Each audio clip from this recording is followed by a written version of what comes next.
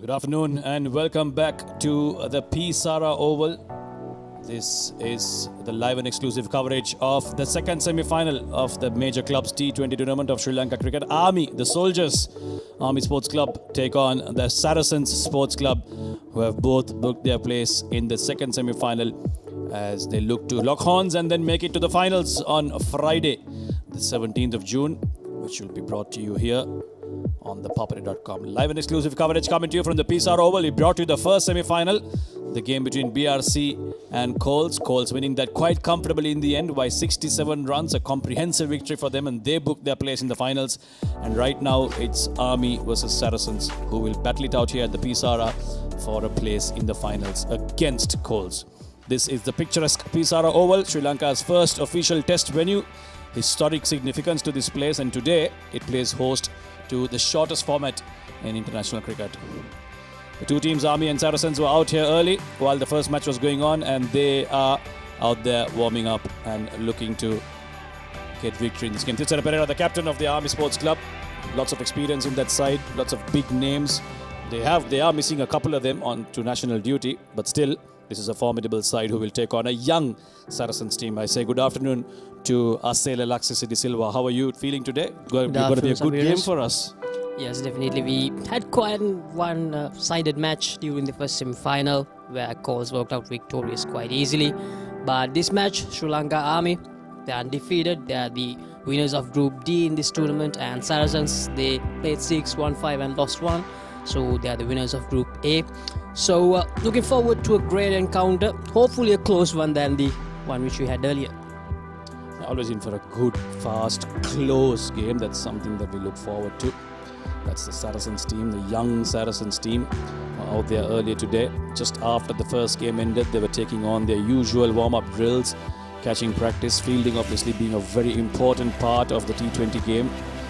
We saw in the afternoon how Coles fielding changed the game for them. It was brilliant on their part, the spinners coming into the game and really making life very difficult for the BRC batters.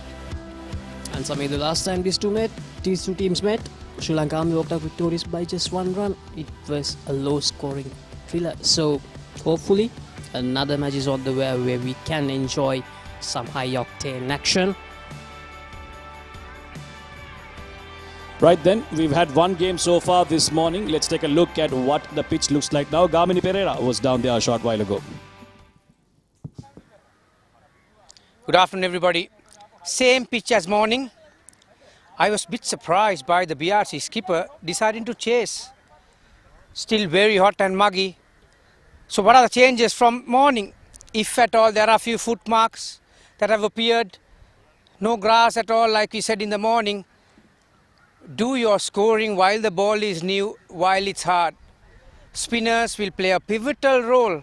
They'll do the bulk of the bowling in this match as well. Both sides are equipped with a lot of spinners. I'll tell you what, still 120 to 130 runs. Very good total on this. Gamini Pereira with a quick and smart assessment of the track, which has been used already. So we saw how the BRC batters were struggling. It's coming on slowly, quite a few cracks on that track, which means once again it's going to be a typical Sri Lankan wicket, a used wicket where you'll see some turn, the ball not coming on very easily for the batters to hit through the line. It will mean it will require some very smart batting, some technically correct batting, a little bit of grass, dry grass still remaining on some parts of that track. So it should be a good encounter. The bowlers will have their tail up looking at this wicket. I mean, during the first match, Samir, 127 was more than enough. I mean, BRC, they couldn't even score 65 on that wicket. So, if they get 120, it's going to be a compatible total.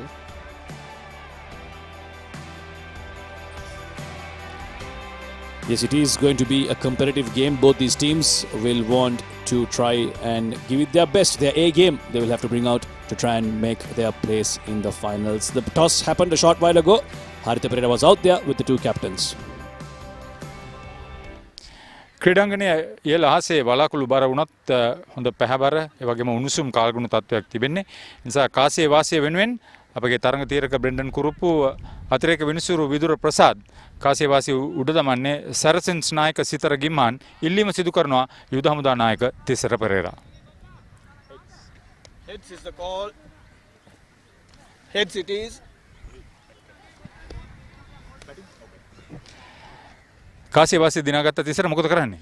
අපි bat කරන්න තමයි අපි පටන් ගන්න හදන්නේ bat කරලා. පුදුමයක් නෙමෙයි. ඉතාමත් ප්‍රබල කණ්ඩායමක් අපරාජිතයි. ඒ වගේම තුන්නිරියව් ක්‍රීඩකයන් රසක් සිටිනවා. තරඟාවලියේ මේ දක්වා ගමන පිළිබඳ මොකද හිතෙන්නේ? ඇත්තටම ගොඩක් සතුටුයි මොකද යුද හමුදා කණ්ඩායමේ ඉන්න ක්‍රීඩකයෝ බැලුවොත් එම අපිට ඇත්තටම 11ක් තෝරගන්නත් බැරි අවස්ථාවක් උදා වෙන සමහරවිට 20 දෙනාම කියා ගන්න බැරි තරම් ටැලන්ට් එකක් තියෙන ප්ලේයර්ස්ලා ටිකක් ඉන්නේ. ඒ වුණාට ක්‍රිකට් වල ස්වභාවය අනුව 11 දෙනාටයි මැච් එක ගහන්න පුළුවන්. ඉතින් ඒකෙන් අපි හරි අමාරුවෙන් 11ක් තෝරගෙන කොහොම හරි කරලා දුවගෙන ආව මේ ගමන. ඉතින් හොඳ තරඟයක් දෙන්න තමයි බලාපොරොත්තු වෙන්නේ. තන තීරුව පිළිබඳ ඔබගේ අධ්‍යයනය කොහොමද? ඇත්තටම අපි මුලින් මැච් එක බැලුවා ටිකක් දඟ කැවෙනවා. ඉතින් ඒකින් තමයි අපි මුලින්ම බැට් කරලා අපේ ස්කෝර් බෝඩ් ප්‍රෙෂර් එකක් දාන්න බලාපොරොත්තු වෙන්නේ. 160යි කිව්වොත් එකඟද? අපි පුළුවන් තරම් ගහන තමයි බලාපොරොත්තු වෙන්නේ. අපේ එකම ටාගට් එක ඇවිල්ලා 140 ප්ලස් දාන එක. හරි සුබපතනවා. ඒ ආකාරයටම වෙන්න කියලා බලාපොරොත්තු වෙනවා. බොහොම ස්තුතියි. සිතර ගිම්මාන් තරුණ කණ්ඩායමක නායකත්වයේ දරනවා. සම්පූර්ණ කණ්ඩායම ඔබට අද සිටිනවද? නෑ අපේ සම්පූර්ණ කණ්ඩායම නෑ. අපේ ක්‍රීඩකයන් 4 දෙනෙක් එංගලන්ත ගිහිල්ලා තියෙනවා. මේ වෙද්දී එක්කෙනෙක් ඒ කණ්ඩායම නියෝජනය කරන්න කියලා තියෙනවා. ඒත් බලාපොරොත්තු වෙනවා අපි හොඳ තරගයක් ලබා දෙන්න. ප්‍රබල කණ්ඩායමක් හමුවේ ඔබ තරඟ වදින්නේ. ඔබ සෑහෙන අත්දැකීම් තිබෙන ක්‍රීඩකෙක්. කණ්ඩායමේ සිටින සිසු ක්‍රීඩකිනුත් හොඳ තුන්විරියව දක්ෂ ක්‍රීඩකෙන්. මේ කාසිය වාසිය ඔබට විශේෂ බලපෑමක් තිබෙනවද? නෑ මං හිතන්නේ නෑ විකට් එකේ පොඩි ටර්න් එකක් තියෙනවා. ඒත් මං හිතන්නේ නෑ ලොකු වෙනසක් වෙයි කියලා මේ ඉනින්ග්ස් දෙකේම. මේ එහෙම ලොකු මේවක් නෑ. අපි කොහොමද බෝල් ගන්න හිටියේ. හොඳ තරගයක් ක්‍රීඩා ගන්න බලාපොරොත්තු වෙනවා. ප්‍රතිවාදී කණ්ඩායම කොයි වගේ ලකුණු සංඛ්‍යාවට සීමා කරොත් ඔබට වාසිදායක වෙයි කියලා හිතනවද? මං හිතන්නේ විකට් එකත් එක්ක ලකුණු 130කට 140කට තියාගන්න පුළුවන් වුණොත් ලොකු දෙයක්. හොඳයි අපි සුබපතනවා. හොඳ තරගයක් බලාපොරොත්තු වෙනවා. බොහොම කාසියේ වාසිය දිනාගත්ත යුද හමුදා නායක තිසර පෙරේරා මුලින් තීරණය කරේ ලකුණු රැස් කිරීමටයි. Our captain Tisera Pereira, former Sri Lankan all-rounder, choosing to bat first after winning the toss. Must have seen the wicket quite closely, and they will fancy themselves to get a big score because they've got a strong batting lineup. They do miss a couple of their very good bowlers. Mahesh Deekshana is on national duty, and so is the other good spinner, Suminda Lakshan with the A team. And they are missing the services, of course, of Dinesh Chandimal, Sri Lanka's ODI player. He didn't play in the first 11, but he's part of the ODI squad, so they're going to miss his services. But they still have some very good batters. Ashan Randika at the top, Sikuke Prasanna opens the batting with him, and then you have guys like Asale Gunaratne, and of course Tisera Pereira himself, batters who can really take the game away from you if you really want to. So good toss to win, and they'll want to post at least about 150 to try and make a game out of this as they take on the Saracens.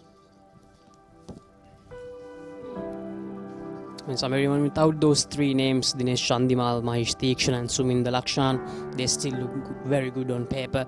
Suminda Lakshan, to be honest, he took 3 wickets against Sri Lanka A yesterday against Australia A. So he's doing his job really well, playing for Sri Lanka A.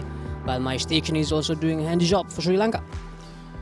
Indeed, and this is what has happened for Saracens. They've played 6-1-5 and they have made it through to the semi-finals with 10 points. All the other teams, SSC, AS Capital, Air Force, Badurelia, Lankan and CCC are the other teams in that group. But if the Saracens have stood out and put up some good performances, lost just a 1 game and ensuring that they booked their place in the semi-finals.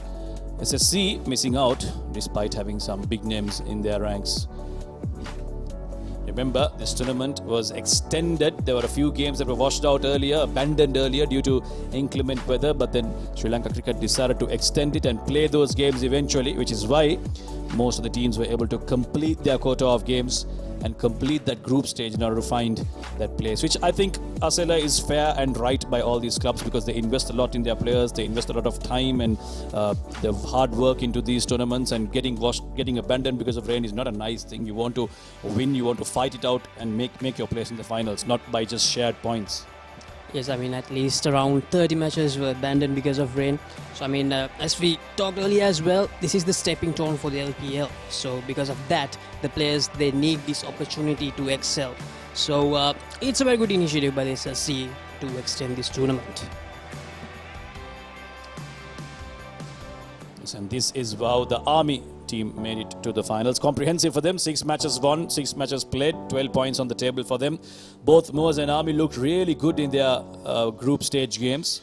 We did cover a few of their games while they were played at SSC here on the Papare.com, and in all those games, Army and Moors looked really good. But eventually it was Army who won that one game against the Moors themselves to be able to book their place in the semi-final. So this should be a good game. Two good teams. Army taking on Saracens, a young Saracen side compared to the experience of Army Sports Club. But this is a T20. This is a format where you are never a favourite, despite all your experience, despite all the stats that you have behind you.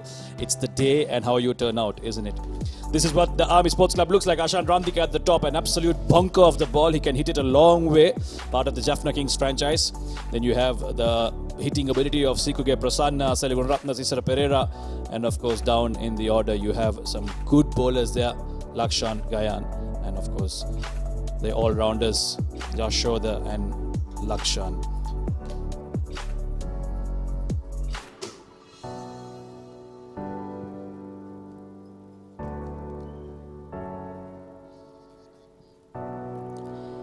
This is the Saracens playing 11. Sitara Gimhan, the captain. Tavisha Kahaduarachi, Nayandu Vitanage, Marsha Tarupati, Akash Senaratna, Pramod Madhuanta, Isita Vijay Sundar, Sandun Mendis, Taraka Gunawardana, Mohammad Dilshad, Chamalka Fernando. We have some exciting names over here. Pramod Madhuanta, Mohammad Dilshad, Sitara Gimhan, and the young Marsha Tarupati who played in the Under-19 World Cup. So let's call this team a bowling heavy team. So it's good to see what they will do with the ball in hand. First up, as we watch opening batters of Army come out to bat. Ashan Randika here is fresh off a superb century that he hammered recently. He'll want to repeat that performance here. His team will want him to repeat that performance here. Get a big score, get a big start. And Mohammad Dilshad, the left arm of Saracens, has been around for a while now. He's always put in impressive performances. Selectors do have an eye on such young and upcoming talent, and he's someone who'll be looking to make an impression once again against the left-handed Ashan Randika. Dilshad is someone who actually earned overnight fame in social media because of that delivery which he bowled to Kaushal Silva a few years back. So it will be interesting to see how he handles Ashan Randika. Ashan, who scored a century in this tournament as well. Quite a capable batsman, someone who's in the radar for Sri Lanka as well. Yeah, those are his numbers. Look at that strike rate, 152.03. That's what really strikes out in these stats. An average of just under 30. Very early in his career though. But that average, 30 for a T20 innings is always quite useful. 150 plus strike rate is something which we actually don't see much in the Sri Lankan domestic circuit. So a useful batter for Sri Lanka if he gets a chance in the future. That's very down-to-earth, humble bloke. I managed to spend some time with him during the last LPL. He was part of the Jaffna Kings. Got a very nice down-to-earth guy and knows his abilities quite well. And sticks to his strengths. But this should be a good battle. Left armer Mohammad Dilshad looking to make an impression once again. Tap on that selection door against an informed Ashan Randika who likes to be aggressive, who likes to hit the ball a long way. Right then, here we go. The first ball of the second semi-final. Army versus Saracens. Mohammad Dilshad. Full swinging away outside the off stump. A good start by Mohammad Dilshad. Saracens want to remove Ashan Randika as early as possible. Someone who can just completely destroy a bowling attack on his day. West Indies once again swinging away from Ashan Randika. That's the aggressive nature of Ashan Randika. He likes to go after the bowling. Even then you see most batters in first ball, they want to leave that alone. But he's not someone who's going to hang back. This time he makes a connection and wow, what a beautiful hit. Over extra cover, minimum effort, but a superb result. A boundary to kick things off for Army. Cleared the infield quite easily, Ashan Randika. As we said, a classy batsman, a hard hit off the ball. First boundary for him just in the second delivery. He's in really good form for Army. Someone who can help them to go into the finals against Coles. quite a few in this team who can help them get into the final. It's only a matter of them getting into form. This was a good looking shot. Reached out to it, made good connection, and ensured it went over the fielder and not straight to them. Better length this time from Dilshad, not that full. I haven't seen too much movement except for that first delivery. You don't expect it as well. This pitch has got really baked in the sun now. It was a bit gloomy in the morning, but since about 10 a.m. the sun has been out quite consistently. It's dried up quite a bit now, which means the fast bowlers will have to work really hard to get some purchase out of this. Ashan Randika, he has scored 1 century and 1 half century in this tournament so far. He actually scored the century in the most recent match they played. Dilshad is someone who relies a lot on swing and movement, so you see the ball not getting too much bounce. So he's not the kind of bowler who will bend your back and trouble you with pace or bounce, but yes, if there is movement, if there is that little bit of nip around, that's when he becomes really threatening and troublesome. Someone who do well in conditions like England, and I know he travels every once in a while to England to play a couple of their county games. And all that experience will come into place over here as he looks to get a good start for his team. He's once again played uppishly, but again in the gap. It might not run away to the boundary. This is still a little damp, the outfield, at least one side of it is. But once again, very well played. A couple more for Ashan. That was actually like a carbon copy from the first boundary, but just couldn't get the timing correctly this time around. But anyway, they get 2 runs, so the score moves up to 6 for Army Sports Club. We have 1 delivery remaining in the first over. This is that uppish drive from Ashan Randika once again. I'd like to see Mohammad Dilshad trying at least not trying to see if he has the ability to maybe swing it into the left-hander, not away from, because naturally a left-armer will always going to go against a left-hand batsman. Oh, that's nicely bowled. That's the length you're looking at. If you really want to trouble a left-handed batter, the ball moving away from the left-hander, that's the length you should be at. Make him play on his front foot, and you might just prize out an edge. So a decent start. 1 over completed, 6 for none.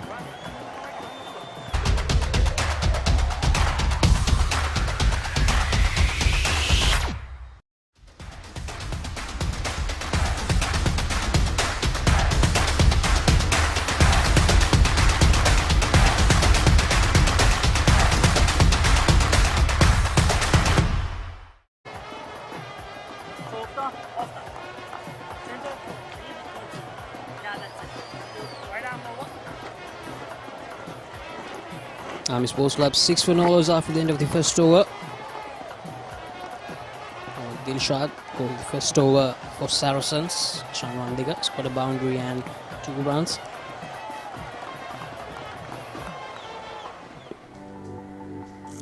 Ashan Randika's partner Patum Dilshan, he has played 18 matches so far and has scored 138 runs.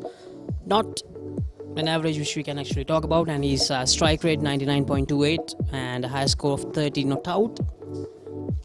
There are players you pick for potential, Asela, and not so much for stats, and I guess Patum is one of those.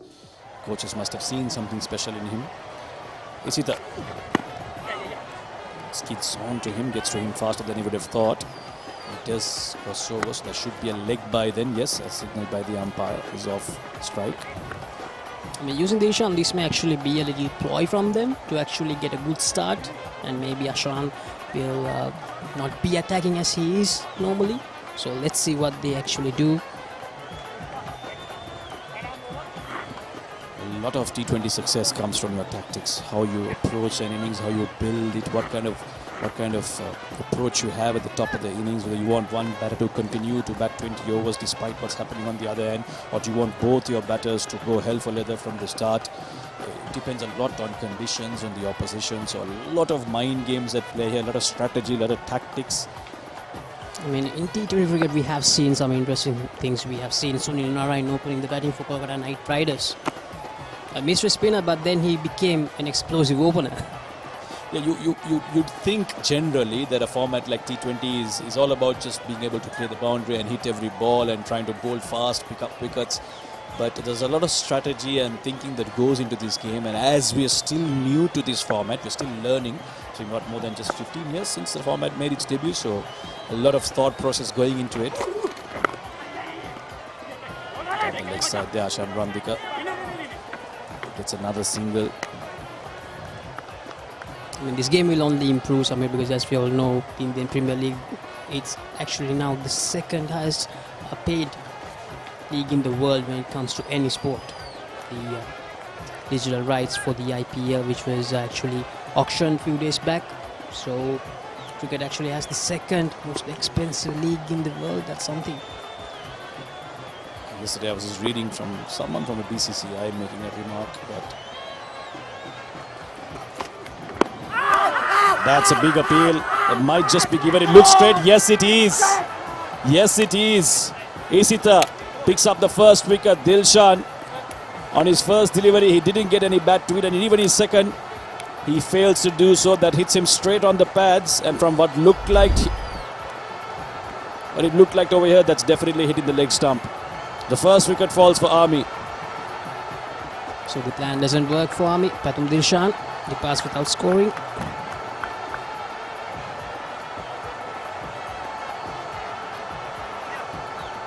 Saracens will be delighted with the start they've got here. You don't want the batters to settle down early on. So the ploy of sending Dilshan opening has failed. Pathum Dilshan goes for a duck. It's 8 for 1.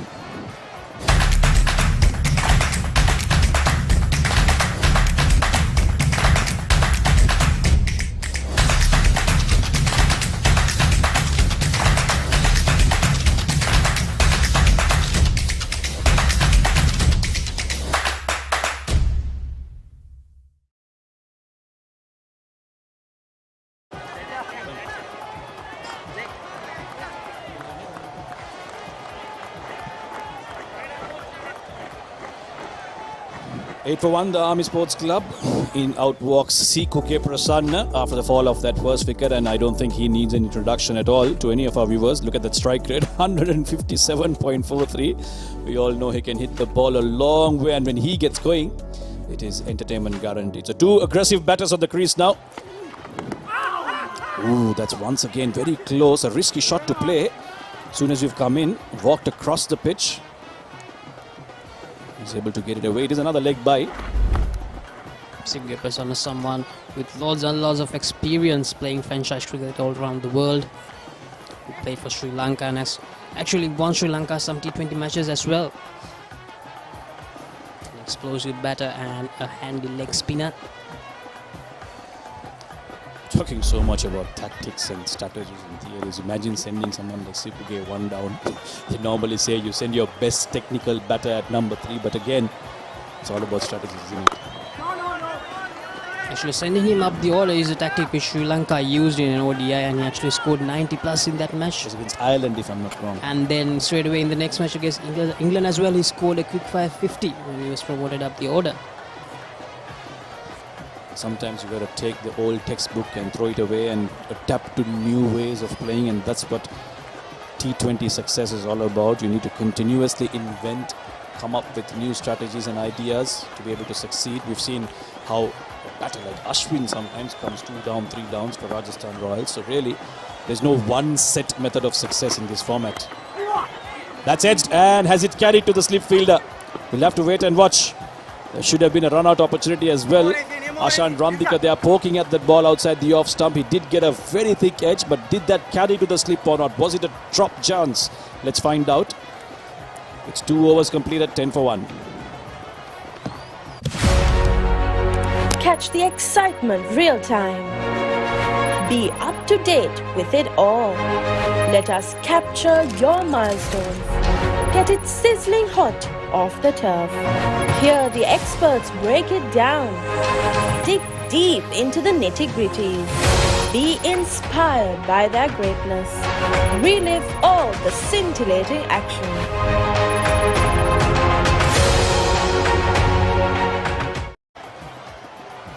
Sri Lanka's #1 sports hub, the Papare.com, powered by Dialogue, bringing you all these pictures live and exclusive here from the Sara Oval on the Sri Lanka Cricket YouTube page, the Papare.com YouTube page on channel 140 on Dialogue TV. Right, this is a chance then. Ashan Randika getting that edge. Did that carry or not? No, it looked like they may have just bumped. This is up in the air. Will it be taken? Ooh, falls just short. Ashan Randika here, living dangerously, looking to go after the bowling. But after that first four that he got in the first over, he hasn't looked too convincing. He has failed to find his timing after that first boundary. Another one which he couldn't time really well. Looking to go leg side, getting that leading edge. Dilshad as naturally as he would, moving away from him. Would have been a big wicket to have Ashan Randika. Nobody is capable of. Right then, now Dilshad will get to bowl to a right-handed batter. Sikuge Prasanna. We know the left-armers like to bring it back into the right-hander, that natural angle that they get. Let's see what Dilshad can do here against a very aggressive Sikuge Prasanna. Sports Club 11 for loss of 1 wicket at the moment after 2.1 overs.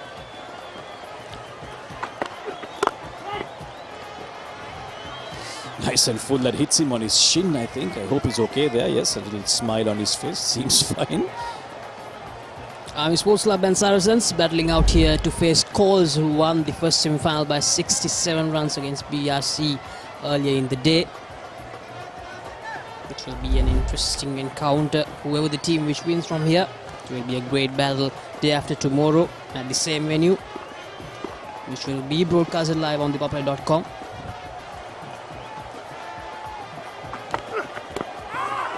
That's a polite inquiry from the fielding side, but it did seem quite obvious that there was missing leg stump. So Sikuge finding it difficult to pick Mohammad Dilshad. It is shaping back into him. Hasn't looked very comfortable so far. We are hearing some oohs and ahs from the Saracens fielders, so definitely they have their tails up at the moment. Army batters, they are failing to find the right timing. I've seen since this morning, it's not the easiest wicket to bat on. You need to get your eye in, settle down, figure out the pace of the pitch. It's nice and straight for one. Sikuge gets it on his bat, but unable to rotate the strike. So like you said, a lot of oohs and ahs, lots of noise coming from the fielders. They're applying the pressure. They know that the Army are a strong outfit, and a good start here for the Saracens bowlers will do well for them. This has been really good by Saracens. They have dried up the singles. They are bowling on the right areas, and the two of the most explosive batters in the circuit, Sikuge and Ashan Randika, they are failing to go off today. That's hit up in the air. Is that in the gap? Will it run away to the boundary? Yes, it does. That side of the square is a bit damp, but yet Sikuge has hit that well enough for it to trickle away into the boundary. So he gets off with the boundary. He gets his first boundary and gets off the mark. That's the usual way how Sikuge plays. Mohammad Dilshad, little too straight that time. Sikuge has enough time to turn that over to the mid-wicket boundary.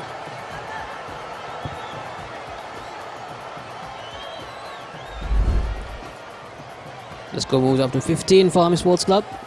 There's one delivery remaining in the third over. Mohammad Dilshad has given 11 runs so far after bowling 1.5 overs. That's hit. That's hit nicely. Again, one bump to the fielder. So not getting all of it. Sikuge looking to go after Dilshad, but not really connecting that well. One bump to the fielder's hand, and there'll be another single. So 3 overs gone. 16 for 1.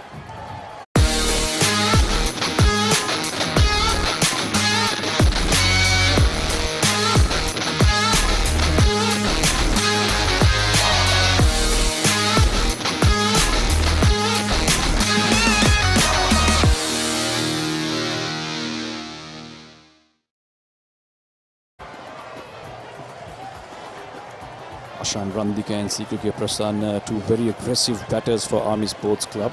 On the crease right now against Saracens, who have done well so far. They haven't allowed the batters to get away. Bowled some good lines, been on their toes even in the field as well. Picked up that 1 wicket of Pathum. Good ball there by Esita. And he will continue. Still will be up after picking up that first wicket. Once again hammered by Sikuge Prasanna. He's hitting it really hard this time too. Maybe not in total control of it, but he still gets a boundary because that's how hard Sikuge hits them. When he hits them, They stay hit. That's a great stroke by Siguge Prasanna. He's trying to go really hard at the moment. Saracens bowlers, they will need to get this man out as early as possible because he's someone who can cause absolute carnage out there. Someone who can take the game away from Saracens completely if he gets going. That's bounced up. That's high up in the air. He's got the top edge, but that doesn't carry to the boundary. He'll be happy that it didn't go to a fielder straight. And this is where the variations and the changes of the bowlers really come into play. This is where your mind is in play in a game like this. Yes, you have the talent to bowl fast. Yes, you have the talent to keep it in the right areas. But when you have a batter like Siguge Prasanna who's going after everything that you're bowling, what do you do then? Where do you bowl to him? That's where your knowledge of the game comes in, and it'll be interesting to see what the Saracens bowlers are going to do here. How they're going to challenge Siguge Prasanna. Variations, all the variations play a huge part in T20 cricket because all the leagues going around, we have seen the bowlers. Again, it's gone high up in the air. Will it be taken? Yes, another bouncer, and this time it's successful for Isitha. So good thinking on his part. We were just talking about using your brains when you bowl, and that's exactly what he's done. He's figured out that both these batters like it when it comes on to them. They like to play on their front foot, a little uncomfortable at that height. And that's another catch. So the second wicket for Army goes. The dangerous Ashan Randika has fallen. This is a very good start by Saracens. And just as we were talking about variations, Isitha brings out the bouncer to remove Ashan Randika. Danger man Ashan Randika walks back to the pavilion for 9. Army in a spot of bother, 21 for the loss of 2 wickets after 3.3 overs.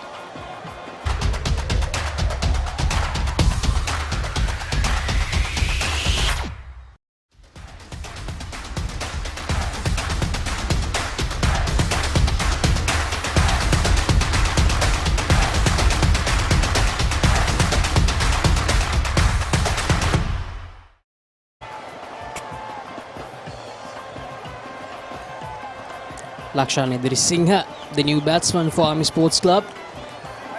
Ashan Randika departed for 9. Isitha in the middle of an amazing spell out here, not giving away anything towards the Army batters. He's bowling his heart out. Talking about how Mohammad Dilshad would rise so much on seam and movement, but Isitha here seems to be bending his back and really troubling the batters. He did that earlier to Siguge. He's unlucky that it did go for a catch, but to Ashan, successful. Now back online on that probing length to a new batter. Very good control here being shown by Isitha. He knows exactly what his plans are. They seem to have done their homework on which batter, how to bowl to them. It's good stuff from the Saracens. Lakshan Singha is the new batter. That average will have to improve if he wants to make a name for himself, but otherwise that strike rate is healthy. 115, so he's someone who can hit the ball a long way. A best score of 63.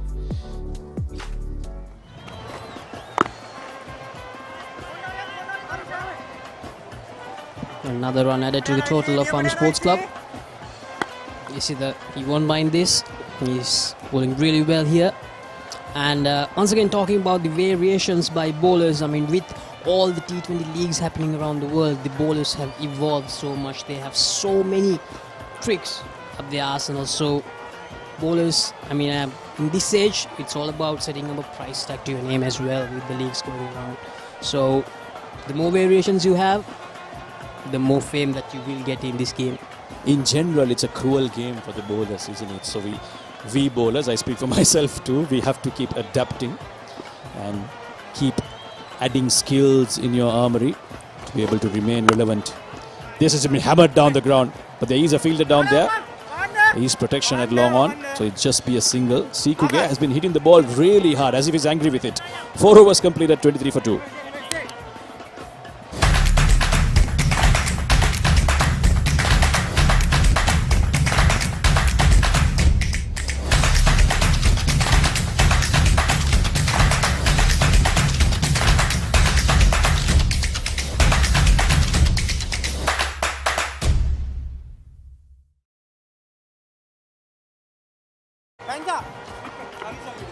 Good start here by Saracens against Army Sports Club. 23 for 2. Army Sports Club struggling, not their usual self. They are known to be a good, strong batting unit.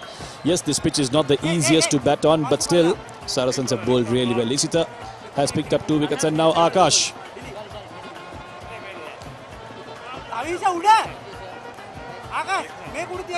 Akash Senaratne, Senaratne, that's the surname I was looking for.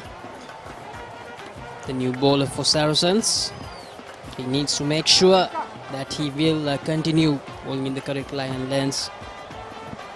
It's perfect time for him to come on, the left-arm spinner. 2 right-handed batters on the crease. In fact, Lakshan is the left-handed batter, but he will be bowling to Sikuge Prasanna, who is a right-hander. And Sikuge, knowing him, will want to try and target, because still in the power play overs, the 2 more overs to go, so the best time to score runs now. Sikuge will have that in his mind. Yeah, you don't bowl there to Sikuge. You never bowl there to Sikuge. He will punish you. Short, ample time for him to swivel and deposit that towards deep mid-wicket for another 4. Not a great start by Akash Senaratne.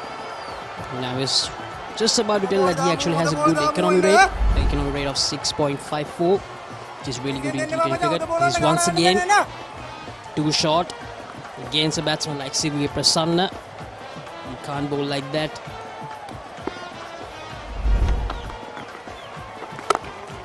A bit more control there on the offside. Sikuge Prasanna crosses over for a single. So a boundary and a single to start things off, which brings the left-hander Lakshan Adrisinghe on strike. This should be a good battle. A left-arm spinner bowling to the left-hand batsman. There is quite obviously a deep mid-wicket in place, and a long on. Those are the 2 deep fielders. They continue to go around the wicket. Interesting ploy this. Oh, bit of turn there. I think Lakshan was lining up to go onto the offside and get on one knee and slog sweep, but he realised that it was a little too short for that, and he turned into him. Somewhere in the current game, most of the batters, they are afraid to use the left-arm spinner against left-handed batters. This is short. This has been hammered. That's out of here. A 6.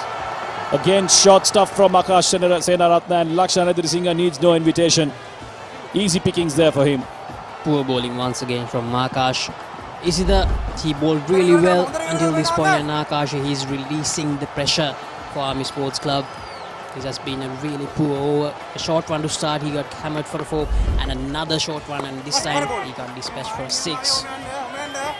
This is better. Struggling for control, I think. Putting a little too much effort and then falling short. This time it was much better length. That's where he needs to be on this wicket, because there is assistance for spinners on this wicket. If you land it in the right area, make it difficult for the batter. Give them free and easy runs. Once again, Lakshan Adrisinghe looking to line that up to hit that towards cow corner, but failing to do so. So a good start here for Saracens, spoilt by that 1 over by Akash Senaratne. 5 overs, Army Sports Club 34 for 2.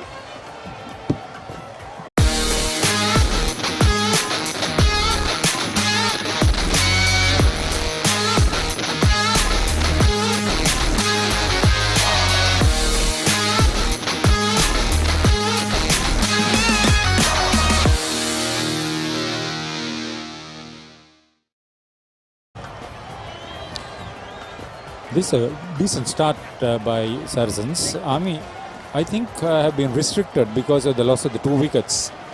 And that includes their top scorer, who is the highest run scorer for the tournament up to now, Ashan Randika, 255 runs. He has been dismissed, one of 2 centurions. And good afternoon, Gamne Pereira. Interesting game on the cards. Yeah, good afternoon, Arthur. Good afternoon, everybody. That's well hit. That is a fantastic hit. Sikuge Prasanna likes that area. Tell me what area he doesn't like. Beautifully struck. Clearing his front leg. Got underneath that one, didn't he? That's a very good hit. This is what, Harita, this is what Saracens will have to be careful. They've done their hard work. So they need to continue to apply pressure on these Army batters.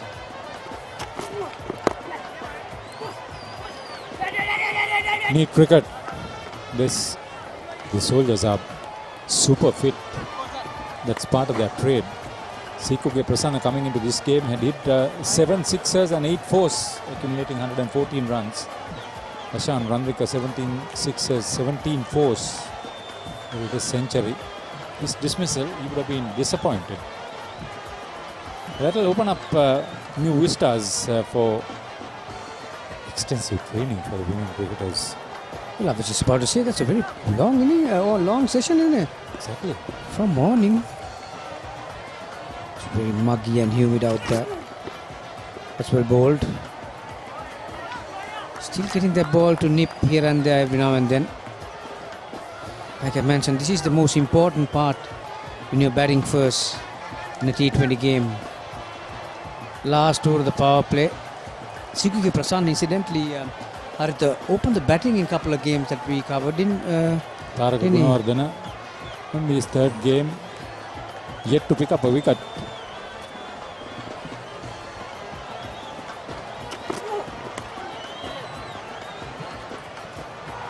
You probably say that to an educated age, but I think he was well beaten. Yes, but the good thing is that he was still trying to glide it. And take a look at this. Saw the ball angled across his body ever so slightly. Yes, I'll agree with you. He didn't intend to play it there. More backward of point though. Never mind, they'll take the boundary. Lakshan Edrisinghe, he's an accumulator of runs, let me tell you that. He's not in the same mold of Sikuke Prasanna.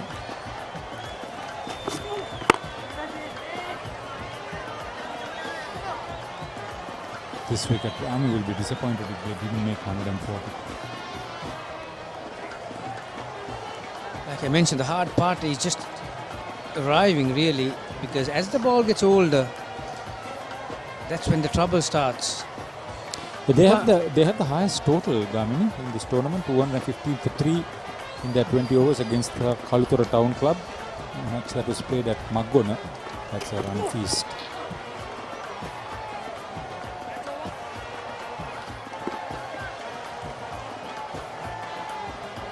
That would end the power play for Army.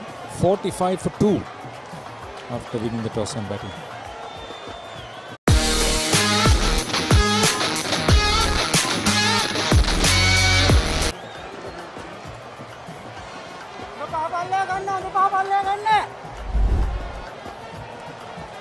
During the power play, Ashan Randika started off very well, and they got some loose deliveries, played some glorious shots, but in the process wickets also fell.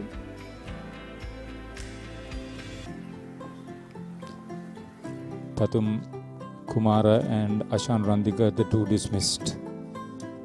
Never mind, when Sikuke Prasanna is out in the middle, that's a lot of entertainment.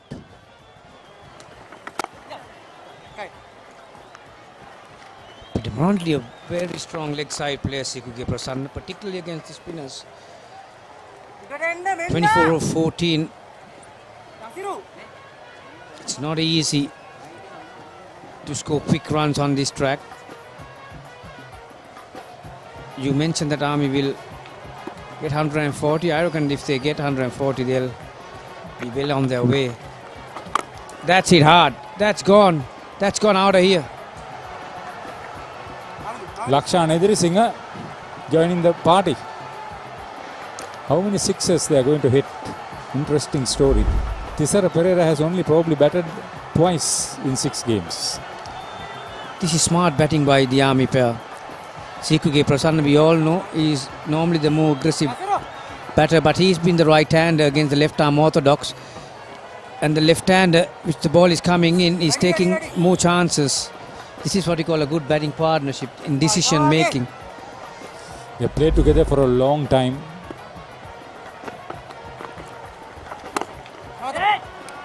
Young Commanders Challenge. Fantastic, the inter-regiment tournaments. They mean business. Very disciplined. 5 fours and 3 sixes already in the 50. Oh, that's gone again. going, and gone. Aerobics for the umpires.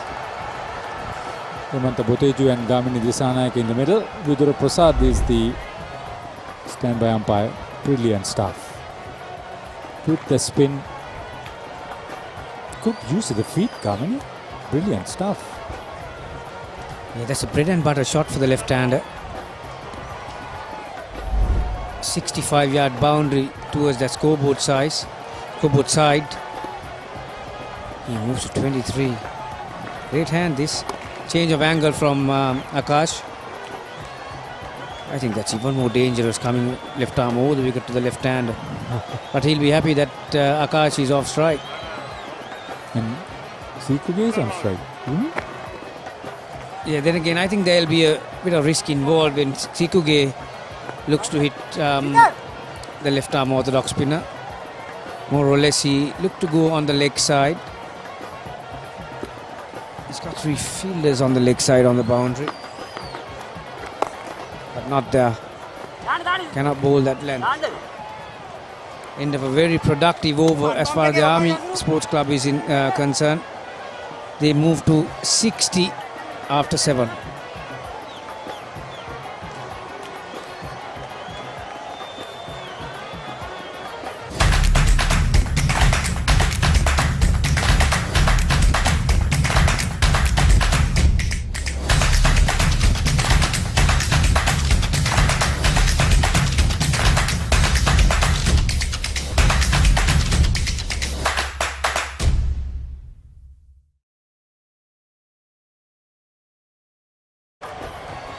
Confident and unbeaten Army led by Tissara Pereira, coach Roger Vijaysurya. Duminda Vijayavardhana is the cricket manager. Cricket secretary Colonel Sandin Dias. Good team effort that for the soldiers. See this partnership growing in confidence and accelerating.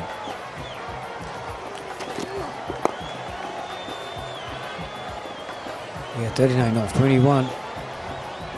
3.5 overs. 8.5 maintained run rate. Saracens, Sitara Gimman is the captain. Coach Ayushman De Silva, who has a dual role to play as the manager of the team too. Cricket secretary Priyant Algama.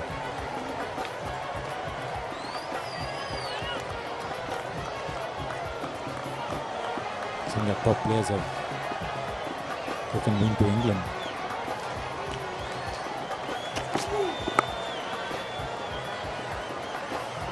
Pakshan is enjoying his batting.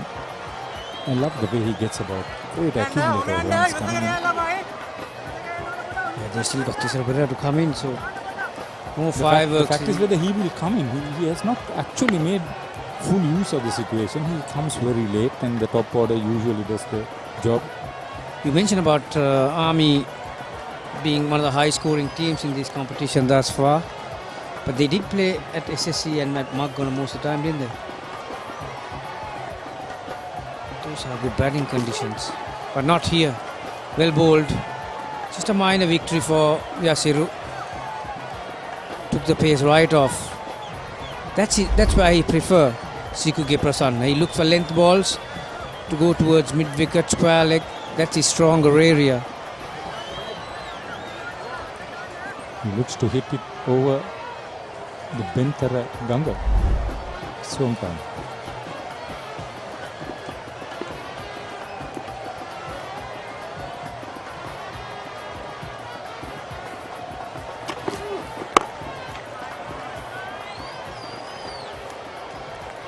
Yeah, they won't mind singles at this stage.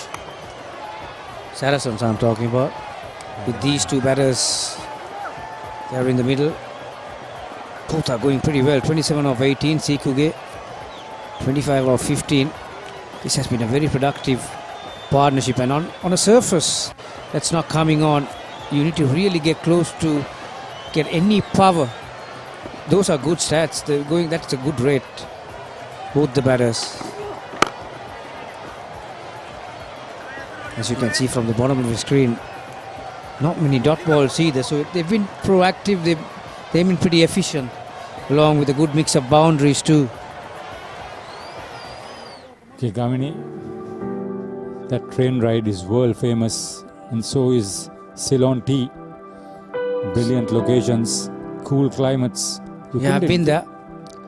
Sometimes I wonder when I see these pictures. Have you been on top of this? Yes, I have many times. Sigiri. Actually, that's my wish for my next life. That's a good hit, straight down the ground. Got everything behind that one. Sikuge Prasanna. Slow ball, picked up off the hand. Again, very nice, clean hit. Stand and deliver. Great hands, those. He's taken the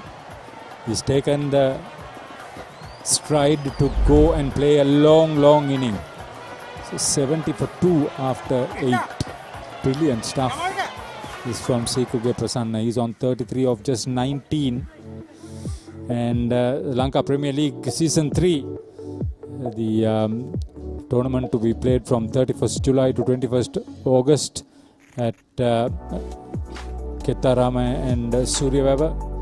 Player registration has started yesterday. And this is great stuff. You could have all this information on the Sri Lanka Cricket website. International Sapphire, International Diamond A and B, and International Platinum, International Ruby. Various levels. Yeah, I think Sri Lanka Cricket has got their timing right too. They've got the T20 Super League. They had it couple of months ago. Now they've got the T20 club domestic club competition. Followed so by great, the one-day tournament. Great opportunity for these players. It's not many areas where in the world that you'll get opportunities like this. So Shami Silva and the executive committee and those who are involved in many ways can be very proud and happy about. Hey, Alfie will be not happy if you don't mention him. Yeah, Alfie and Dodangola. He's the chief, isn't he now? LPL. After Ravin Vikramatne did his part over the first couple of editions. Yeah, it's basically you're setting yourself up for a new job, really. It's like a trial for these players, aren't they? They are in the so you do register, and that's a chance that he's been grabbed at extra cover. Lakshan Edirisinghe, what have you done? That Shamika Fernando making no mistake at cover. They looked very well set.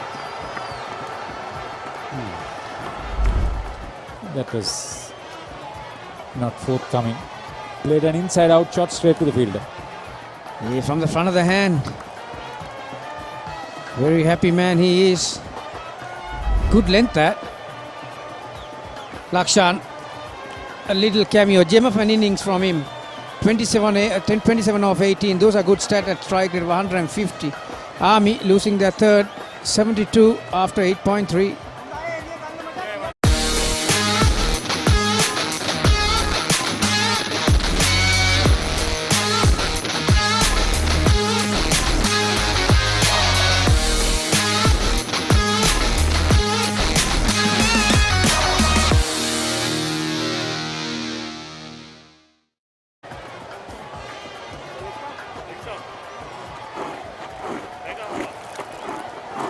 Sela Gunaratne due to come later.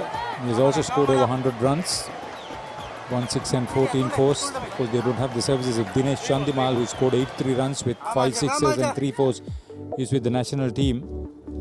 Here's the man coming in, 87 not out. Good strike rate of almost 120. Good average of over 25. Yeah, good man to come in after losing third wicket. Asela Gunaratne. He knows his onions, isn't he? Oh, very experienced. In fact, Sikuge Prasanna and Asela Gunaratne, known quantity. That's the quicker ball, but not in line with the stumps. Asela Gunaratne didn't expect that ball to be that quick, but because there was enough room outside the off stump, all he had to do is to get a small tickle on that. Is that the flipper or the quicker ball? Can't really see it, but Certainly good delivery to have, but the direction was not good. Yeah, it had speed, so he was happy to just get a tickle. Vacant slip region.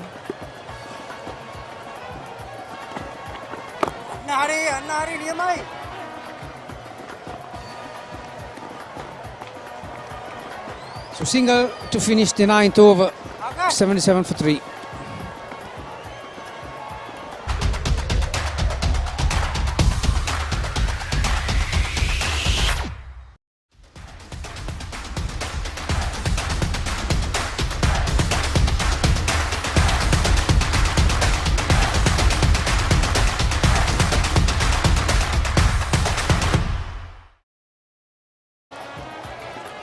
Sithara Gurman is keeping wickets, the captain. He's had 5 victims. Manasa Tarupati 4 catches, Pramod Madhuvan to 3 catches. So a good fielding unit, Saracens. Yeah, they need to put up couple of good overs here. Saracens, otherwise, like I mentioned before, anything over 140, it's some getting really on a track like this. So they need to apply a bit of pressure, possibly getting this man out first. Ratna.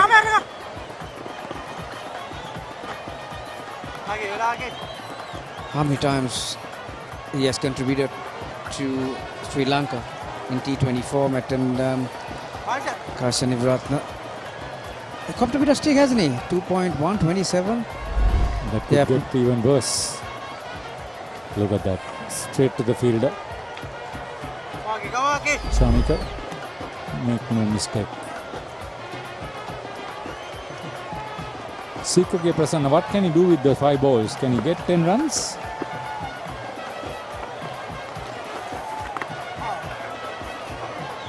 Inside edge. Just took his eyes off at the last second. That's why it's quite important to watch the ball all the way to the bat. His surface is not coming on. Stand and deliver stuff didn't work.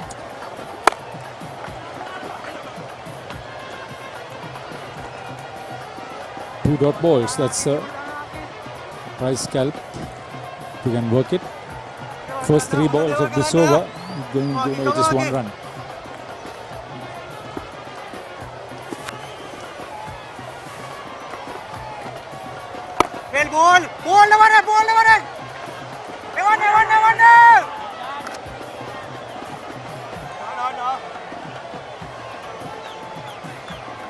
Getting into the halfway stage of the innings, almost 80 runs. They get another 70 of the next 10, 7 and over, it's 150. Yeah, that'll be huge for Saracens to chase. Anything 140 to 50. Switch here. Oh, brilliant stuff. Ball caught Dilshan, really. That is some catch.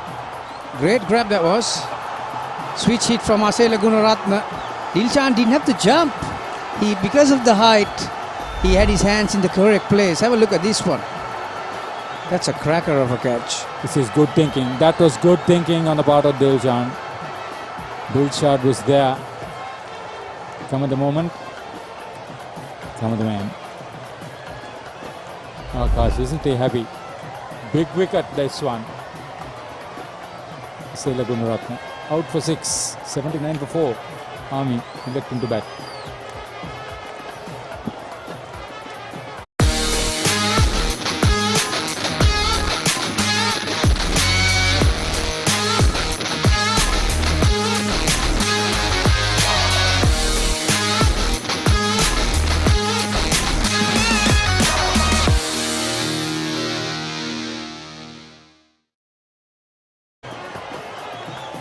Out goes Asela Gunaratna, in comes Sara Pereira. So the left hand, right hand combination for Army. Job is only halfway done. You got Sara Pereira coming in, Haritha. Yes, the captain of Sri Lanka Army. 97 not out for the 33-year-old. Strike rate of 151 plus. Average 21 plus. Not much. 325 matches. Yeah, normally he does bat down the order, isn't he? number 6, number 7, 8. So that's why he hasn't had a lot of opportunities as far as the average is concerned. But he's been trusted to use the long handle. And he has done it. He's been there and done it many times. Don't go too far away from Dialogue or Papare. Or for that matter, Sri Lanka cricket win. End of 10 overs. Army 79 for 4 against Saracens after winning the toss and batting. This is the second semi-final.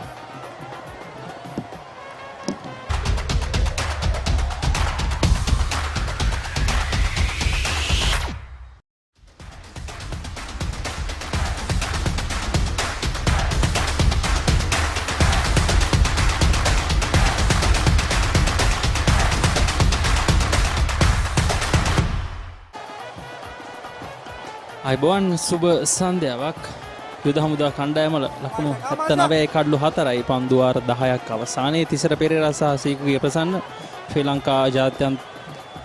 ශ්‍රී ලංකාවෙන් ජාත්‍යන්තරයට බිහිවුණු දක්ෂ ක්‍රීඩකයින් දෙදෙනෙක් කඩුල්ලේ රැඳී සිටින්නේ සුබ සන්ධ්‍යාවක් අසංක අයිබෝන් සචින් තරගය ඉතාම හොඳ තැනකට පැමිණ තිබෙනවා තිසර පෙරේරා සහ සීකුගේ ප්‍රසන්න සීකුගේ යම්කිසි ආරම්භයක් ලබාගෙන තිබෙන්නේ තිසර තවමත් එක් පන්දුවකට පමණයි ක්‍රීඩා කොට තිබෙන්නේ මේ දෙදෙනාම වේගයෙන් පන්දුවට පහර දිය හැකි පිටිකරුවන් ඉතින් ප්‍රේක්ෂකයන් හැටියට අපට අමන්දානන්දයට පත්විය හැකි අත්දැකීමක් ලැබේවි යයි තමයි අපේ ප්‍රාර්ථනාව අනිවාර්යයෙන්ම අසංක විශේෂයෙන් අද උදෑසන පැවති පළමු අවසන් පූර්ව තරගයේදීත් මුලින් පන්දුවට පහර දුන් කෝල්ස් කණ්ඩායමත් පන්දුවාර 10ක් අවසානයේ මේ වෙනිම තත්ත්වයක තමයි සිටියේ. නමුත් අවසන් පන්දුවාර 10 තුල තමයි ඔවුන්ට ගැටලුවක් වුණේ. විශේෂයෙන් කඩලු දෙවි යාමත් සමගම ඔවුන්ට ලොකු ලකුණු ප්‍රමාණයකට යන්නට හැකියාවක් ලැබුණේ නැහැ. ඔවුන්ගේ අවසන් ලකුණු සටහන ලකුණු 128කට සීමා වුණා. ඉතින් යුද හමුදා කණ්ඩායමත් මෙතෙන් පටන් ඉතාමත් සෙමින් ශීරුවේ ඉතාමත් කල්පනාකාරීව ඥානාන්විතව ඔවුන්ගේ ඉනිම ගොඩනැංවිය යුතුයි. විශේෂයෙන් පන්දුවාර 20 පුරාවටම කඩුල්ලේ රැඳී සිටීම ඉතාමත් වැදගත්. මේ පන්දු රැකීමේ යම්කිසි දුර්වලතාවයක් නිසා එක් ලකුණක් තිසරගේ පළමු ලකුණ සමාන සීකුගේට ඒ ලකුණ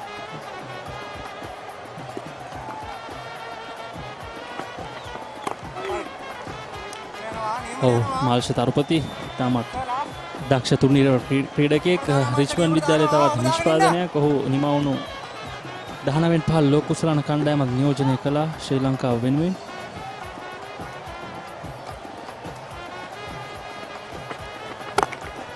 එවර ෆුල් ටොස් පන්දුවක් නමුත් නිසියාකාරව ස්ථානගත කිරීමට හැකියාවක් ලැබුණේ නැහැ තිසර පෙරේරාට. ලොන් ඕන් කලාපයට පන්දුව ඇදී යන්නේ ලකුණක් ලැබෙනවා යුද හමුදා කණ්ඩායමට. මාල්ෂ තරුපතිගෙන් අප ෆුල් ටොස් පන්දු කිහිපයක්ම දුටුවා. ඔහුගේ පළමු පන්දුවාරයේදීත් ඔහු ෆුල් ටොස් පන්දුවක් යවුවා. සමහර විට ඔහු ටිකක් වේගයෙන් පන්දු යැවීමට උත්සාහ කරන බවක් තමයි සිතන්නට පුළුවන්. උඩ පන්දුවක් නමුත් අතෙහි වැඩි ගිලිහි යනවා. තිසර පෙරේරා දවා ගන්නට තිබූ අවස්ථාවක් මග හැරෙන්නේ. මාල්ෂ තරුපති පන්දුව යවන් නැවතත් රැක ගැනීමට තිබූ උත්සාහය නමුත් අපහසු අවස්ථාවක් නොවේ. ඔහුගේ ඇඟිලි තුඩුවල යාන්තමින් වදින්නේ. කෙසේ නමුත් 11 වෙනි පන්දුවාරයේ අවසානය 84යි කඩලු 4යි යුද හමුදා කණ්ඩායම. තරගයේ මෙතෙක් අප දුටු විශේෂ දසුන් සීකුගේ ප්‍රසන්න ඉක්මනින්ම පිටියට අවතීර්ණ වුණා. ඉන්පසුව ලකුණු රැස් කිරීම වේගවත් කළා. ඔහුට මනා සහායක් ලබා දුන්නා ලක්ෂාන් එදිරිසිංහ. සීකුගේ සහ ලක්ෂාන් අතර ඉතාම අලංකාර සබඳතාවයක්. ලක්ෂාන්ගෙන් විශාල පහරවල් සීකුගේගෙනුත් 6 පහරවල් දෙකක් අප දුටුවා. මෙන්න මේ පහර ඉතාමත් අනර්ග පහරක්. තවත් එවැනිම පහරක් ඔහු එල්ල කළා. එම පන්දුවාරයේදීම සීකුගේගේ දෙවැනි 6 පහර. මේ තමයි දෙවියාම ලක්ෂාන්ගේ. එතනින් පසුව තිසර පෙරේරා සීකුගේ ප්‍රසන්න සමගින් එක් වී තිබෙනවා පිටිය මත බවුන්සර් පන්දුවක්. අපත් එක්ක ඉන්නවා ලක්සිසි. අයිබෝන් ලක්සිසි. අයිබෝන් අසංක. තාම හොඳ ස්ථානයක මෙවෙන්ට සිටින්නේ යුද හමුදා කණ්ඩායම. සීකුගේ ප්‍රසන්න තනින් පන්දුවට පහර දෙමින් සිටිනවා. පන්දු 27කදී ලකුණු 38යි. ඉසිත විජේසුන්දර ඉතාම හොඳින් පන්දු යවුවා සංග නව පන්දුවෙන්. පන්දු අර 2යි පන්දු 1කදී ලකුණු 9කදී කඩු 2ක් දවා ගැනීමට සමත් වුණා. තනාශාන් වන්දිකට කිසිදු අවස්ථාවක් ලබා දුන්නේ නැහැ ලකුණු ලබා ගැනීමට ආරම්භයේදී. නැවතත් වේගවත් පහරකට උත්සාහය සීකුගේ ප්‍රසන්න මෙතෙක් වුන් දල ලකුණු වේගය පවත්වාගෙන තිබෙනවා 7.5යි 2ක අගයක 7.4යි 1ක් බවට මේ මොහොතේ එය පත්වනවා. ඒ නිලකුණු පන්දුවත් සමගින් ඉතින් තත්ත්වය හොඳයි. මේ තනතිරුවේ හැටියට උදෑසන තරගය ඔබට මතක නම් එහිදී එතරම් ලකුණු වාර්තා වුණේ නැහැ. නමුත් යුද හමුදා කණ්ඩායම මේ වන විට හොඳ අඩිතාලමක් සකසාගෙන තිබෙනවා. විශාල ඉනිමකට යන්නට සමහර විට ලකුණු 140ක 150ක ඉනිමක් මොන්ට ක්‍රීඩා කළ හැකි වුණොත් ඉතාම අපහසු වේවි ප්‍රතිවාදීන්ට වේගවත් පහරක් තවත් එක් ලකුණක් විය යුතුයි. උදෑසනදී ලකුණු 128 ප්‍රමාණවත් වුණා කෝස් කණ්ඩායමට අවසාන මාතරංගයේ සුදුසුකම් ලබා ගැනීමට. ඉතින් අනිවාර්යයෙන්ම දොම්ද කණ්ඩායම තාම හොඳ පන්දුයයි මේ බලයන්යක් තියෙන කණ්ඩායමක්. ඉතින් දැන් ලකුණු 120 ලකුණු 130 සීමාවෙන් ලබා ගත්තන් අනුතුරු මම හිතන්නේ තාම හොඳ තරඟයක් දැක් ගැනීමට අපිට හැකියාව ලැබෙවි. ප්‍රතිවාදී සැරසන්ස් කණ්ඩායම වෙනස් උපක්‍රමයක් භාවිතා කළේ. සාමාන්‍යයෙන් දඟපන්දු යවන්නට උචිත තනතිරුවක් විදියටයි මේ තනතිරුව හැදින්නුවේ උදෑසන සිට. නමුත් ඔවුන් වේගපන්දු යවන්නට වැඩි වශයෙන් යොදා ගන්නට දුටුවා. විශාල පාරක් long off within ලකුණු 4ක් තිසර පෙරේරාට පළමු ලකුණු 4 ඔහුගේ ඉනිමේ. මේ ආරම්භය වේගවත් ආරම්භයක දසුන්ද තිසර බැලුම දැන් අපි බෙහෙවින්ම දැක තිබෙන පහරක් මේ තිසර පෙරේරා එල්ල කරන චාතන්ත්‍රික පිටියේදී දැන් චාතන්ත්‍රික පිටින් විශ්‍රාම ගැනීමෙන් අනතුරුව තවදුරටත් ශ්‍රී ලංකීය 20 තරඟාවලිවලදී ක්‍රීඩා කරනවා තිසර පෙරේරා. දෙවතාවක් LPL ශූරතාවේ දිනාගත් නායකයා. වේගෙන් දිවනවා පළමු ලකුණට.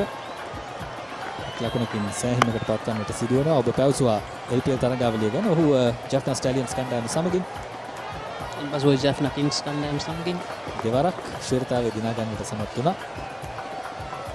හොඳ නායකයෙක්. ඒ වගේම LPL තරඟාවලියේදී පිතිකරුවෙකු වශයෙන් විශාල දස්කම් දක්වන්නට සමත් වුණා. අවසන් කිරීම මගින් ඉනිම අවසන් කරන්නෙකු හැටියට මේ තරගයේදීත් ඔහුට ඒ අවස්ථාව උදා වී තිබෙනවා. තවත් පන්දු අර 9ක් පමණ දුවනවා. ඔබ මේ දකින්නේ thepapare.com සහ අපගේ අවශේෂ නිවේදකයන් දැවියාමක් සීකුගේ ප්‍රසන්න අවාසනාවන්ත දැවියාමක් පිත්තේ ඇතුල් කෙළවරේ වදින පන්දුව පා ඉන්නේ වැඩි බේල් සිවත් වනවා. ඒ පස්වැනි කඩුල්ල දැවියන්නේ යුද හමුදා ඉන්නේ ඉසිතගේ තුන්වෙනි කඩුල්ල. නැවතත් පන්දුව හරියට පොඩ්ඩක් බලන්න වෙනවා. සමහර විට තනතිරුවේ වැදීමෙන් පස්සේ වේගය අඩාල වෙනවා වන්නට පුළුවන්. මොකද මේ තනතිරුව ඉතාමත් මන්දගාමී තනතිරුවක්. ලකුණු පූර්ව දකිද්දි එය විශ්වාස කරන්නටත් ඔබට බැරුව ඇති. නමුත් තනතිරුව මන්දගාමී තනතිරුවක්. කෙසේ වෙතත් දැවියන්නේ සිකුගේ ප්‍රසන්න ලකුණු 39ක් වාර්තා කළා. හොඳ ඉනිමක්. ඒ පස්වැනි කඩුල්ල යුද හමුදා ඉනිමේ ලකුණු 90යි ඔවුන් මේ වන විට.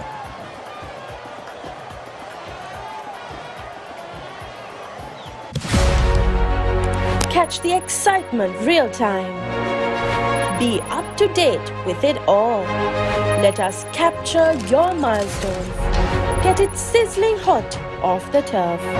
Hear the experts break it down. Dig deep into the nitty-gritties. Be inspired by their greatness. Relive all the scintillating action.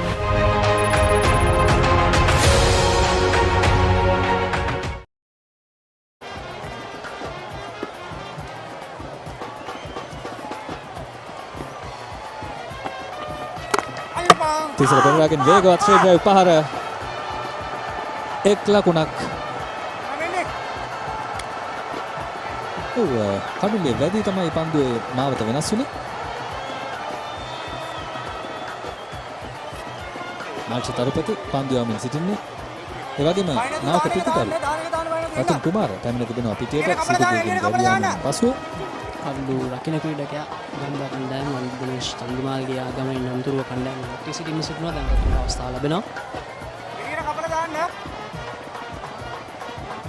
මාෂ තරපති 17 හැවිරිදි පන්දුවන්නෙක් පසුගිය අවුරුදු 19 15 ලෝක කුසලානේ ක්‍රීඩා කරපු ක්‍රීඩකයෙක්.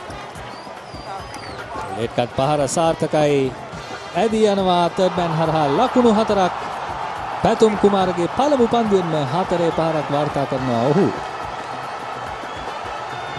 තරපති මෙන්ට කඩුලක් ලබාගෙන සිටිනවා ලකුණු 17ක් ලබා දී. ආශකන් කතා කරද්දී අසංක ඔහුගේ නායකයා දුනිත් තෙල්ලාලගේ යෙදිනේදී එක් දින වරම් දිනාගත්තා. කඩු දෙකක් ලබාගෙන මුසාතුන ලකුණු 49ට. හොඳ ආරම්භයක් ඔහුගේ ක්‍රීඩා ජීවිතේට. මල්ෂ ගැන බොහෝ දෙනා ඉහළින් කතා කරනවා අප දුටුවා. පාදක පන්දුවන්නකු වශයෙන්. තවත් ලකුණක්. තවත් ලකුණකට උත්සාහය නමුත් පන්දු රකින්න පන්දු අසල පන්දු රකින්න දෙදෙනාටම පන්දුව අත්හැරෙනවා නමුත් හානියක් නැහැ. මල්ෂ තරුපති ගැන කතා කරමින් හිටියා අපි. ඔහු පාදක පන්දු යවන්නෙක් වුණත් වේගෙන් පන්දු යවමින් ඉන්න ක්‍රීඩකෙක්.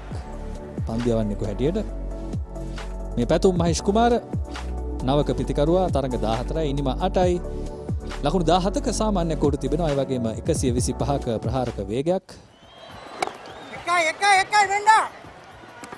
පාදක පන්දු යවන්නන්ගේ නූතන වෙනස්කමක් නූතන තත්ත්වය තමයි ඔවුන් තරමක් වේගෙන් පන්දු යවන්න උත්සාහ කරනවා. විශේෂයෙන්ම රෂීද් ඛාන්ගේ පැමිණීමත් එක්ක ජාත්‍යන්තරයට ඔහුගේ කඩුළු ලබා ගැනීමේ වේගය ඉතාම වැඩි.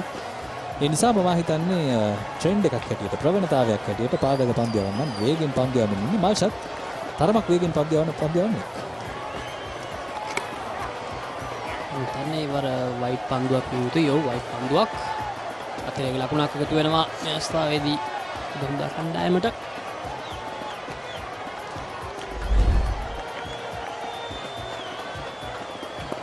සංගමයේ පාදක පන්දු යනන් කතා කරද්දී තිස්සර පෙරේරා මෙහෙවින්ම කැත්තක් දක්වන පන්දු යනන් කොට්ටාශයක් තමයි මේ කොට්ටාශ 2014 අවසාන මහා තරගයේදී අමිත් මිශ්‍රාට ලක 6 පහරල් කීපයක් කරන්න බෑ.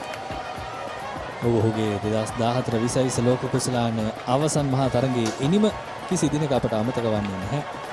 අමිත් මිශ්‍රාට රීව 6 පහරල් දෙකක් වාර්තා කළා. විශාල පහරල් දෙකක්. 99යි යුදමුදා ක්‍රීඩා සමාජය කඩුළු 5කට උඩ පන්දුවක්ද නැහැ. ලකුණු 6ක් තිසර පෙරේරාගේ පිටෙන් ලකුණු 100 වාර්තා වනවා. යුද හමුදා ඉනිමේ ලකුණු 105ක් දක්වා ඔවුන්ගේ ඉනිමේ ඉහළට පන්දු වාරය අවසන්. 105යි කඩුළු 5යි. පන්දු වාර 13ක් මෙවන්ට අවසන් වී තිබෙනවා. තිසර පෙරේරා ලකුණු 15යි පැතුම් මහේෂ් කුමාර ලකුණු 6යි.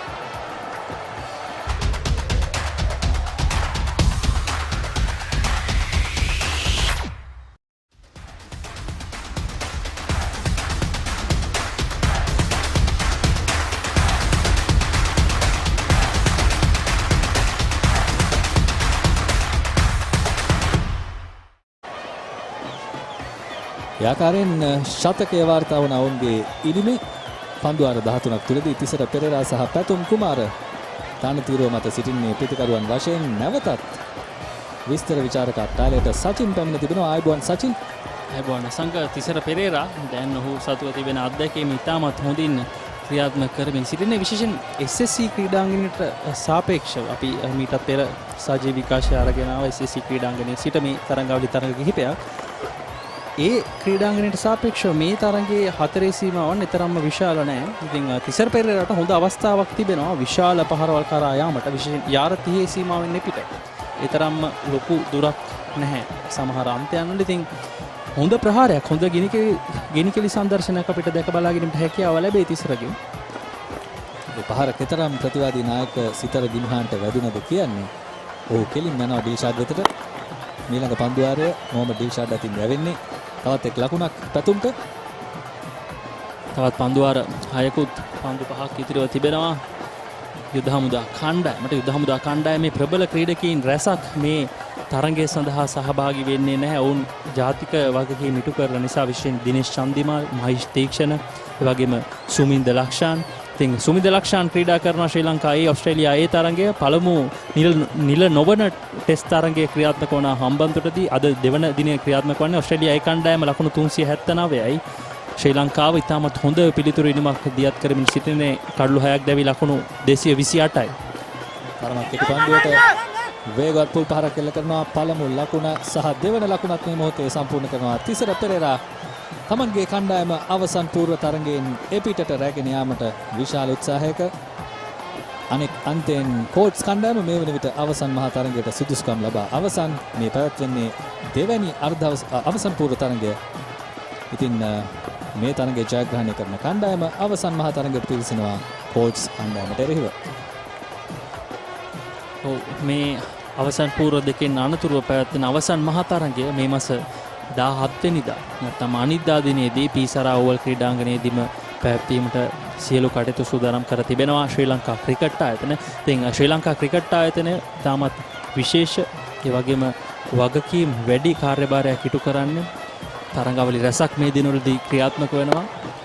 එවැනි තරඟාවලි රැසක් ක්‍රියාත්මක වෙද්දී මේ වගේ දේශීය ක්‍රිකට් ක්‍රීඩකීන්ටත් දේශීය අන්තර් සමාජ ක්‍රිකට් ක්‍රීඩකීන්ටත් දස්කම් දැක්වීමට හොඳ වේදිකාවක් තනා දීම ඉතාමත් වටිනවා. පන්දු වාර 13යි පන්දු 4ක් අවසන්. මේ තමයි තරගයේ තීරණාත්මක පරිච්ඡේදය.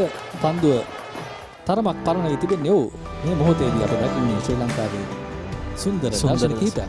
අනිවාර්යයෙන්ම සංක ශ්‍රී ලංකාවේ සුන්දර දසුන් තාමත් මනරම් විශේෂයෙන් විදේශිකයින් බොහෝමයක් ප්‍රිය කරනවා ශ්‍රී ලංකාවේ සංචාරය කිරීමට. මනරම් දියඇලි කඳුපන්ති එවැගේම තාමත් අඩු කාලයකින් විවිධ වූ දේශගුණික තත්ත්වයන් යටතට හුවමාරු වීමට අපිට හැකියාව තිබෙනවා. එවැනි රටක් ලෝකයේ තවත් නැති තරම්. ඒ මතක් කිරීම සංචාරක ඔබටයි ඒ වගේම විදේශ සංචාරකයන් ඔවුන් මේ තරගය නරඹනවා නම් ඔවුන්ට හැකියාව තිබෙනවා ශ්‍රී ලංකාවට පැමිණෙන්න. මේ සමය 14 වන පන්දු වාරයේ අවසන් පන්දුව ටිල්ෂාට්ගෙන් තිසර. එවර තාමත් හොඳ පන්දුවක් තිසරගේ පාදය ආක්‍රමණය කරනවා. නමුත් තිසරගේ පහර සාර්ථකයි. ඔහු ඉතාමත් කෙටිම මග තෝරා ගන්නවා හතේ සීමාව පසු කර යන්නට. පන්දු වාර 14ක් අවසන් ලකුණු 114යි කඩලු 5යි යුද හමුදා කණ්ඩායම.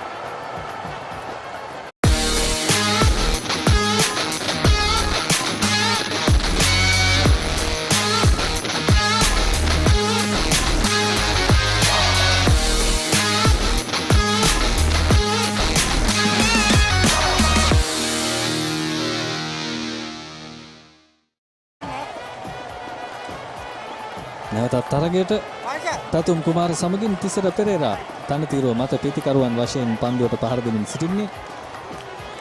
පන්දු යැවීමේ වෙනසක් කැඳවනවා ආකාශ් සේනාරත්න. නමුත් ආකාශ්ගෙන් සඳුන් මෙන්ඩිස්ට නැවතත් පන්දුව ලබා දීමට තීරණය කරනවා නායක සිතර ගිම්හාන්.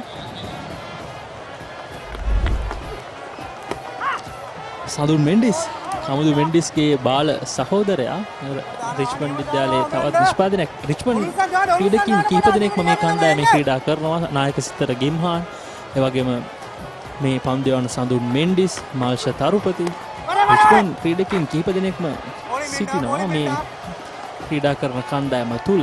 අද උදෑසන තරගයේදීත් එසේම වුණා. ධනංජය ලක්ෂාන් ක්‍රීඩා කළා. එවැගේම තවත් ක්‍රීඩකින් ගණනාවක් ක්‍රීඩා කළා. හොඳයි. යුද හමුදා කණ්ඩායම තීරණාත්මක අවසන් පන්දු වාර 6 ක්‍රීඩා කරමින් සිටින්නේ. මෙතෙන් පටන් ඔවුන් ඉතාමත් ඥානාන්විතව ඔවුන්ගේ ඉනිම අවසන් කළ යුතුයි. අඩුම තරමින් ලකුණු 150ක වත් ඉලක්කයකට යාමට හැකියාව ලැබුණොත් ඔවුන්ට අමතර වාසියක්. මේ තනතිරුව මත ලකුණු 130ක් 35ක් පමණ ඉතාමත් හොඳ ලකුණු ප්‍රමාණයක්. නමුත් ඉන් එහාට යාමට හැකියාව ලැබුණොත් එය ඔවුන්ට සැබවින්ම අමතර වාසියක්.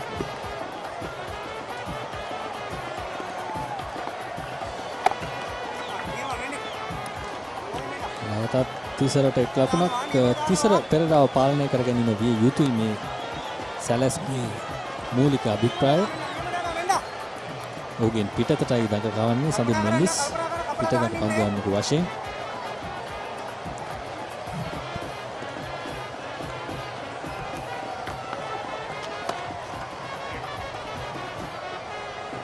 වයිඩ් පන්දුවක්. ඔව්. තරමක් ප්‍රතිකරු පිට ඉන්න වෙතට ඇවිද ගියා. නමුත් විනිසුරු සටහන් කරනවා වයිඩ් පන්දුවක් හැටියට. හේමන්ත බොතේජු වගේම ගාමිණී දිසානායක මේ තරගයේ විනිසුරු ලෙස කටයුතු කරනවා. වගේම ඔයවර ඩ්‍රයිව් කිරීම ලොෆ්ට් ඩ්‍රයිව් කිරීම නමුත් ස්ථානගත කිරීම සාර්ථක වන්නේ නැහැ. එක් ලකුණකට පමණ අවස්ථාව ලැබෙන්නේ. සංක තිසර පෙරේරා මෙහිදී වැදගත් කාර්යභාරයක් ඉටු කරමින් සිටින හොඳ ප්‍රහාරාත්මක වේගයක් රඳවාගෙන තිබෙනවා. පන්දු 13යි ලකුණු 23යි. අනෙක් පැත්තෙන් පැතුම් ලකුණු 10යි පන්දු 10කදී. තාමත් හොඳ උත්සාහයක් නමුත් සාර්ථක වන්නේ නැහැ. එහිදී තිසර වාසනාවන්ත වෙනවා. එය රැක ගැනීමට හැකියාවක් ලැබුණා නම් මෙය සුපිරි ගණයේ විශිෂ්ට ගණයේ උඩ පන්දුවක් බවට පත් වෙනවා. එහි කිසිම සැකයක් නැහැ. ඒ පන්දුවත් සමගින් පන්දුවර 15ක් අවසන් ලකුණු 120යි කඩලු 5යි යුද හමුදා කණ්ඩායම.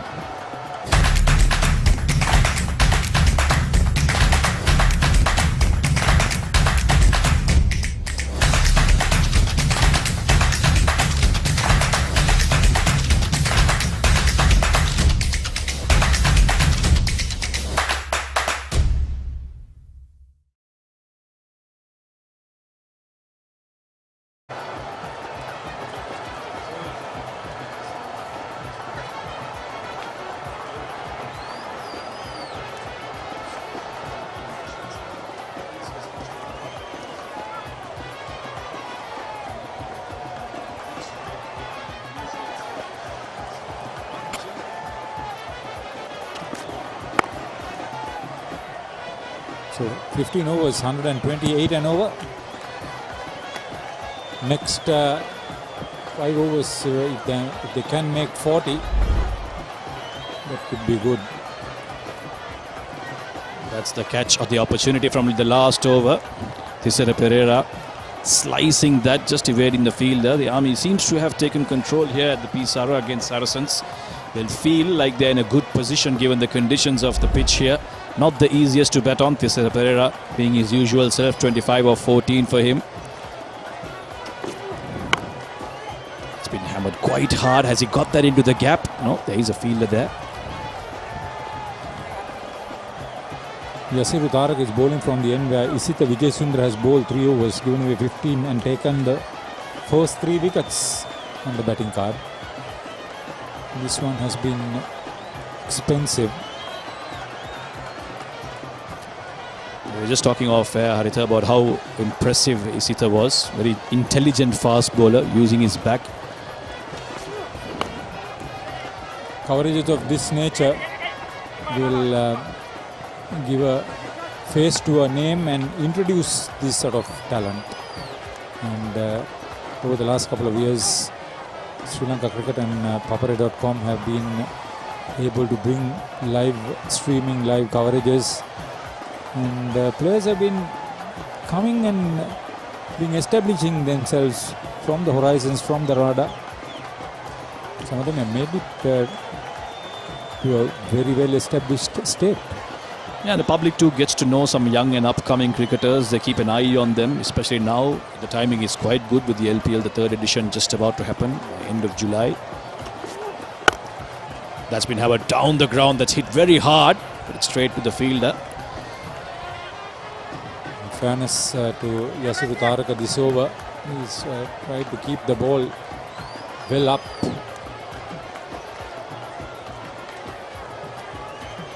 Hemanta Buteju and Gami Sanaka are the on-field umpires. Taraka Sandaruan, Prabhat Fernando are the respective scorers for Army and Saracens respectively. That's nicely hit, but once again there is protection down there. So like you said, Yasiru has done well in this over. He's kept them to just singles, no boundaries so far. This is the business end of the innings. So the two batters now, Tisera and Pathum, they're well settled. They'll be looking for those big shots. But the important thing is they're not getting bogged down. So from their perspective, the scoreboard keeps ticking. We saw how Coles put up 128 this morning. It was more than enough for them, considering their good bowling lineup. And Army too have a very good bowling lineup. They'll feel like they're in a very good position. That match, it was an embarrassing reply by Burger Recreation Club. Looks like you took that quite personally, Harisa.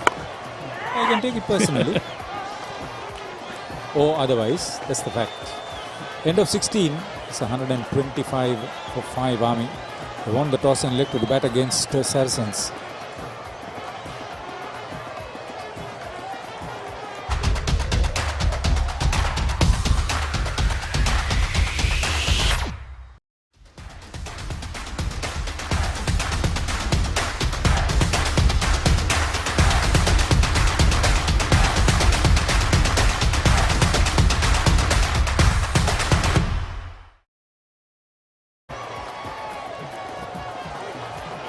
$125 for 5, Army Sports Club.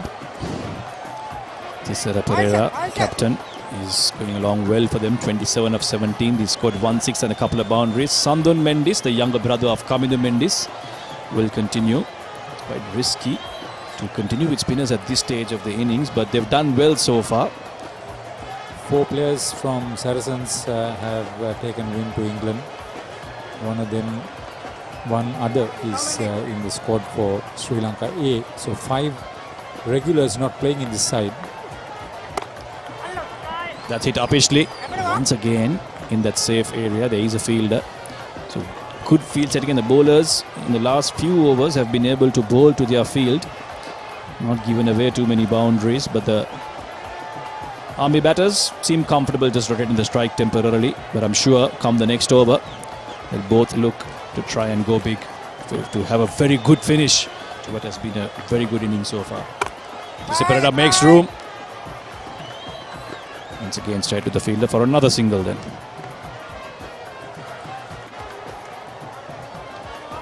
He'll be preparing himself, Sara Pereira, for captaincy duties after this tournament. It's the LPL towards the end of July. That's when it begins. So he was the captain of the Jaffna Kings franchise last time. There's the Major Clubs one-day tournament.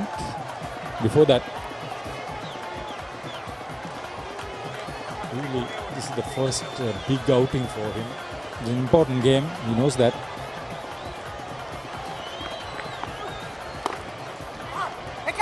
His top order has been doing all the scoring for Army Sports Club, so Sara really hasn't had to be involved too much with the batting. That's another double. But today, he's had to play a bit longer than he would have wanted to. It's good for him too, getting his eye in. Good for his team too.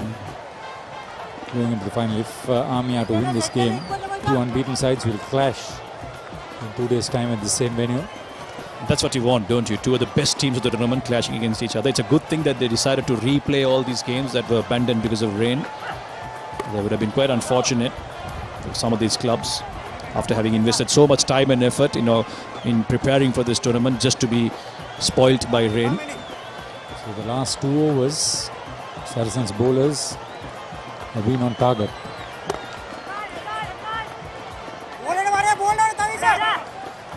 They seem to have drawn things back a little bit.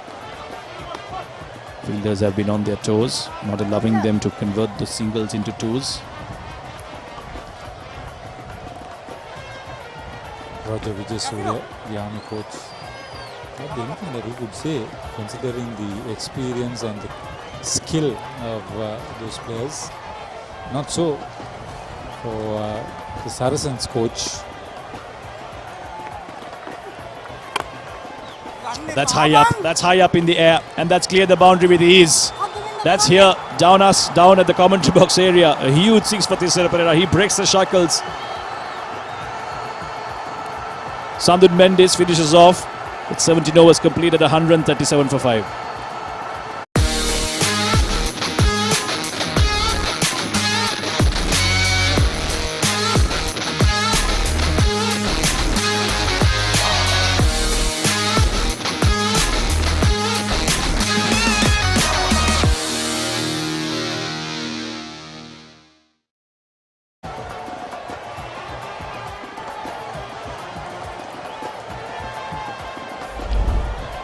It's what happened in the last ball of the last over. Sara Pereira getting under that and making sure that got hit nicely, way far behind the bowler's head for a 6. A lot of cricket happening now. Australians are in the island. We know that their main team is touring here against Sri Lanka. There were the 3 T20s. First ODI has been worked off, 4 more to go, and then a couple of test matches. At the same time, the Australian A team is in the island too, taking on our A team. There were 2 ODIs which was covered here by us at the Papare.com. One apiece there, one by the Sri Lankans and one by the Australians. And now in Hambantota, the 4-day test match is being worked out, where Australians got all out for 379 yesterday, and Sri Lanka in reply right now are at 228 versus Nuanidu Fernando, the young cricketer, the young up and coming batter, scored 86 of 140. It's Sumil Lakshan and Lakshita Manasinghe, who is on strike now. There's another big hit by Thisara Perera, but will that fall straight to the fielder? No, it doesn't. It's another 6. So a full toss and Thisara punishes it. You bowl in that fashion to this man, and he's just going to say thank you very much and stay pleased. Raw power. Mind you, that's on the offside, not his favourite side too. And still he clears the boundary with ease. When he decides to hit, never mind, no sides.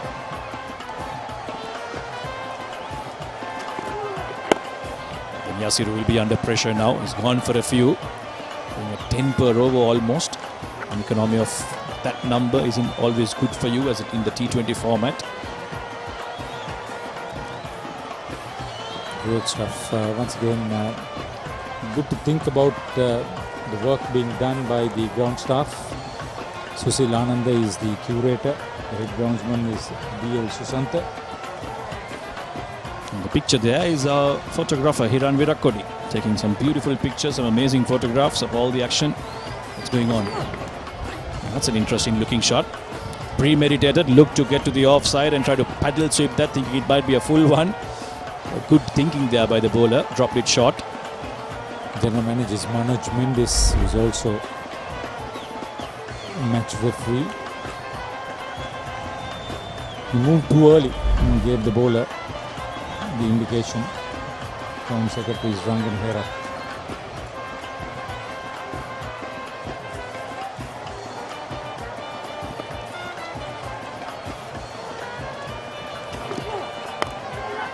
Oh, that's going to be an easy catch. Yes, it is. Mohammad Dilshad there for the second time in this game. The first one that he took was a one-handed stunner, but this time much more easier. A slow, lazy outside edge by the batter, Pathum, and an easy catch for Mohammad Dilshad. So the 6th wicket falls. The partnership has been broken. It's clever bowling. Just held it back a little bit. Pathum Kumara doesn't have a big reach. He played well away from his body, reaching out, stretching full. Couldn't control it, but a good catch. You can drop those easily. Mohammad Dilshad got underneath it. Put together a good partnership with his captain. Didn't have to do all the hard work scoring himself, but he scored 18 of 20, which was good enough for this partnership with Thisara Perera. He goes for 18 then. Army in the 18th over are 145 for 6.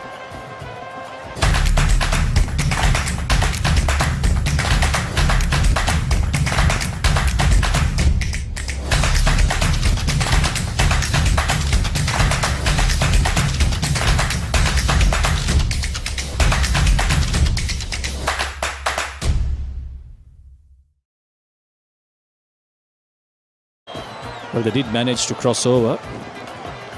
In fact, they haven't. It's the new batter, Yasoda, who's on strike for this last ball of the 18th over then. Full toss, pushed over for a single. So 18 overs have been completed, just 2 more to come. Army are going along well at 146 for 6. This has been a good batting inning so far. The previous partnership between Thisara Perera and Pathum Kumara was one that really put them in the driving seat. They are in control now, the Soldiers, and they'll want to finish on a high.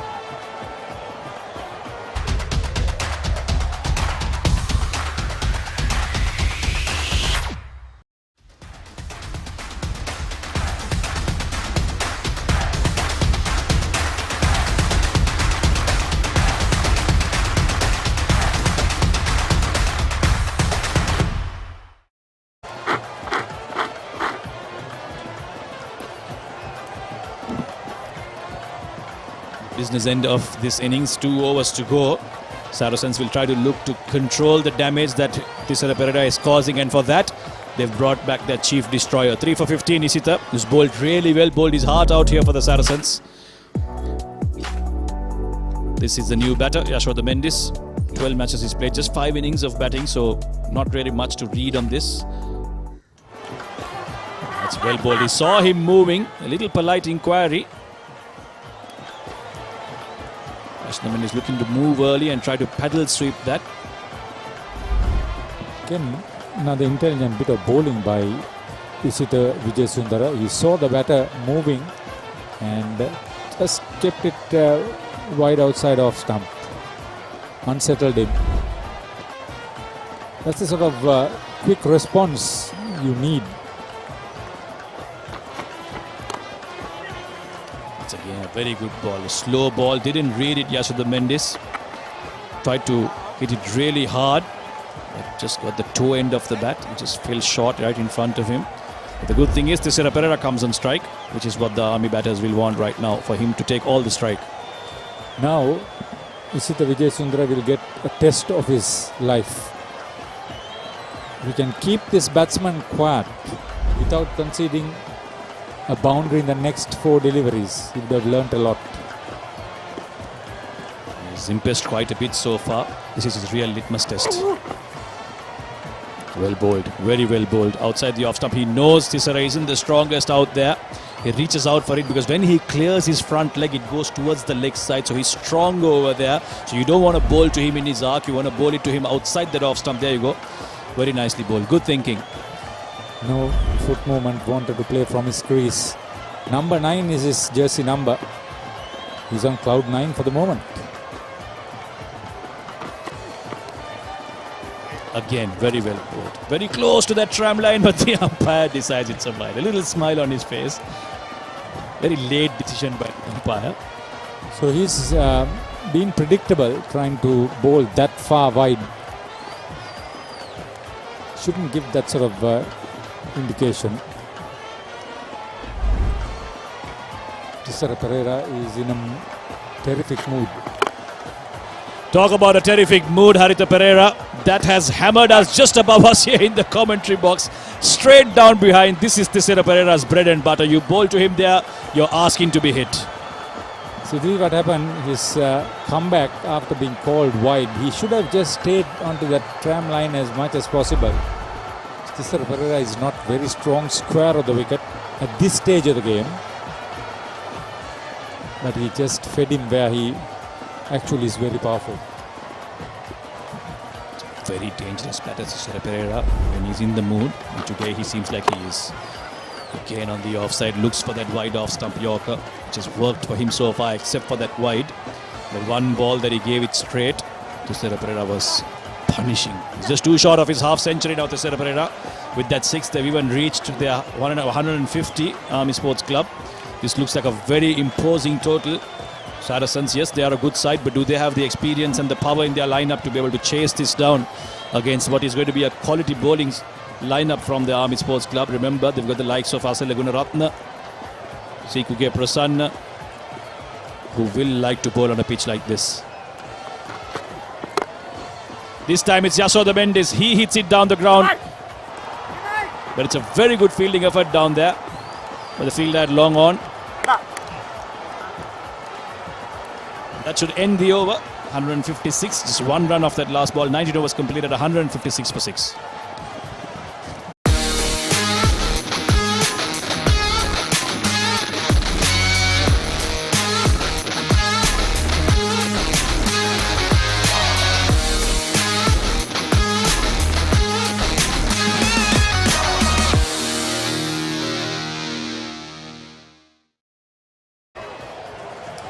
It's awesome without the services of Dinesh Chandimal, Mahish Tikshana and Suminda Lakshan. I mean, he's still a formidable force. You could say that about the Army. They are a force after all. The soldiers, aren't they? Right then, Mohammad Dilshad will bowl the last over. He's bowled well so far, but will he spoil his figures in this last over? And let's see how much Army can end up with. They'll be happy that Tisera Pereira is on strike now. Will he get a couple of sixes? Will he get a couple of boundaries? Will he survive batting through to the end? Deserving half century awaits him.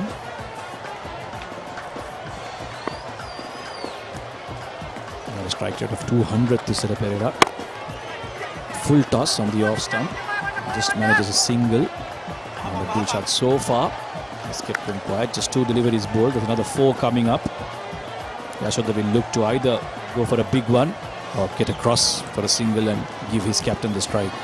The scoreboard at the Tamil Union, the P. Sara Oval, it's one of a kind, steeped in history. An awesome landmark in Sri Lanka's cricket. Hello, Yashoda Mendis. He has arrived.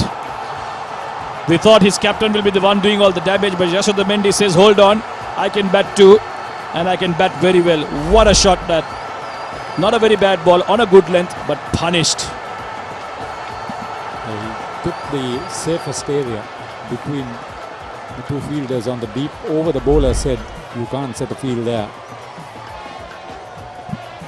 1-6 so far in this last over. Will we have more?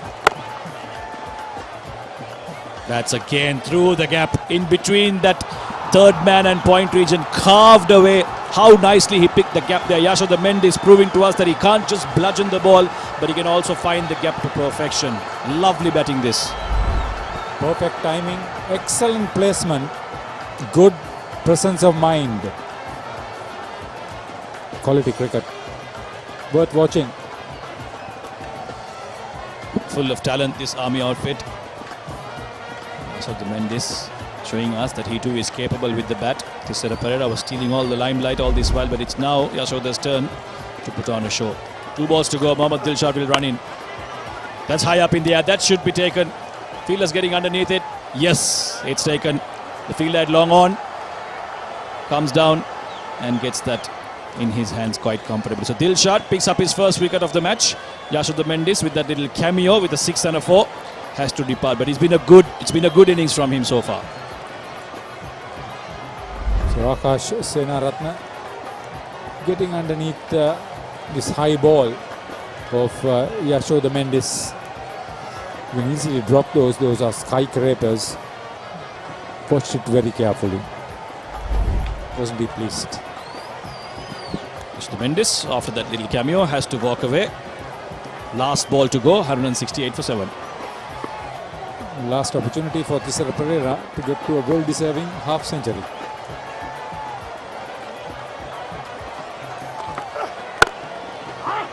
Full delivery, driven down to long off. They look for a 2, but they will stop with a single. So 50 up for Tisera Pereira. A superb innings comes to an end. In just 26 deliveries, Tisera Pereira has played a super knock to get his team, Army Sports Club, to a very, very good total of 169. Going by the way we've seen this pitch behave from the morning game too, Army will feel that this is more than enough what they've put up. Saracens, on the other hand, who started off well, challenged the Army batters, haven't been able to apply that pressure consistently. Tisera Pereira, 50 not out. What a wonderful innings from him. Strike rate of 192 plus. 4 sixes and 2 fours in a 26 ball 50. That's what Tisera Pereira is capable about. So that set their opponents asking rate of 8.5 runs, and with the skill level and the resources available for the soldiers, it looks awesome. Saracens obviously applauding the Army batters, applauding Tisera Pereira specifically for that good innings. Will have their work cut out. They'll have to bring out their A game, especially their batters, after their bowlers have given away 169.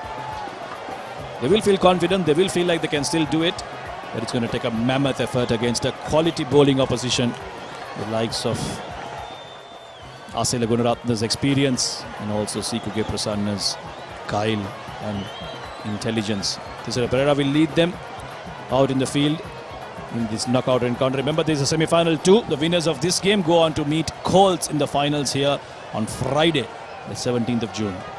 The good thing is that the low rain clouds have disappeared over the western skies, the most of it.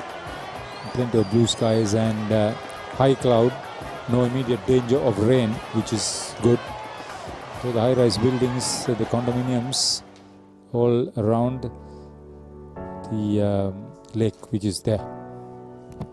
Army Sports Club won the toss, decided to bat first. Didn't get off to the best of starts. Ashan Randika and Dilshan, they didn't do too well. And then came Sikuke Prasanna and Lakshana Drisingha. A super partnership between those two stabilized the innings for Army Sports Club.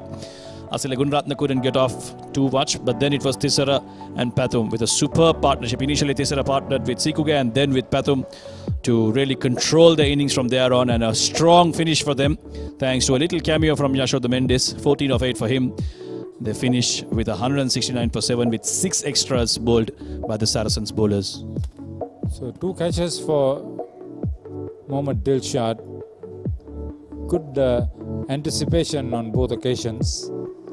First one was a really good one. 3 wickets for Isita, the pick of the bowlers obviously. Bowled really well, especially in that first spell. Came back for one last over, in which his figures somewhat got spoiled, but still 4 overs 3 for 25 is a good effort. But other than that, all the other bowlers have been really expensive and disappointing for Saracens. He was the standout. He was not only successful, he was also economical by far. Let's take a look at the others. Everybody has gone over 8.5 runs and over minimum. So 9.33 for Akash Senaratne of his 3 overs. Something that Saracens couldn't have afforded.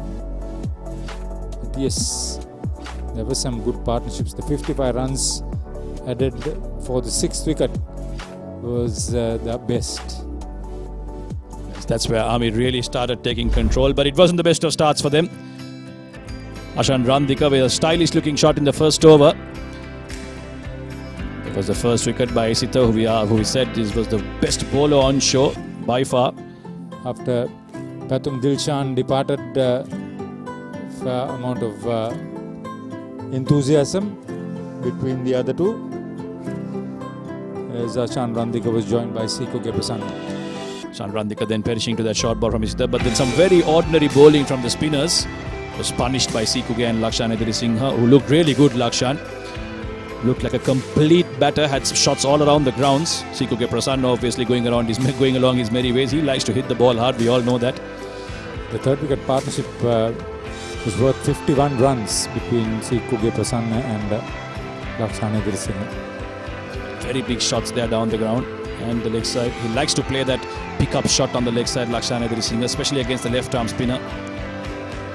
Sikuke Prasanna, again, typical Sikuke style, lift that one leg and hammer it. And this was when a little mini collapse started for the Army Sports Club. They were 90 for 5 at one stage. It was looking dangerous for them. This was the one-handed catch by Dilshad. But then after that came the captain, Tissara Pereira, took control and went about his merry way, putting together a superb partnership. First with Sikuke. After he got out, it was Pathum and then Yashoda, who joined their captain to put together this 169 for 7 for the Army. The innings was well paced, and especially with Tissara Pereira in the middle, they could always pile on the pressure. He played some glorious shots, no questions about it. Playing to his full potential. A real captain's innings this was. It was the 2nd catch for Mohammad Dilshad.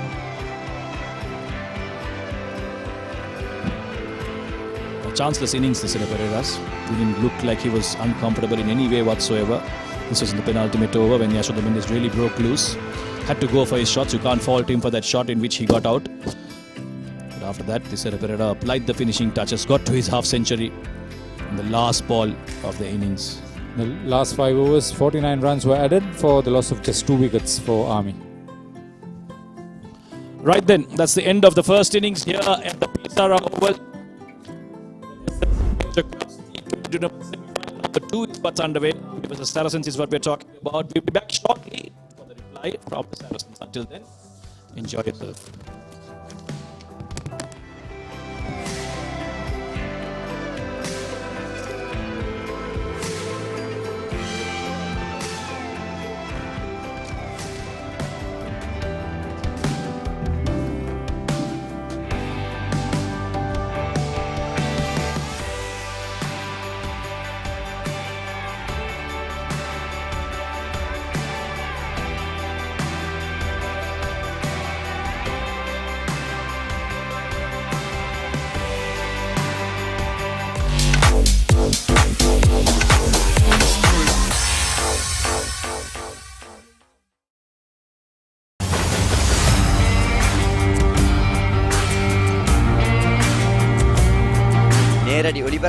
යාල්පානතිල Matara කොටවිල ගම්පියසට ඇවිල්ලා තියෙනවා.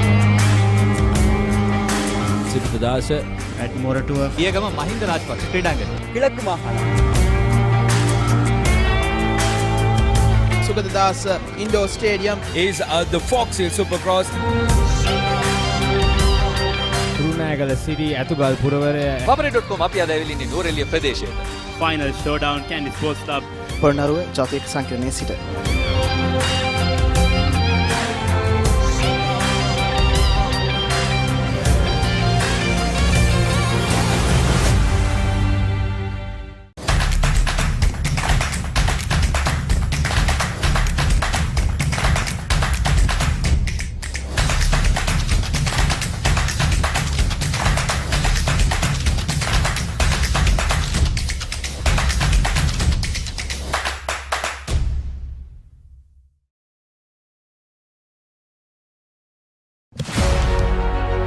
Catch the excitement real time.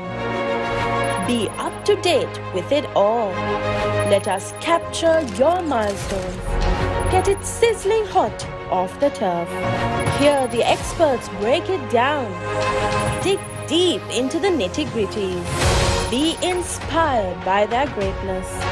Relive all the scintillating action.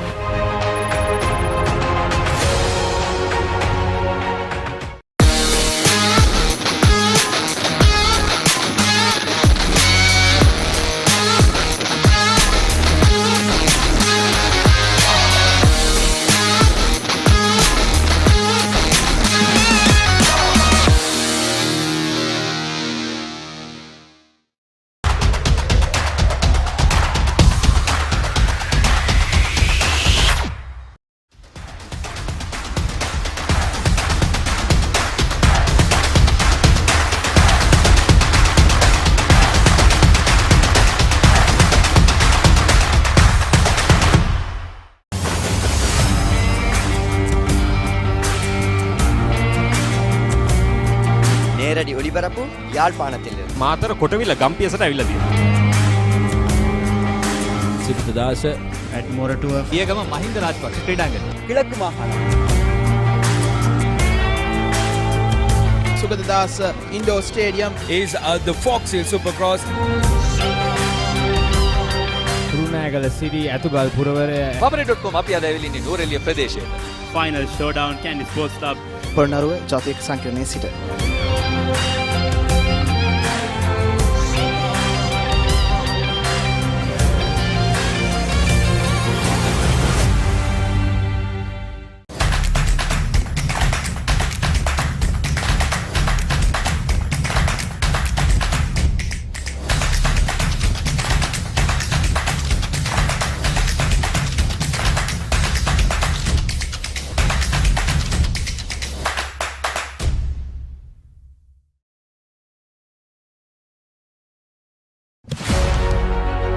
Catch the excitement real time. Be up to date with it all. Let us capture your milestones. Get it sizzling hot off the turf. Hear the experts break it down. Dig deep into the nitty-gritties. Be inspired by their greatness. Relive all the scintillating action.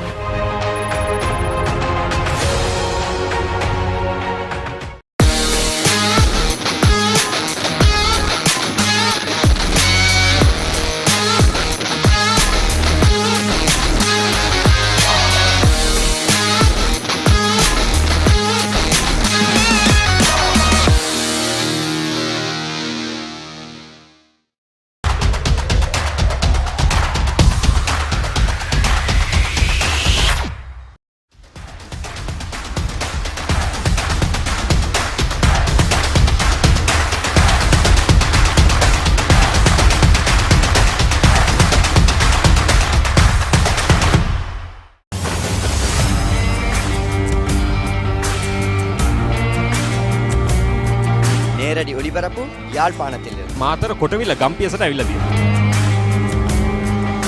සිද්ධාශ ඇඩ්මෝරටුව පියගම Mahinda Rajapaksa ක්‍රීඩාංගණය. කිழக்கு மாகாணம் Sugadadasa Indoor Stadium is the Fox Hill Supercross. Kurunagala City Atugal Puravare Papare.com අපි අද ඇවිල්ලා ඉන්නේ නූරෙලිය ප්‍රදේශයේ. Final Showdown Candy Sports Club Polonnaruwa ජාතික සංකීර්ණයේ සිට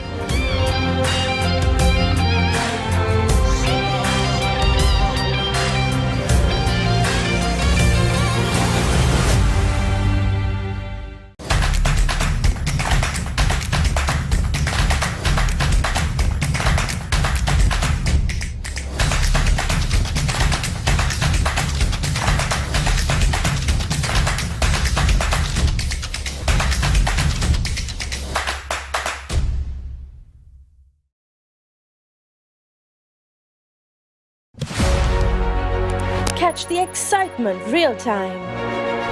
Be up to date with it all. Let us capture your milestones.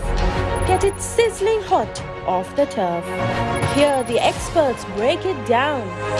Dig deep into the nitty-gritties. Be inspired by their greatness. Relive all the scintillating action.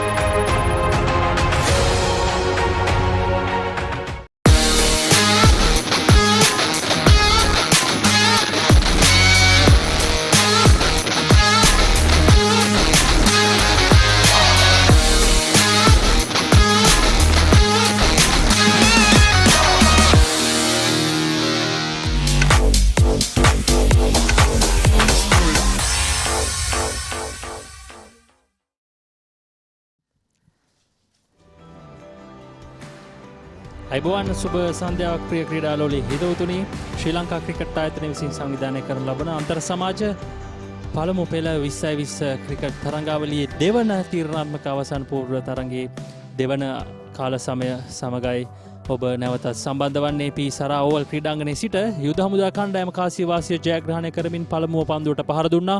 ඔවුන් ලකුණු 169ක් ලබා ගත්තා. කඩ්ඩු 7ක් දැවි පන්දු වාර 20ක් අවසානයේ. ඉතින් සැරසන්ස් කණ්ඩායමට දැන් ලකුණු 170ක ඉලක්කයක් ලබා දී තිබෙනවා. තිසර පෙරේරා ඇතුළු යුද හමුදා කණ්ඩායමේ ක්‍රීඩකින්. ඊටමත් හොඳ සටනක් අපට අද දිනේදී දැක ගැනීමට හැකියාව ලැබෙයි. අයිබෝන් සම්පේ. අයිබෝන් සචින් ඉතාම හොඳ තරගයකට අප එළඹෙන්නේ දෙවැනි ඉනිම ක්‍රියාත්මක වීමට සූදානම් සිතර ගිම්හාන් පැමිණ තිබෙනවා ආරම්භක ප්‍රතිකරණයට සැරසන්ස් කණ්ඩායම වෙනුවෙන්.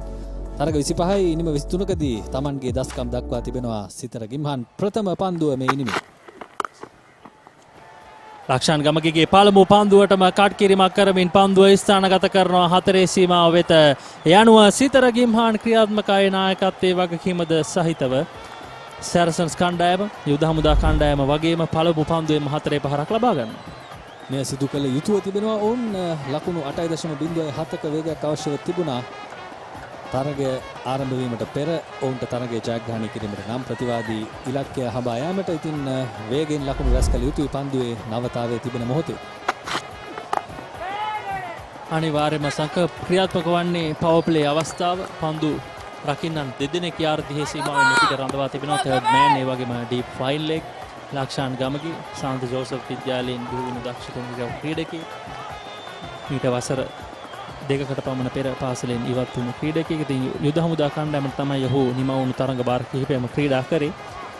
වගේම සිතර ගිම්හාන් නිමවුණු NSL නැත්නම් නැෂනල් සුපර් ලීග් ක්‍රිකට් තරඟාවලියේදී කැපී පෙනෙන දස්කම් දැක්වුවා. එවර නම් සිතරගේ කල්යල් මැනීම තරම්ම සාර්ථක වුණේ නැහැ. වේගපන්දු යවන්නන් පන්දුව තනතිරුවට හොඳින් යොමු කළ විට ඔවුන්ට පහර දීම තරම් පහසු නැහැ. තිසර පෙරේරා වගේ පිතිකරුවෙකු නම් හැරෙන්නට ඉතින් යුද හමුදා කණ්ඩායමට ඒ වාසිය තිබුණා. එවැනි පිතිකරුවන් ඔවුන් සතුව සිටියා. සීකුගේ ප්‍රසන්න එවැගේම තිසර පෙරේරා. නමුත් සිතර ගිම්හාන්ට මේ මොහොතේ ඒ අභියෝගය ලබා ගන්නට සිදු වෙනවා. ප්‍රබල ඉල්ලීමක් නමුත් පායින්නට තරමක් බරව තමයි පන්දුව පතිත වීම සිදු වුණේ. විනිසුරු ගාමිණී දිසානායක එය සංඥා කරනවා පායින්න හැර යන පන්දුවක් ලෙස. මේ තරගයේ ගාමිණී දිසානායක ඒ වගේම හේමන්ත බොතේජු තමයි විනිසුරුන් ලෙස කටයුතු කරන්නේ. තමත් හොඳ ඉල්ලීමක් කරනවා ලක්ෂාන් ගමගේ. තමත් හොඳ පන්දුවක් පළමු පන්දුවේදී හෝ යම් ප්‍රහාරයකට ලක් වුණා සිතරට එරෙහිව.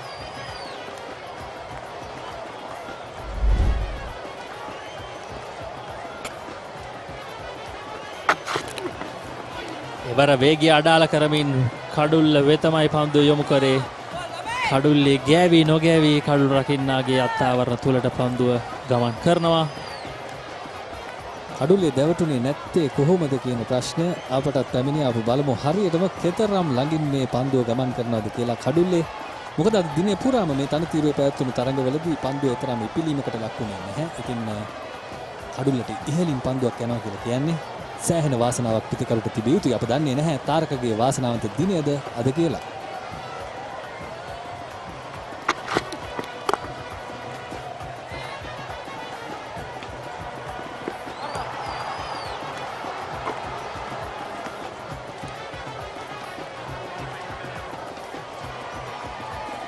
පළමු පන්දුවාරයේ අවසන් ලකුණු 6යි කිසිවෙක් නොදෙවි.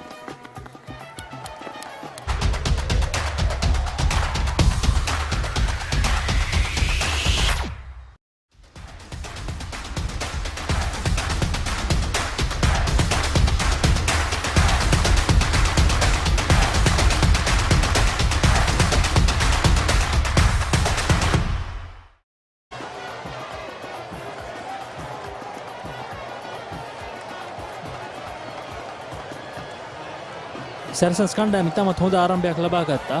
පළමු පන්දුවේම 4 පහරක් ලබා ගත්තා නායක සිතර ගිම්හාන්. දැන් තාවිෂ අභිෂේක් රිච්මන්ඩ් විද්‍යාලයේ ක්‍රීඩකීන් දෙදෙනෙක් තමයි ඔවුන්ගේ ඉනිම ආරම්භ කරන්නේ. රිච්මන්ඩ් විද්‍යාලයේ ක්‍රීඩකීන් බහුතරයක් ක්‍රීඩා කරනවා. මේ තාවිෂගේ දත්යන් ඉනිම 11යි ලකුණු 243 හොඳ මිනිම 46යි. ප්‍රහාරාත්මක විවේකයේ තරමක් මට්ටමකට හොඳයි 96.42යි වයස අවුරුදු 21 ක්‍රීඩකයෙක්. අද දිනේදී ඔහුට ලැබෙන අභියෝගය ඉතාමත් ප්‍රබලයි. ප්‍රතිවාදී කණ්ඩායමේ හොඳ පන්දු යවන්නන් සිටිනවා. ඒ වගේම ප්‍රබල ඉලක්කයක් තිබෙනවා හඹා යන්නට මෙවැනි තනතිරුවක. ඔහුගෙන් වේගවත් ඉනිමක් බලාපොරොත්තු වේවි ඔහුගේ කණ්ඩායම අද දිනේදී.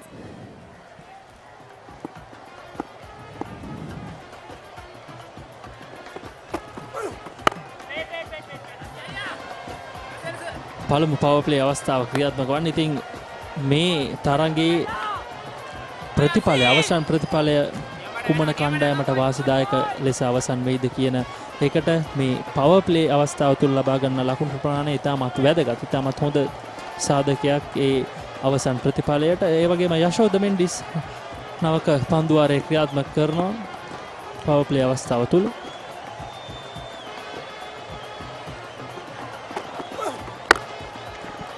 වේගවත් පහරක් අලංකාර කවරයි පහර ලකුණු 4ක් තාවිෂ අභිෂේක් හට ඔහුගේ ප්‍රථම 4 පහර මේ ඉනිමේ දෙවැනි 4 පහර.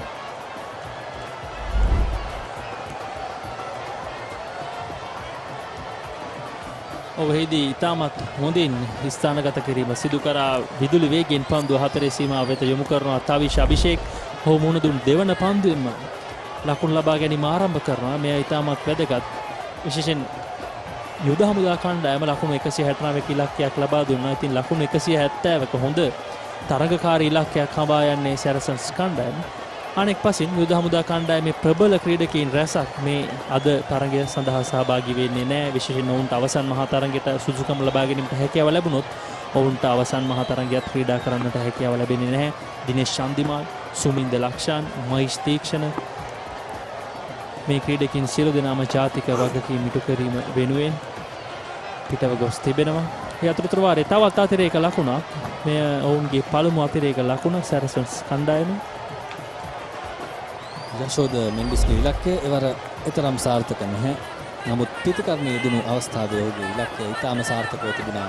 වේගවත් පහරවල් කීපයක් එල්ල කරමින් ඉනිමේ අවසානයේදී යුද හමුදා කණ්ඩායමට සාර්ථක අවසානයක් ගෙනීමට ඔහු සෑහෙන දායකත්වයක් ලබා දුන්නා. දැන් ඔහුගේ දායකත්වය අවශ්‍ය වන්නේ පන්දුවෙන් ඉලක්කය සකසා ගත යුතුයි.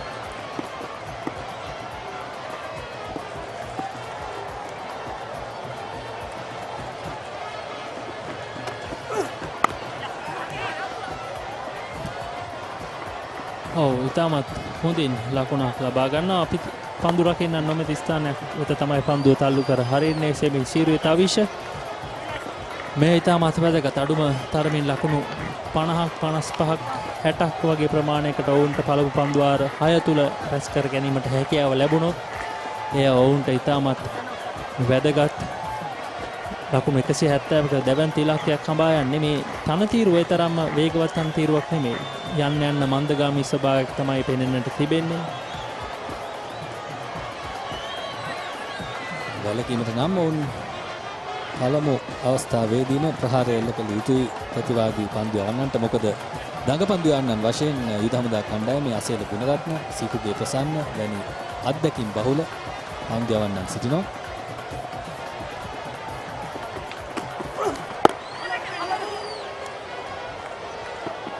වේගය අඩාල කරමින් ක්‍රියාත්මක වුණු පන්දුවක්. නමුත් හානියක් වන්නේ නැහැ. සිතර ගිම්හන් ලකුණු 7යි පන්දු 7ක් තුළ ඔහු පළමු පන්දුවෙම 4 පහරක් ලබා ගත්තා. නමුත් ඉන් අනතුරුව ඔහුට ඊතරම්ම සාර්ථකත්වයක් ලබා ගැනීමට හැකියාව ලැබුණේ නැහැ. තිසර පෙරේරා මිඩෝන් කලාපයේ සිට පන්දුව රැකගත්තේ.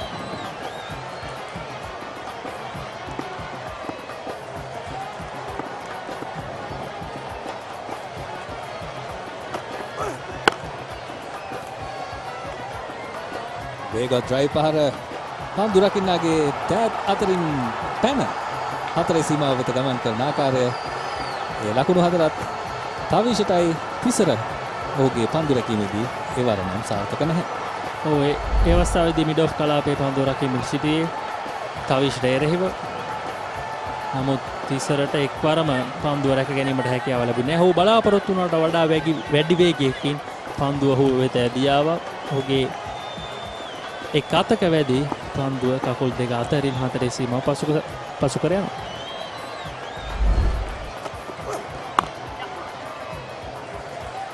තාමත් හොඳයි පිතිකරුවන් දෙදෙනා ඔවුන්ගේ පීඩනයන් ඒ වගේම අන්තයන් හෝමාරු කරගනිමින් ලකුණු ලබා ගැනීම තව දුරටත් ක්‍රියාත්මක කරනවා. පන්දු වාර දෙකක් අවසන් ලකුණු 18යි කිසිවෙක් නොදවි සරසන්ස් කණ්ඩායම.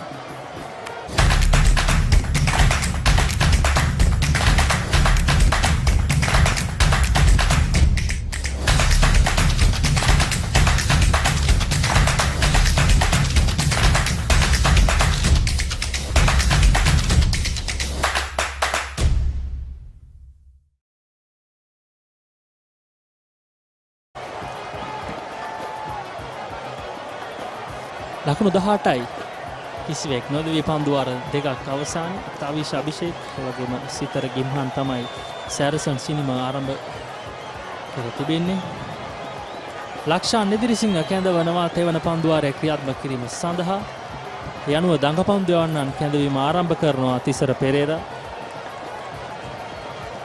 ලක්ෂාන් ඉදිරිසිංහ ඔහුට වගකීමක් තිබෙනවා. සෑහෙන හොඳ මානසිකත්වයක පිතිකරුවන් දෙදෙනාම සිටින්නේ ලකුණු වාර්තා කළ යුතුයි යන මට්ටමේ. නැවතත් ඩ්‍රයිව් පහර සාර්ථකයි. ලොංගොන් වෙත පන්දුව ගලා යද්දී අසේල ගුණරත්න එහි සිටිනවා. හතරේ පහර දෙකක් පමණයි තාමත් සමන හතරේ පහර තුනක් පමණයි ලබා ගැනීමට හැකියාව ලැබුණේ සැරසන්ස් කණ්ඩායමට. ඒ හැරෙන්නට ඔවුන් හැකි හැම විටම එක් ලකුණ ලබා ගැනීමට සමත් වුණා. ඒ ඉතාමත් වැදගත්. හැකි සෑම විටකම නිලකණු පන්දු අවම කරමින් පන්දුවට පහර දීම සහ අන්තයන් හුමාරු කර ගැනීම, ඒ වගේම නිරන්තරයෙන් ලකුණු පූර්ව ක්‍රියාත්මක කිරීම ඉතාමත් වැදගත්. පියවරක් ඉදිරියට පයින්නවා. නමුත් පිතිකරුවා බලාපොරොත්තු වුණ පහර එල්ල කිරීමට හැකියාවක් ලැබුණේ නැහැ. ඔහු දැනගත්තා ඔහුට ගමන් මඟ වැරදුණු බව. ඒ අනුව සිතර ගිම්හන් නායක සිතර ගිම්හන්ගේ කඩුල්ල දවා ගන්නවා ලක්ෂාන් ඉදිරිසිංහ. ලකුණු ලබාගත යුතුයයි තිබුණු පීඩනය ඔහුගේ කර මතට පැටවුණු අවස්ථාවක්. ඉන් පිටතට ගමන් කිරීමට උත්සාහ කිරීමේදී උඩ පන්දුවක් වශයෙන් පන්දුව ඇදියන්නේ රැකගන්නවා කඩුළු රකින්නා විසින්. කුමාර උඩ පන්දුව රැකගන්නේ. ඔව් පැතුම් මහේෂ් කුමාර තමයි ඒ පාසු උඩ පන්දුව රැකගන්නේ. ඉතින් පැතුම්ලා ගොඩක් ඉන්නවා යුද හමුදා කණ්ඩායමේ. පැතුම් මහේෂ් කුමාර, පැතුම් බොතේජු. යනුව සැරසන්ස් පළමු කඩුල්ල වුන්ට අහිමි වෙනවා සිතර ගිම්හන් ලකුණු 7කට. සැරසන්ස් කණ්ඩායම ලකුණු 19යි එක් කඩුල්ලක් පෙරී.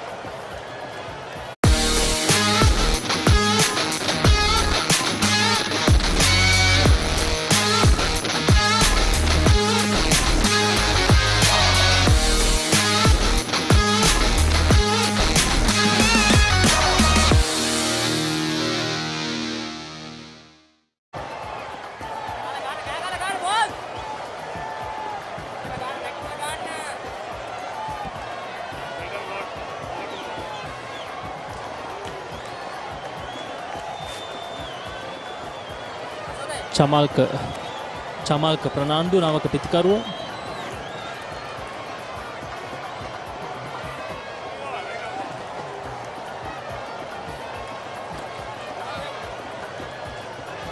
ඔහුට ලොකු වගකීමක් තිබුණා. අනෙක් අන්තයේ සිටින තවීෂ හොඳින් පන්දුවට පහර දෙමින් සිටින්නේ. ඔහුට සහාය ලබා දීම තමයි පළමු වගකීම මේ පවර් ප්ලේ අවස්ථාවේ. එසේත් නැත්නම් දුර්වල පන්දු සියල්ලටම පහර එල්ල කළ යුතුයි. ඔබට කිසිදු අවස්ථාවක් නැහැ පන්දුව මගහරින්නට. විශාල ඉලක්කයක් තිබෙන හඹායම සඳහා හොඳ පන්දුවක්. ලක්ෂාන් හොඳ පන්දු වාරයක් ක්‍රියාත්මක කරමින් සිටින්නේ. කඩුලක් දවාගෙන තවමත් එක් ලකුණක් පමණයි පන්දු 4ක් තුලදී ලබා දී තිබෙන්නේ. ඒ වගේම අසංක යුද හමුදා කණ්ඩායම ඉතාමත් හොඳින් ඔවුන්ගේ පවර් ප්ලේ අවස්ථාවේදී ක්‍රියාත්මක වුණා. මේ පළමු කඩුල්ලේ දැවී යාම සිතර ගිම්මාන්ගේ එවර චමාල්ක ක්‍රියාත්මක අය ඔහු මුහුණ දුන් තෙවන පන්දුවෙන්ම 4 පහරක් එල්ල කරමින් ලකුණු ලබා ගැනීම ආරම්භ කරනවා ලක්ෂාන්ට එරෙහිව. හොඳ පහරක් අවශ්‍ය පතිතය ලබාගත් කඩුල්ලේ පිටුපසට ගොස් ඔහු සීමායිරෙන් යම් කිසි ප්‍රමාණයක් පිටුපසට ගොස් අවශ්‍ය ඉඩකඩ ලබාගත් පොල් පහර එල්ල කිරීම සඳහා ලකුණු 4ක් මේ තමයි සිදු කළ යුත්තේ පවර් ප්ලේ අවස්ථාවේදී. සංකහුව තරම් උස ක්‍රීඩකයෙක් නෙමෙයි අනෙක් ක්‍රීඩකයන්ට සාපේක්ෂව. ඉතින් ඔහුට ධන නම ඒ වගේම ස්වීප් කිරීම වලට යාමට වැඩි අවස්ථාවක් තිබෙනවා. ඔහු වැඩි උස නැති ක්‍රීඩකයෙක් නිසා. ඉතින් පන්දු වාර 3ක් අවසන් ලකුණු 24යි එක් කඩොල්ලක්. Catch the excitement real time. Be up to date with it all. Let us capture your milestones. Get it sizzling hot off the turf. Hear the experts break it down. Dig deep into the nitty-gritties. Be inspired by their greatness. Relive all the scintillating action.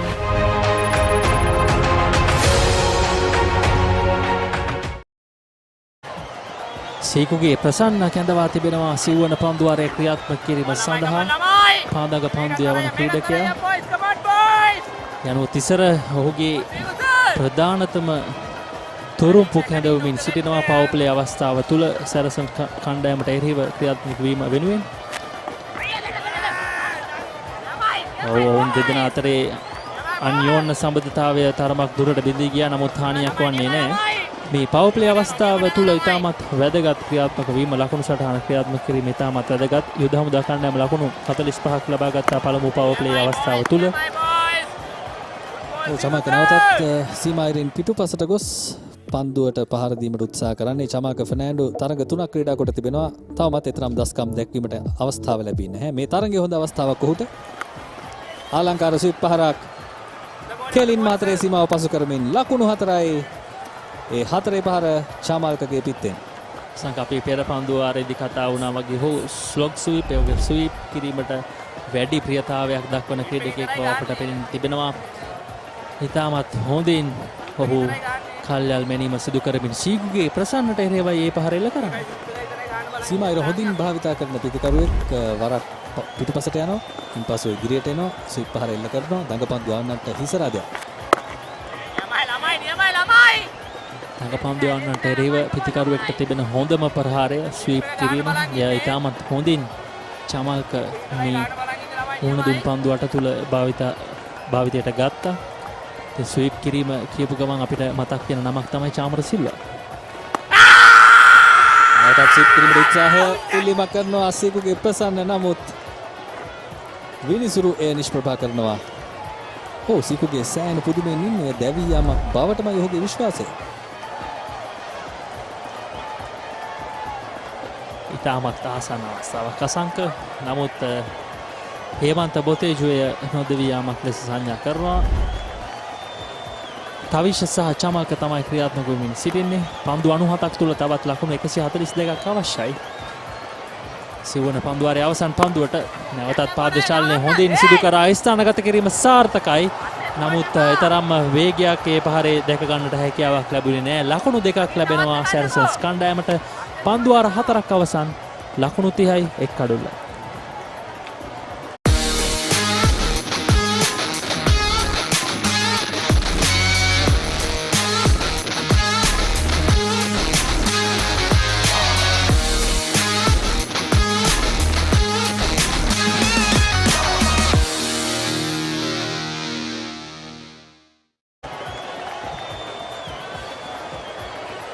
තවත් පන්දු යැවීමේ වෙනසක් තිසර පෙරේරා දැන් මේ පන්දු වර පහ ක්‍රියාත්මක කිරීම සඳහා පන්දු යවන්නන් 5 දෙනෙක් භාවිතා කර තිබෙනවා. ගයන් චන්ද්‍රබෝස් කැඳවනවා. තවත් දඟ පන්දු යවන්නේ තරමක් කුසැති ක්‍රීඩකයෙක් වමතින් දඟ පන්දු යවන ක්‍රීඩකයෙක්.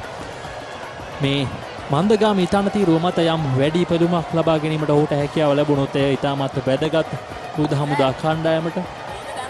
පන්දු වාරයකට පමණ පසුවයි තවිෂට පන්දුවට පහර දීමට අවස්ථාව ලැබෙන්නේ.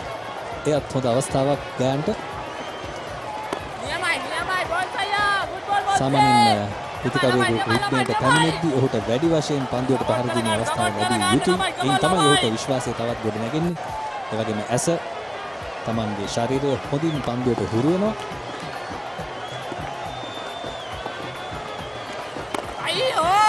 පියවරක් ඉදිරියට පැමිණෙනවා විශාල පහරකට යාමට. නමුත් තවිෂ විශාල පහරකට අවස්ථාව නොවන බව තමයි මේ අවස්ථාවේදී තහවුරු කරන්නේ. මේ අවස්ථාව හැටියට නම් සැරසන්ස් කණ්ඩායම යුද හමුදා කණ්ඩායමට සාපේක්ෂව පැහැදිලි ලෙසම ඉදිරියෙන් පසු වෙනවා. එවර සාර්ථකයි.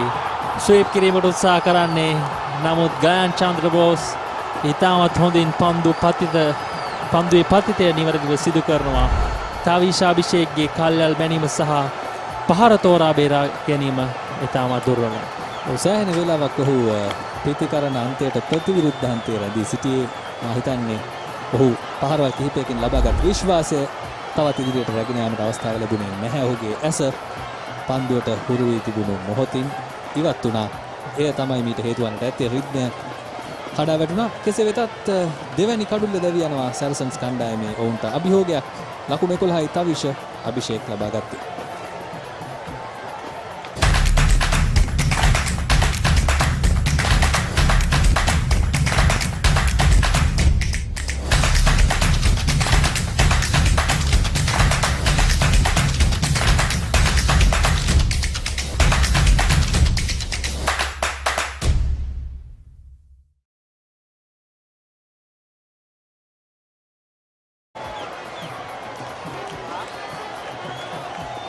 නවක පිතිකරුවා නවිදු විතානගේ තවත් දක්ෂ නැගියන ක්‍රීඩකයෙක්. ඒ වගේම තවත් එතරම් මුසක් නැති පිතිකරුව. එක වගේ පිතිකරුවන් දෙදෙනෙක් චමල්ක සහ නවිදු දෙදෙනාම දකුණත් පිතිකරුවා.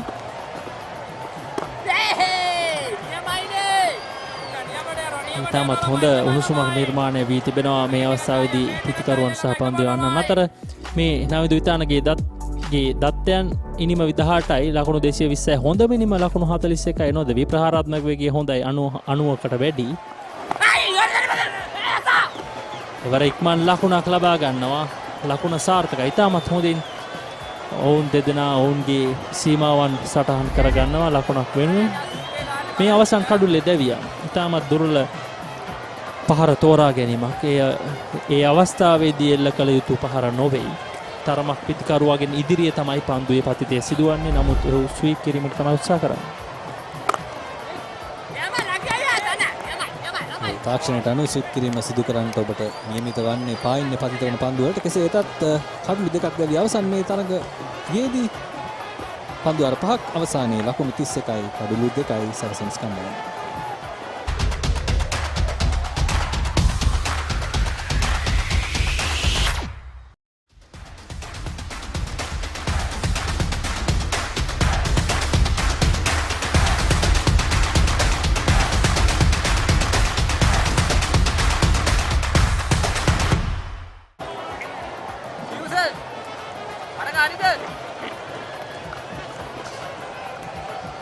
Gamini openers back in the pavilion.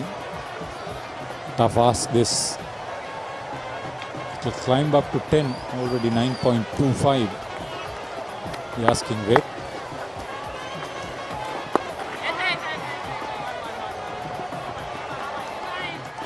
They get to 120, I'll be happy. Come on, boy, come on! What's he was that?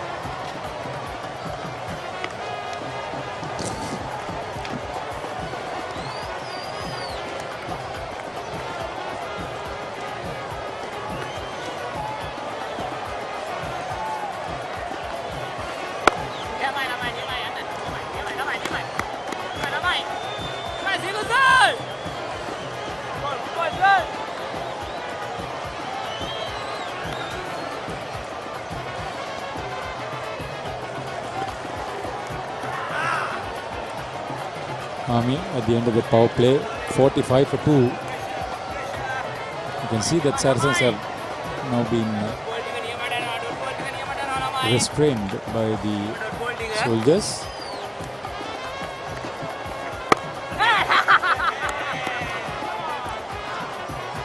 Straight into the hands.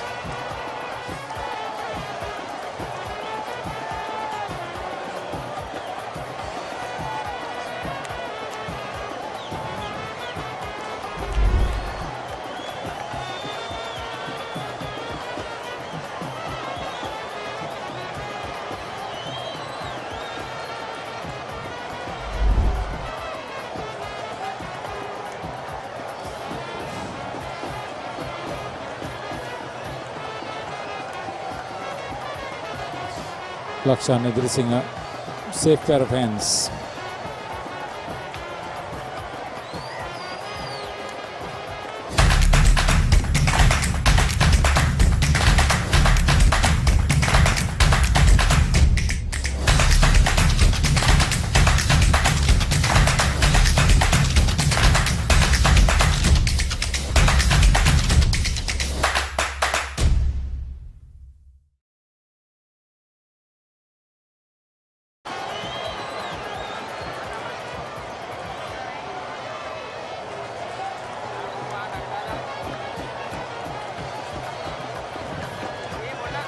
Tavisha Abhishek was their highest scorer for them, aggregate 112. Sitara Gimhan 79, so both of them, the openers, have been dismissed.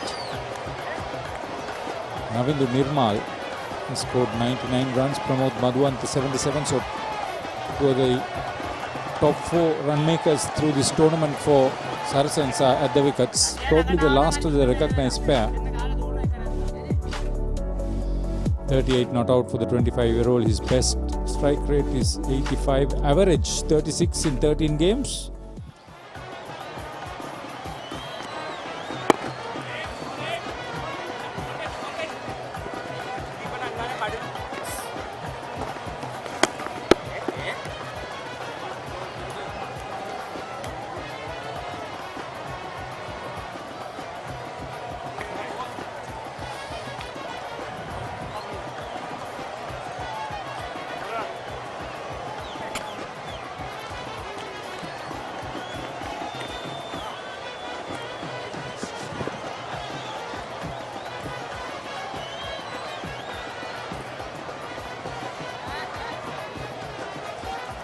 So they are taking the wickets.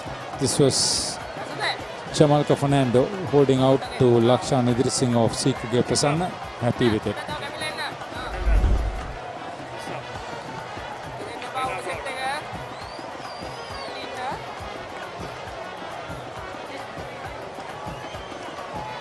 The Lakshan Idrising, one catch, one wicket.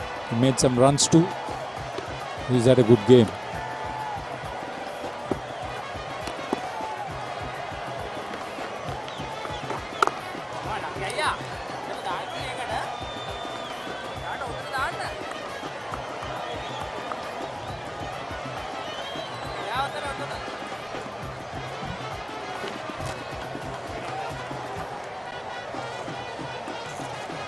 So how many boundaries in the innings so far? The innings not many.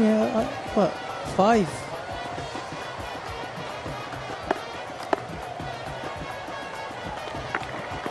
That's pretty close too.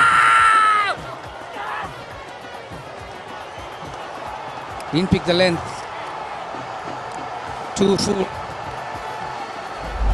He was in doubt whether to play a sweep shot or a straight shot. But a half shot, really. Yeah, it was dipping on him. This is pressure. This is pressure. Celebration time for Lakshan Idrising. He's had a good game. Navindu Nirmal dismissed for only 2 runs. 34 for 4 Saracens.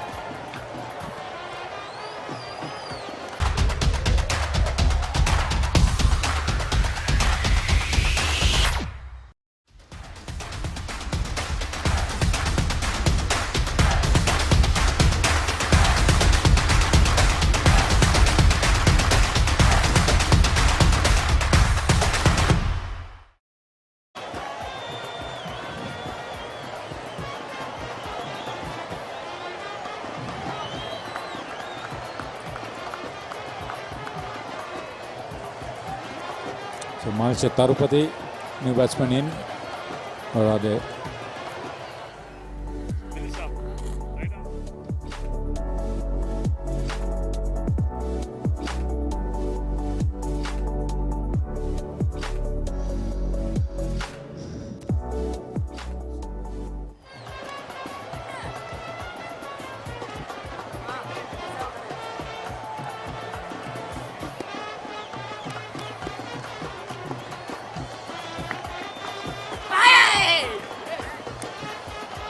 Excessive use of the sweep shot. It's not happening. Yeah, you do need that shot, sweep shot. This was how the last wicket fell. He was looking to show his bat to the umpire, wasn't he? In desperation, but the light dipping too. No immediate threat of rain though. Yeah, one thing in Army favour now, Haritha, is that they hold the required amount of 6 overs to constitute a result. And at this stage, with 4 wickets down, Saracens certainly looking down the barrel, whether it's Duckworth, Lewis, or if you play the 20 overs. Pramod Padwanta is one player who had a tremendous season, maybe not last year, the year before, didn't he? Scored plenty of runs. No wonder his strike average is in the high 30s. I think in the longer format, he was pretty consistent as well. He was rewarded with selection to the Sri Lankan, with the next level, wasn't he? The Sri Lankan A team. 7 overs gone. Saracens 4 down for 35.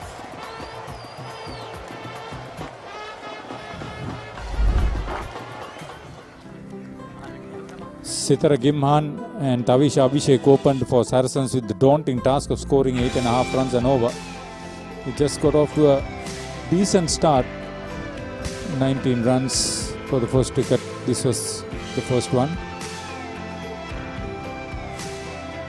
The Army bowlers didn't lose Chandra Bose there very quickly. This was Lakshan Edirisinghe with a double strike.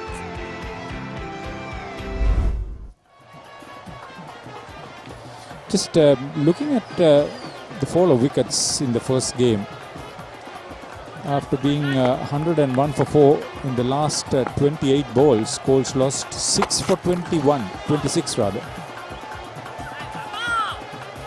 Lakshan Gamage, he's been amongst the wickets, 13 wickets in fact through the series.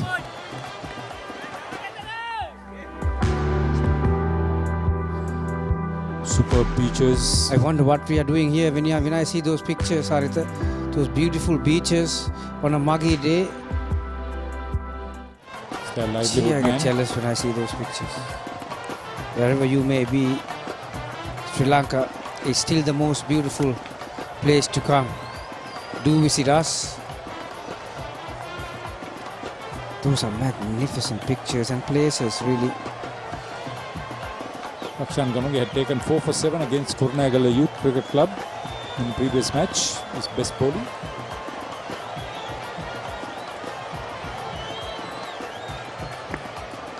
The BRC, after being 24 without loss, bowled out for 61. Yeah, I think it's quite evident, Haritha, that from the 3 innings that have been concluded so far, and what we are into the 4th innings for the day, that while the ball is new, it's easier to score runs, and it's harder, and when it's new, as it gets older, it makes it that much difficult for any batting side, unless you have someone like the Sara Pereira who can get under the ball and clear the boundary at ease.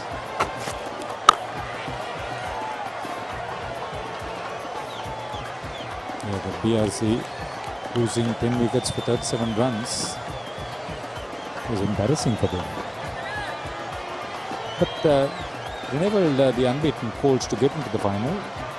Looks like Army are well on their way to meeting them 2 days later at the same venue. Yeah, as you can clearly see that Army has got 1 foot in the final on Friday. So fittingly, the 2 teams who have gone unbeaten the round robin series. Very wide indeed, very wide. Will make to the final round. Army and Coles. That's a battle. They're going to lose their first match in the final. Required run rate over 10.5 runs per over. Saracens really, they got 2 new batters at the crease and they really don't have time to have a look around. They need to get busy. They need to start to get a wriggle on now and look for something positive. If you're going to lose, you better have a fair crack at it, I think. With the major clubs one-day tournament coming up, final result of this tournament will be a huge booster for the players, for the administrators, the coaches. 8 overs gone. 39 for 4. Saracens in reply.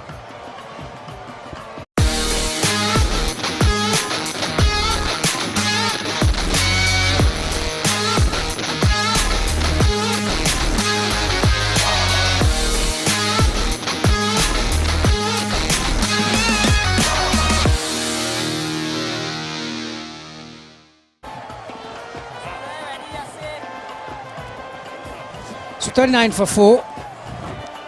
Asela Gunaratna.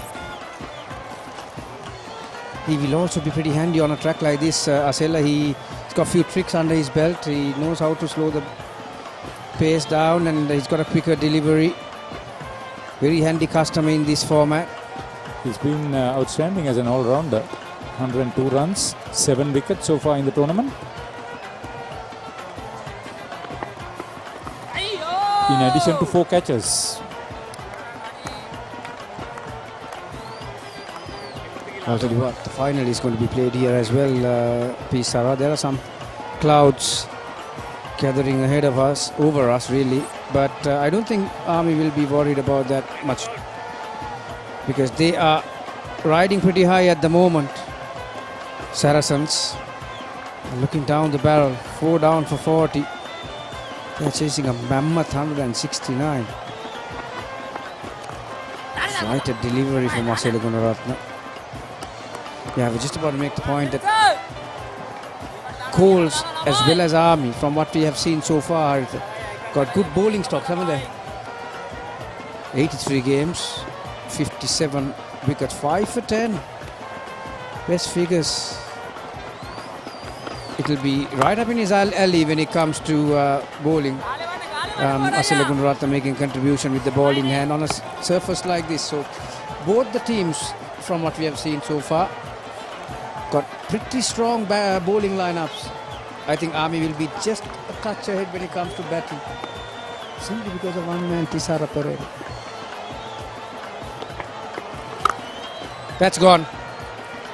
That will be a maximum. Just cleared the boundary. Santhu Mendes' elder brother Kavini Mendes is in Hambantota leading Sri Lanka A against Australia A. That is well struck. Slow full toss.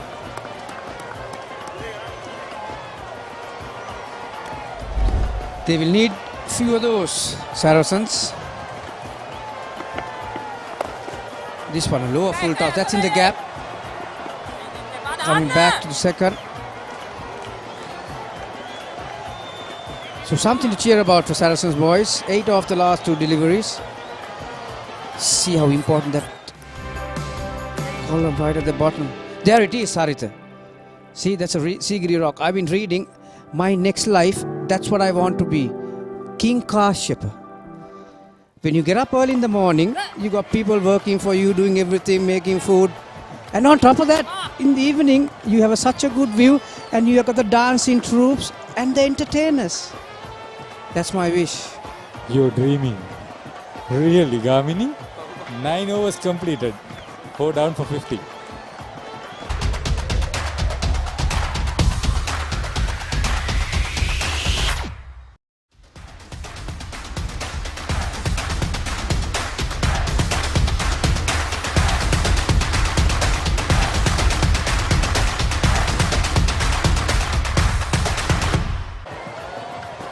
fancy flying a kite on top of the Sigiriya rock?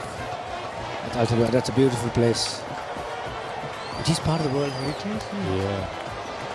Tambulla Rock is not far from it, and that's a nice place as well. Have you seen the water fountains? Yeah, I have. I have. Oh, that's that historic scoreboard. He was enjoying. Was it on his mobile? You get a fuller view of that scoreboard. Beaten outside the off stump. I'll tell you what, some of the top grounds in Sri Lanka have gone with some new facilities. We've seen SLC have got a new electronic scoreboard, but Oval still have that traditional scoreboard. Yeah, so the Mendes is the bowler. He's taken 10 wickets in this tournament so far for the Army. Wow. That's a British kite. Or is it Netherlands?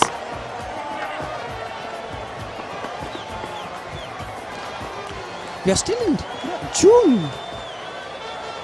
Yeah. Kite season starts in August, no? Never mind, all kinds of things are happening these days. Seasons have changed. Yeah. Well, Saracens needs to make a out of this. They need to have a fair go at this total. After seeing what Tasun Chanak did in Trio, nothing is out of reach really. But this wicket is not favouring the batters. That's a very, very bad option taken by Sandon Mendes. That's the inexperience for you. Just the bowling change. Yeah, very little options. Sandon Mendes. As you can see, he didn't pick the length. Should have been on the front foot. If he wanted to go towards that leg side, he would have chosen to drop kick in front of him. Really get that front foot.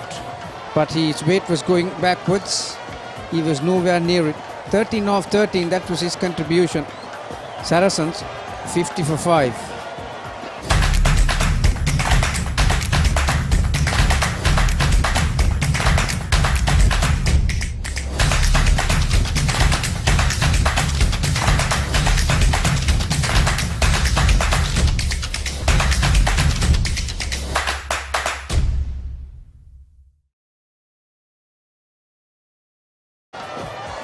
Army was 79 for 4 after 10 overs in their innings, so they made 90 for 3 in the last 10 overs.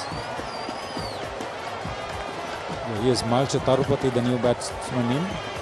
Pramod Madhuanta has also been new to the field, the wicket. 36 not out for the 17-year-old. Yeah, he was part of the under 19 setup too, wasn't he, Malcha Tarupati? 136 strike rate. Gone.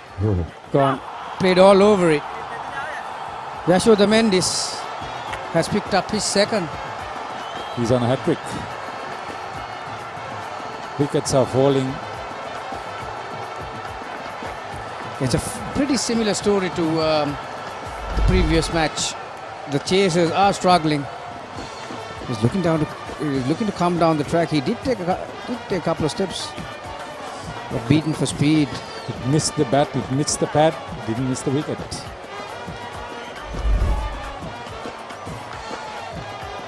Out without scoring. 50 for 6, Saracens in reply.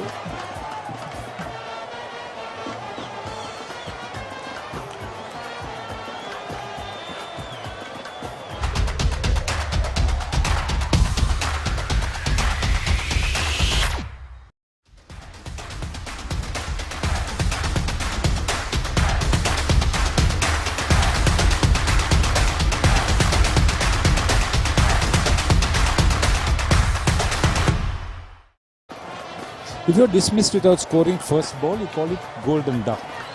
In a longer version, if you have made 2 scores of not making any runs, out first ball, it's a king pair. Yeah.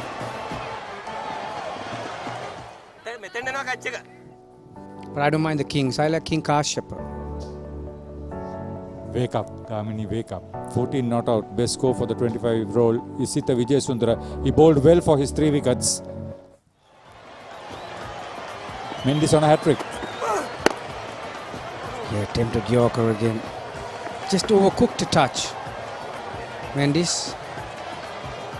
Yeah, there's plenty of balance and variation in this army attack. And that is without the skipper not even trying to bowl. We haven't seen him in this tournament, have we? With the ball in hand. I don't know whether he has bowled. He has taken a few catches, if I'm not mistaken.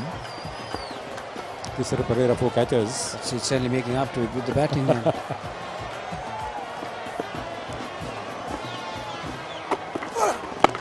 Oh, that was, great effort. It's not the easiest thing for a tall fast bowler to go that low on his follow through, but he did make an effort. Yasuda Mendes, what a terrific over from him. Double wicket maiden from him. And at the halfway mark, Saracens are in all sorts. They are 50 for 6.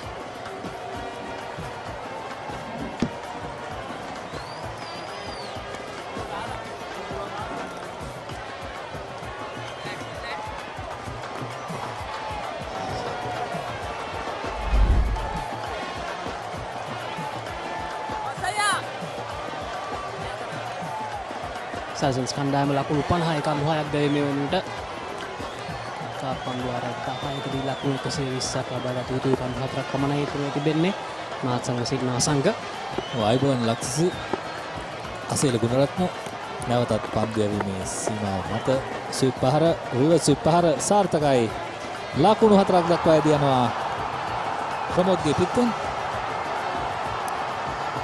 තවමත් බලාපොරොත්තු තබාගත හැකි අප දැනට දන්නා ජාත්‍යන්තර තරගවල තොරතුරු වලට අනුව නමුත් ඉතාම ඈතින් තිබෙන්නේ ජයග්‍රහණය කියන දේ ඉතාම ඈතින් තිබෙන්නේ ලකුණු 11.8යි බිඳුවක වේගයක් අවශ්‍යයි පන්දු වාරයකට තරගයේ ජයග්‍රහණය කරන්නට නම් සැරසන්ස් කණ්ඩායමට කෙසේ නමුත් මේ උත්සාහය අගයි.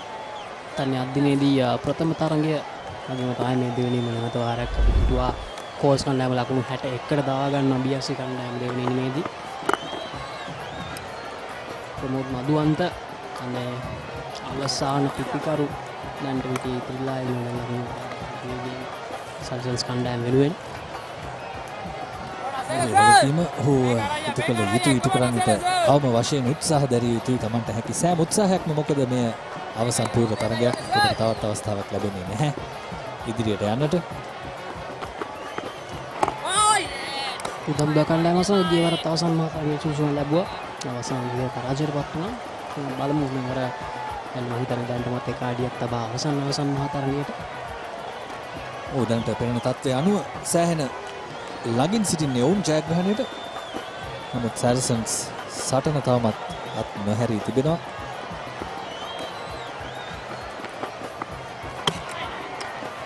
යනවා දැවියන මේ අවස්ථාවේදී සිට අසල දවා ගන්න ඔහුගේ ප්‍රථම කඩුල්ල 7 වෙනි කඩුල්ලක් දැවියන සංඝ සැරසන්ස් කණ්ඩායම. ජයග්‍රහණය තවත් ඈතට යන දර්ශනයක් ඒ දැවියන්නේ ඉෂිත පන්දුව කෙලින්ම මැද ඉන්නේමයි වදින්න කිසිදු අවස්ථාවක් නැහැ. කිසිදු ආකාරයකින් බේරී යන්නට ඉෂිත විජේසුන්දර පන්දු 4කට මුහුණ දෙමින් අන්තරුව ලකුණු වල බා දැවියන මේ අවස්ථාවේදී යන සැරසන්ස් කණ්ඩායම ලකුණු 55යි කඩලු 7ක් දැවි පන්දු 10යි පන්දු 4ක් අවසානයේ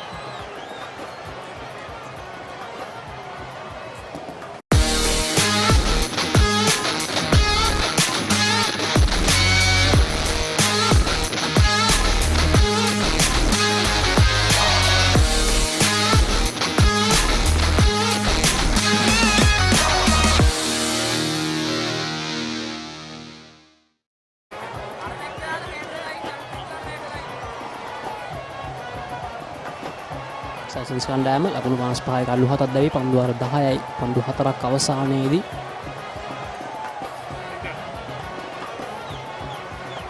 අසල ගුණරත්න එක් පන්දු 6යි පන්දු 4ක් ක්‍රියාත්මක කරලා ලකුණු 10කට එක් කඩුල්ලක් දවාගෙන තිබෙනවා.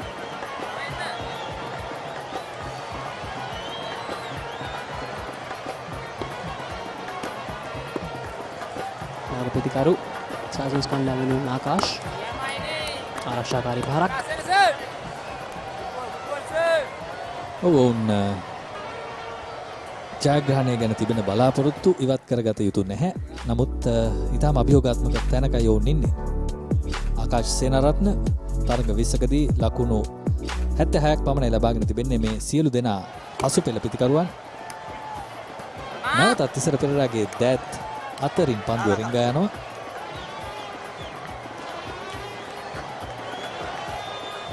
ඒ ප්‍රථම ලකුණ ආකාශ් සේනාරත්නගේ.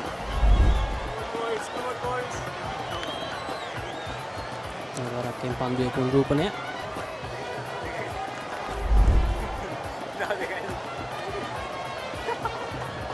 ටිකක් ඇඟපතත් ක්‍රිකට් ක්‍රීඩාවට වඩා උචිත ප්‍රමාණයට වඩා වෙනස් වී තිබෙනවා තිසර පෙරේරාගේ. මා හිතන්නේ ඉස්සර නම් සෑහෙන හොඳ පන්දු රකින්නේ කොහොමද?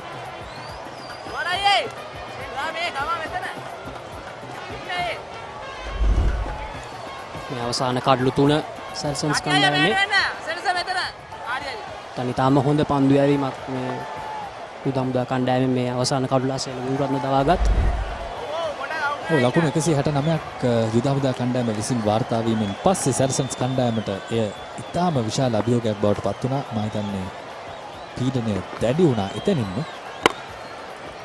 ඒ පීඩනය දරාගත නොහැකිව තමයි මේ අවසන් කඩලු කිහිපය දැවී ගියේ. මොකද මුල් පෙළ පිතිකරුවන්ට හැකියාව ලැබුණේ නැහැ. සැරසන්ස් ඉනිම වේගෙන් ගොඩනගා ගන්නට අවශ්‍ය වූ වේගෙන් ගොඩනගා ගන්නට තවමත් ලකුණු 12.9යි එකක වේගයක් අවශ්‍යයි තරගය ජය ගන්නට නම්. ඉතාම ආසන්න අවස්ථාවක් මේ අවස්ථාවේදී අසංක 8 වෙනි කඩුල්ලට තාමත් ආසන්න අවස්ථාවක්. දැන් ඉතාම හොඳ පන්දු යැවීම් කරන තියෙනවා මේ අවස්ථාවේදී ආකාශ් සේනාරත්න.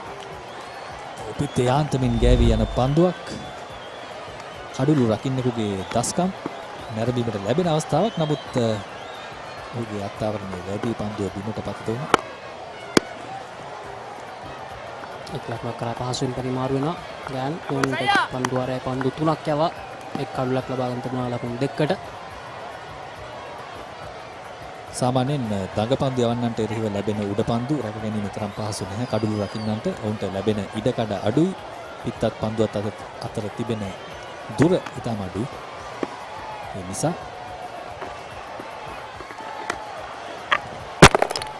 මදුවන්ත මෙවන් ලකුණු 9ක් ලබා ගන්න සිටින පන්දු 11කදී ප්‍රමෝද් යම් කිසි දෙයක් කළ යුතුයි තරගය වෙනස් කිරීමට නම්.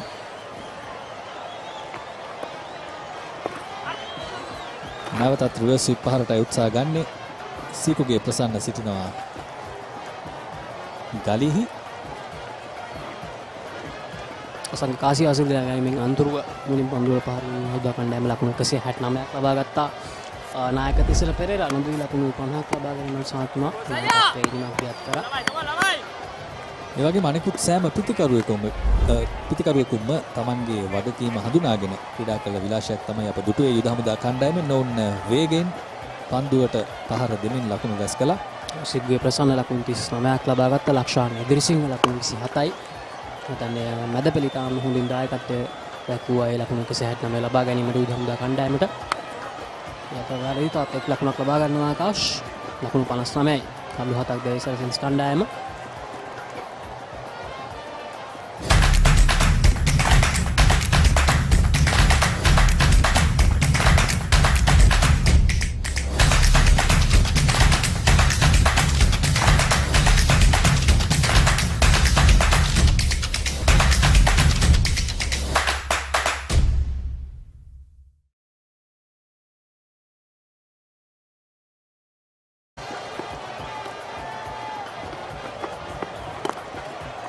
අසල ගුණරත්න නැවතත් ක්‍රියාත්මකයි. මෙවැනි තනතිරුවක අසේල වැනි පන්දු යවන්නෙකුට පහර දීම එතරම් පහසු නැහැ. එතරම් පහසු නැහැ කියනටත් වඩා ඉතාම අපහසුයි කියන දේ තමයි හරි. අනේ උදෑසන අපි දුටුවා අකිල ධනංජති ගම් හොඳින් පන්දු යවුවා ප්‍රථම අවසන් පූර්ව තරගයේදී. ඒ වගේම යුද හමුදා කණ්ඩායමට කිසිම පීඩනයකුත් නැහැ. ඔවුන් සෑහෙන සැහැල්ලුවෙන් සිටින බව පෙන්වනවා මේ වන විට. ප්‍රථම තරගයේදීත් අප දුටුවා අද දිනේ දෙවන ඉනිමට පන්දුවට පහර දෙන කණ්ඩායම අසරණ වන ආකාරය තනතිරුවේ ස්වභාවය නිසා සහ දඟ පන්දු යවන්නන්ගේ ආක්‍රමණය නිසා. ගන්නවා සංක තාම හොඳ පන්දුවක් නැවත වරක් අසල ගුණරත්නගෙන්. තනි මේ උදම්බුදා කණ්ඩායම අයිස් තීක්ෂණ සහ සුන්දර ලක්ෂණ දෙන්නාත් මම හිතන්නේ කණ්ඩායම නැතුව තමයි මේ ක්‍රීඩා කරන්නේ. තාමත්ම ප්‍රබල කණ්ඩායමක්. ඒ වගේම අසංක මහිෂ් තීක්ෂණ ප්‍රථම වතාවට ICC ලෝක ශ්‍රේණිගත කිරීම වල පන්දුවන්නන්ගේ 20 පන්දුවන්නන්ගේ 8 වෙනි ස්ථානයේ ඉඳගෙන මුල් 14ට පැමිණ තිබෙනවා. ඒක සොප්පතන්න ඕනේ මම හිතන්නේ තාම හොඳ තරගාවලියක්. ශ්‍රී ලංකා කණ්ඩායම සංගෝය අනුවත් ලකුණු 4ක් ලබා ගන්නවා ආකාශ් සේනාරත්න. ස්ලිප් ක්‍රීඩකයාට හැකියාවක් නැහැ රැක් ගැනීමට. ඔහු බලාපොරොත්තු වෙන්නේ නැහැ උඩ පන්දුවක් ලැබෙවිය කියා ඔහුගේ පැත්තට. නමුත් සූදානම්ව සිටිය යුතුව තිබුණා. සීකුගේ ප්‍රසන්න පළමු ස්ලිප් ස්ථානයේ සිටින්නේ ඔහු. පන්දුව ඔහු පසු කර ගියයින් පසුවයි ඔහු හඳුනාගත්තේ පන්දුව උඩ පන්දුවක්. මම දන්නේ ඔහු බලාපොරොත්තු වෙන්නේ නැහැ මේ අවස්ථාවේදී පන්දුවේ සිටින්නේ කියලා. අසල ගුණරත්න නැවත ක්‍රියාත්මකයි. ඔව් ලෝක පන්දුවක් 63යි කල්ලු හදක් දැවි සැල්සන්ස් කණ්ඩායම ලබාගත යුතු ලකුණු වේගය කෙමෙන් ඉහළ නගමින් තිබෙනවා. ලකුණු 14.59 මේ වන විට. ආලෝක තත්ත්වයත් කෙමෙන් අඳුරට යමින් තිබෙන්නේ.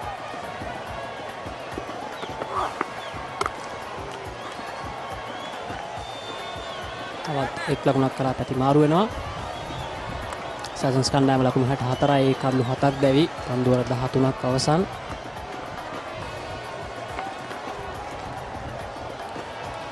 අසංකවන්න ඉදිරියේදී අනේ papare.com වලින් ඔබ වෙත ගෙනීමට බලාපොරොත්තු වෙනවා තරඟාවලි කිහිපයක්ම. දැන් දන්නවා දැන් පැවැත්වෙනවා මේජර් ක්ලබ්ස් T20 තරඟාවලියෙන් පසුව 93rd Battle of the Maroons Ananda විද්‍යාලය සහ නාලන්ද විද්‍යාලය අතර.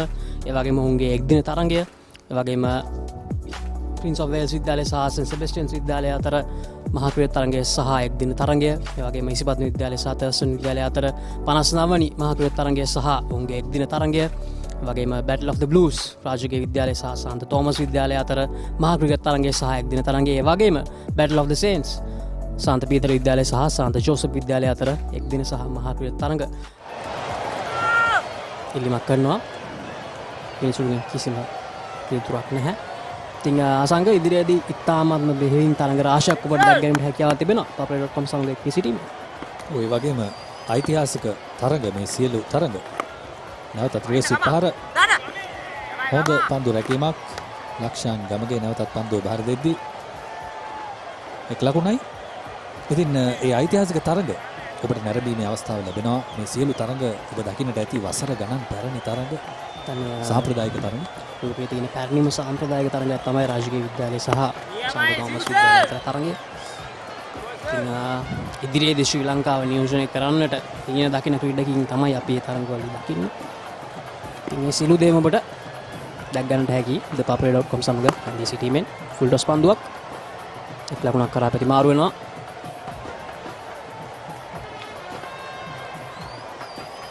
තවමත් තරම් උත්සාහයක් ගන්නේ නැහැ මේ පිතිකරුවන්ගේ දෙනා. ඔවුන්ට තිබෙන අවස්ථාවන් සීමිතයි, ඉඩකඩ සීමිතයි. ඉතින් ඔවුන්ට හැකියාවරින් තමයි ඔවුන් මේ සබඳතාවයේ ඉදිරියට රැගෙන යමින් තිබෙන්නේ. ලකුණු 16.15ක වේගයක් අවශ්‍යයි ජය ගන්නට නම්. කඩලු 3ක් අවශ්‍යයි යුද හමුදාවට ජය ගන්නට නම්.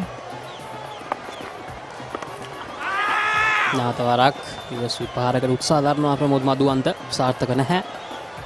තාත් පන්දු 38කදී ලකුණු 105ක් අවශ්‍යයි. පන්දු 38ක් පමණයි තිබෙන්නේ. මෙවැනි අවස්ථාවක ඉනිමක් ක්‍රීඩා කළ හැකි පිතිකරුවෙකු සැරසන්ස් කණ්ඩායමේ සිටිනවාද කියන ගැටලුවයි තිබෙන්නේ. නැවතත් ලැප්ස් විපාර එල්ල කරනවා ෆයිල් ලෙග් වෙත. මෙතන එහෙම ඉනිමක් ක්‍රියාත්මක කිරීමට තන හැකියාව තියෙන පිතිකරුවෙක්ට සිටින ප්‍රමෝද් මදුවන්ත පමණයි මේ වන විට. මදුවන්ත 11යි සැරසන්ස් විද්‍යාලය සැරසන්ස් කණ්ඩායම පන්දුව 14ක් අවසානයේදී ලකුණු 66යි කල්ලු 7ක් දැවි.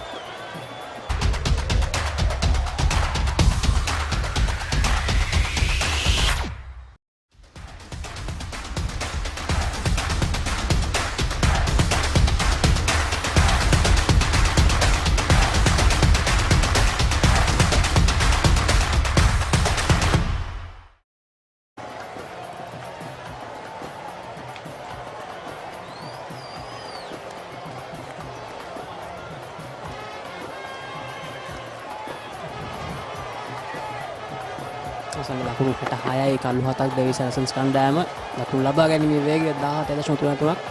අපගේ සහෝදර ක්‍රිකට් විචාරකයෝ අනේ දැකලා පුදු මුනිකේ කරන්න තිබෙනවා ඇති ඔබ. ඔව් ක්‍රිකට් ප්‍රේක්ෂකයන්ට පුරුදු මුහුණු වම් පසින් ගාමිණී පෙරේරා, මැදින් සමීර් යුනුස්, දකුණු පසින් හරිත පෙරේරා ශ්‍රී ලංකාවේ පැරණි වගේම වර්තමාන පරපුරත් නියෝජනය කරන විස්තර විචාරකයන්.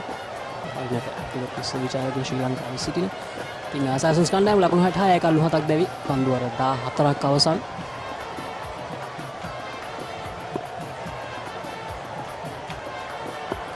ශෝධ පන්දුවර දෙකක් ක්‍රියාත්මක කර කළු දෙකක් දවාගෙන තිබෙනවා ලකුණු 12කට. තමයි මින් පෙර පන්දුවරය නිලකුණු පන්දුවරයක් හිතන්නේ කළු දෙකක් ලබා ගැනීම සමත් වුණා ඔහු. ඔය විශේෂ පන්දුවරයක් තිබුණු තත්ත්වය අනුව කඩුළු 5ක් පමණ දෙවි තිබුණේ. සාරසන්ස් ඉන්නේ ඉතින් එය සාර්ථක කර ගනිමින් යශෝද මෙන්ඩිස් කඩුළු දෙකක් දවාගෙන තවත් ඉදිරියට ජයග්‍රහණය වෙත පියවර කිහිපයක්ම තමන්ගේ කණ්ඩායම රැගෙන ගියා. ඒ වගේම අසංගේ යශෝද මෙන්ඩිස් උන්ගේ පිටිගන්නේ දෙන අවස්ථාවේදී නිම අවසානයේදී පන්දු 6කදී ලකුණු 14කුත් ලබා ගත්තා. තාම හොඳ අවසානයක් ලබා දුන්නා නායකයා සමග එක්ව. ඔව් ඒ මොහොතේදී ඇත්තටම තිසර පෙරේරාටත් වඩා වේගෙන් පන්දුවට පහර දුන්නේ යශෝද මෙන්ඩිස්. මොකද තිසර යම්කිසි ආකාරයක මහන්සි වීමකට ලක්ව තිබුණේ. ඔහු සෑහෙන ලකුණු ප්‍රමාණයක් කඩුළු අතර දිවෑමෙන් තමයි ලබා ගත්තේ. ඉනිමේ අග කොටසේදී මැද කොටසේදී අප දුටුවා තිසර පෙරේරා විශාල පහරවල් එල්ල කරන කිසිදු අපහසුවකින් තොරව තවමත් ඔහුගේ හයිය තිබෙන බව කියමින්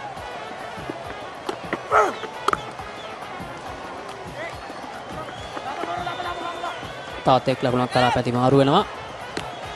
ඉතින් ආයන අසංග පෙනියන්නේ බොහෝ දුරට අවසාන මහතරගයේදී කෝල්ස් කණ්ඩායම සහ යුද හමුදා කණ්ඩායම වේවි කියලා. ඉතින් අනිත් දිනේදී එම තරගයත් ඔබට සජීවීව නැරඹිය හැකි papare.com සමගින්. අපි සාරන්තු ක්‍රීඩාංගණයේම තමයි තරගය පැවැත්වෙන්නේ. ඓතිහාසික ක්‍රීඩාංගණයක් සංඝ ශ්‍රී ලංකාවේ ප්‍රථම ටෙස්ට් තරගය පැවැත්වූ ක්‍රීඩාංගණය. අනාර්ග පහරක් පොල් පහර සාර්ථකයි. ලකුණු 4යි. ආකාශ්ගේ පිටෙන්නම පහර තරමක් ඉදිරියට කඩුලෙන් ඉදිරියට එල්ල කරන්නේ නිසි කල්මැනීමක්. හොඳ පහරක්. සරසන්ස් කණ්ඩායම මං හිතන්නේ ආරම්භය යම් තාක් දුරට සාර්ථක ආරම්භයක් ලබා ගත්තා සංඝ. නමුත් මම මැද පෙළ පිටිකරුවන්ට කිසිදු අවස්ථාවක් ලැබුණේ නැහැ. කණ්ඩායමේ සාර්ථක පන්දු යැවීම හමුවේ ලකුණු ලබා ගැනීමට.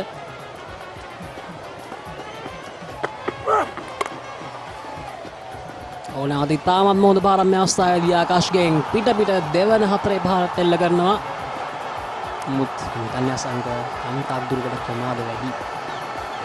බොහෝ දුරට ප්‍රමාද වැඩි වන්නට පුළුවන්. නමුත් උත්සාහය ඉතාම වැදගත්. තවත් 18.39ක දල ලකුණු වේගයක් අවශ්‍ය වෙනවා ජයග්‍රහණය කරන්නට නම්.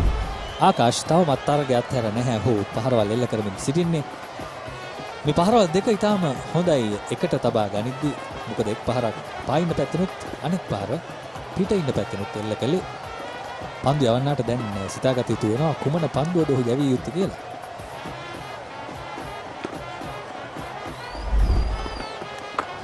යශෝද වයිට් පන්දුවක් අතරේ ලකුණක් එකතු වෙනවා ලකුණු සංඛ්‍යාවට. මෙන්න ලක්ෂ පීඩනය. ජයග්‍රහණයට ඔබ කෙතරම් ලං වුණත් පහර කිහිපයක් එල්ලවීමෙන් පස්සේ ඔබට පීඩනය දැනෙන්නට පටන් ගන්නවා. එය තමයි ගැටලුව. ඉතින් මේ දේ මොවුන්ට කළ හැකි වුණා නම් ඉනි මේ මුල හරියේදී එහෙමත් නැත්නම් ඉනි මේ මැද හරියේදී සමහර විට යුද හමුදා පන්දු යවන්නට යම් කිසි සැකයක් අභියෝගයක් ලබා දෙන්න තිබුණා. නැත්නම් අපි කලින් කිව්වා වගේම තමයි මැද පෙළ පිටිකරුවන්ගේ අසාර්ථකත්වය තමයි සිදුවන්නේ. අනුව 15 වෙනි පන්දුවාරේ තමයි ඒ අවසානයටපත් උනේ.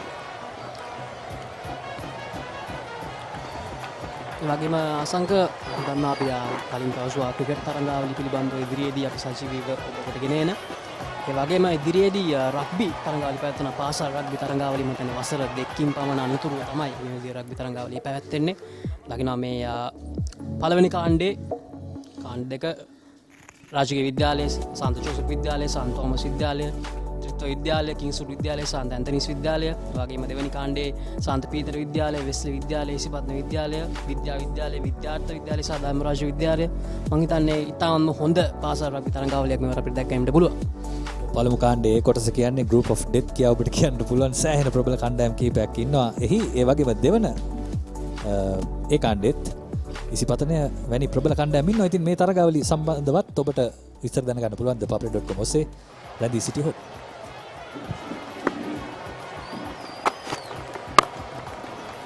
Thank you, Asanka and Laksisi, for taking us through until the 15th over of this rather shabby-looking innings from the Saracens. 76 for 7 is where they are in the second semi-final, chasing 169, a target of 170 to be precise. Lakshan Gamage has bowled well for Army, has kept things tight. Saracens have never looked in control in this innings, and struggling along at a 76 for 7. This game is pretty much done and dusted.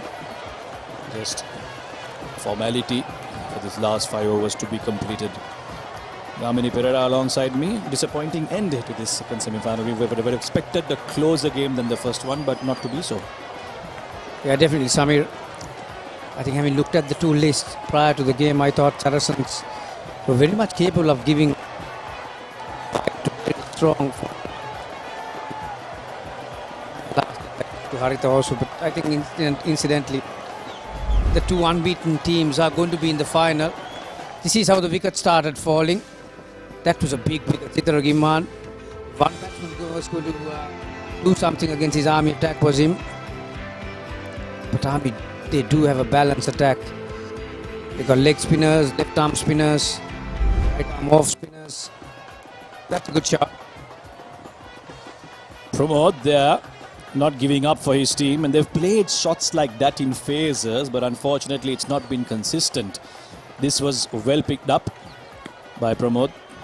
But yeah, that's the problem, Gamini, as you say. They kept losing wickets, going for a shot too many, no real planning or organisation in the innings. Some very loose strokes like that one. Not playing straight down the ground, but looking to play across just like that again. But it's been very good, disciplined bowling effort from Army. Wicket to wicket, not allowing the batters to get away freely, no loose deliveries. As a result of which, Saracens are now struggling. These are last boundary that you saw from Pramod. Nicely played. Gets down the track and meets the ball on the offside.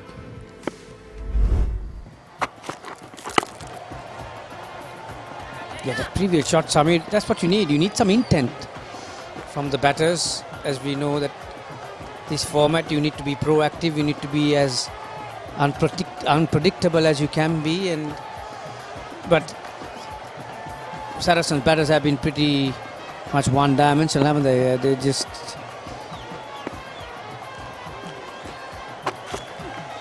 Especially against the spinners. Okay, that's misunderstanding. Will that be out? Oh, and a direct hit would have had him in. Would have had him in real trouble there. Uncertainty between the two, yes and no. In the end, it's safe.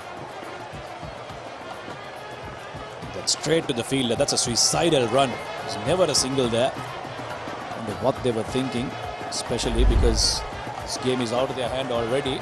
It's just a matter of them cutting it out there with some practice as the one-day tournament looms. It's a little predictable, like you said, especially against the spinners. They kept playing that sweep shot, even though they weren't successful against it. And also, there are a lot of requirements that you need these days. We just mentioned that how you need to register yourself to be there for the LPL, and for that you need to show your skills. You need to show people what you have, and then you go register and they will be able to trust your skills. It's a no-brainer really. It's just playing the way it comes at the moment. Especially now that these games are being televised and brought to you live, it's all the more important that these players bring out their A game every single time. Because sometimes selectors don't only look at your stats, they also look at the potential and the way you play, your technique and all of that. 16 overs completed. We'll come back to that point. 81 for 7.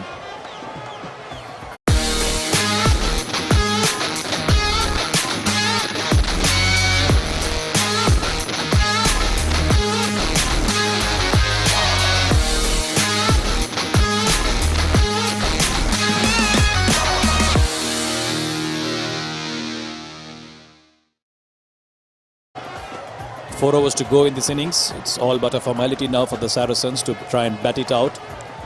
Army look like they will march on to the finals, the Soldiers against Coles. If you're talking about players who are picked for potential, not so much for stats, we talk about this word called impact players, which is something that's spoken about a lot. You get guys like Dasun Shanaka, even Tisara Pereira here. They might not have the best of stats. It might not look very good on paper, but you know they are players who can change the game, in 1 over or 2. So that's the kind of players LPL teams might be looking for. Definitely. But we are looking for this, aren't we? We're looking for peace, serenity, calm, and that's what you get here in Sri Lanka. This is what this island is known for. The beauty is just unmatched, and if you are watching from abroad, come visit us. You won't regret it. Just like that. Show some intent. Take a few risks, like you mentioned. But, Samir, you are not going to go a long way off. For little periods who are that's what you need.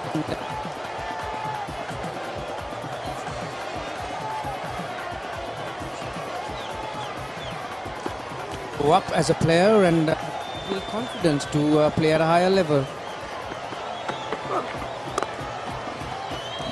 Seriously, no lack of talent in these boys. They do have it. Just a matter of making use of it and ensuring that you display it. And how thankful they should be for Sri Lanka cricket and all these guys who are involved in showing this to the world, because you don't have a better platform to be out there. You see some of the fairy tale stories from IPL. Some of the players have come from lesser known leagues, from nowhere really. I can mention few names, not 1, 2. There are enough players who have made it to IPL level. Not only made it there, they've become some players. That's a very good shot. That's have a go already, son. Nicely hit. That was nicely hit. He made room. In fact, he shifted on to the offside. Allowed the ball to come to him and pulled it to perfection. That was a 6. Those are the kind of shots you need to play to impress. And that was impressive indeed. We talk about players in the IPL who come from very different, unknown backgrounds, very humble backgrounds. Sometimes you hear stories of kids who barely have a home sometimes, but they focus on that cricket so much. And it's not just the IPL, Gavan. You even have state-level tournaments like the TNPL, the Tamil Nadu Premier League, the Punjab Premier League. Those are also televised, which means those young boys out there have the opportunity to show the world what they're made of. And now, these club tournaments being televised is a wonderful opportunity for these boys to put on a show and get selected for maybe the LPL or maybe an A team or a development squad. That's another nice looking shot. That's going to be another boundary. Ooh, a collision. That looked very ugly. I hope those two are all right. That didn't look comfortable at all. An overthrow, another single maybe. But I hope those boys are all right. That looked ugly. Yeah, both the players were having their eyes on the ball. Yeah, it could have been very ugly, very ugly. End of the day, you're talking about soldiers, so they are fit. They are fit, they're strong, aren't they? They must be used to this in their training methodologies and whatnot. 37 this partnership, so some respite for the Saracens. A good finish, that's what they'll be looking for. At least take away some positives from this game.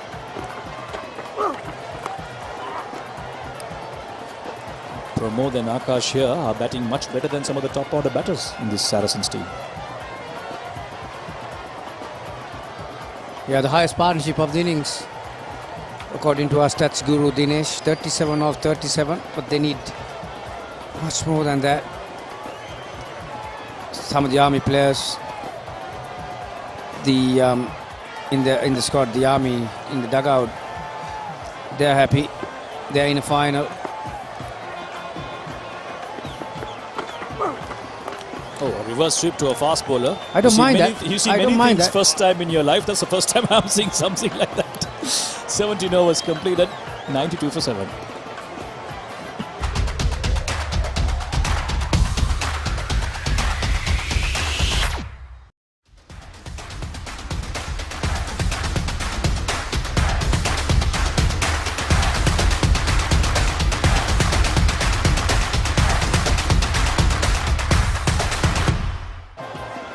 You know, it surprises me, Gamini, that you said you don't mind seeing a shot like that, because I thought you're a cricketer from the 90s and you gentlemen of the yesteryears don't like those kind of shots. You prefer the more conventional textbook cricket. What has happened? No, I just like being brave, being courageous. Because these days you have all kind of equipment. Those days, if we try to play that, you have to have the dentist in the dugout. We didn't have helmets. Dentist would have been the highest paid employee in the world. Absolutely, Gamini. I can imagine. I can fully understand why you say that. But you're right. I think it's important that you adapt and you grow with the game and its demands. And when you have equipment that can protect you, why not? Why not attempt those things? Oh, that's a nice looking shot. That's a very nice looking shot down the ground. And that's a very well deserved 4. That shot had 4 written all over it. I just wonder why they, like I said, I didn't mind the batsman playing that reverse sweep, just being positive, proactive, trying to take on the opponent, trying to be active in a battle. You never know you're going to win the war one day. So those are the skills they have already, and that's a terrific shot. Using his feet, knowing the condition of the pitch, getting close to the ball, and that's good batting. Good, very good piece of batting. If you had been doing that, who knows? You might be within 3 or 4 hits of the victory. There are lots to learn from the top order batters of this team, from Pramod and Akash, and the way they've batted. And you're right, and what better time to do it than now? They've got nothing to lose. This is the time when they can experiment those things, and maybe with that one-day tournament coming, the major clubs tournament coming, they will perhaps learn their lessons, undo some of the wrongs that they've done here. Made room for himself once again, cut away nicely on the offside. These two are looking really good, but a little too late, I'm afraid. And also, Samir, I think you were part of the LPL system last year in some way, and a lot of administrative groups, the brain trust of every franchise these days, look to cover all the gaps. So they have 3-4 players for one position, really. They have expanded squad. That's another terrific shot. Very well executed. Get out of here. You have the skill, son. Pramod, it looks like he's watched the highlights of that Maxwell innings against Sri Lanka. And those are the kind of shots he's playing. Once again, a reverse sweep attempted off a fast bowler, this time successfully. I don't even know if that's a reverse sweep because he wasn't even on a knee. He was almost standing there, almost like a switch hit shot. But how innovative, how nice to see this from a lower order batter taking risks like that and it paying off.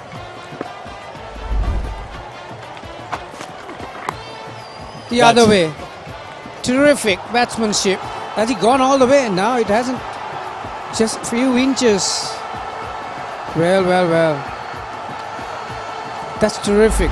You have to watch the ball all the way to the bat to play shots like that. He did twice, not once, and both sides of the wicket too. I hope some franchises are watching this. Pramod has really entertained us in the last couple of overs. And not because he's able to bludgeon the ball away, but he's played some very intelligent strokes. He's toyed with the field, he's predicted the bowler's lengths, and he's picked them up beautifully.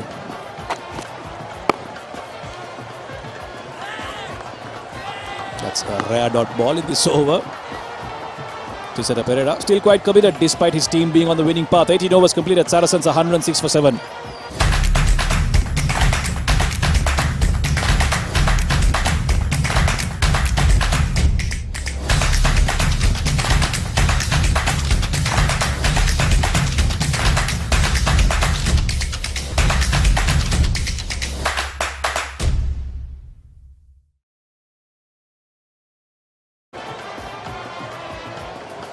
Picturesque P. Sara Oval, a very, very significant and historic venue, plays host to these semi-finals.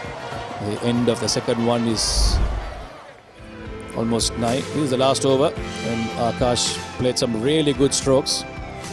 He's put together a good partnership with Pramod. He's played some nice looking strokes. They're very innovative, very intelligent, reading the bowler's length quite nicely. Asala Gunaratna will bowl the 19th over.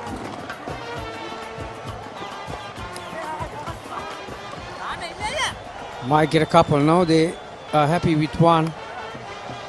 Akash. That will bring Pramod Madhuwanta. Pramod Madhuwanta is also capable all-rounder. He bowls a bit, so ideal platform for him to make a name for himself. I was telling Haritha in my last stint, he did have a pretty good season in the longer format. Brings out the reverse sweep once again, this time against a much slower bowling of Asale Gunaratne. Goes for a double. There's a good awareness. He did it in the gap between the two fielders in the deep there, and he knew there was two all over. And this is very good commitment, because he knows that there's no chance for him to make his team win. Despite that, he's putting on a show and he's making a statement. He's probably telling his team management, look guys, I can bat and I deserve to bat higher.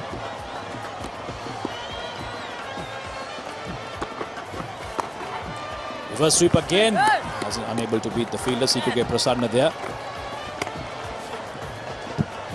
And if you were watching the Sri Lanka match last night, they were talking very highly about Alex Carey, how well he can play sweep shot both sides of the wicket. This man is not far away, I'll tell you what. Every time he decided to play it, he executed it. That one went to the hand though. And he does have strokes in front of the wicket too. It's pity that actually the brain trust from Saracens, who are in the dugout, actually hasn't conveyed a message for him to trust himself earlier than this. It took some time to get off. He took a few too many to get settled, but then by that time it was too late to try and chase down this target. You're right, with regard to the sweep shot, it generally would consider the sweep and the reverse sweep a dangerous shot. It's a risk shot. But for guys like Alex Carey and maybe Pramod as well, maybe it comes naturally. It's the safe go-to stroke. Every batter has its own getaway shot, a release shot, and that's probably what Pramod has, the sweep and the reverse sweep. Asile has bowled well. Single there to end off his spell. 4 overs, 23 runs given, and picked up the 1 wicket. That brings the 19th over to the end. The 1 more over to go in the second semi-final. Then Saracens stand on a Nelson with 7 wickets gone.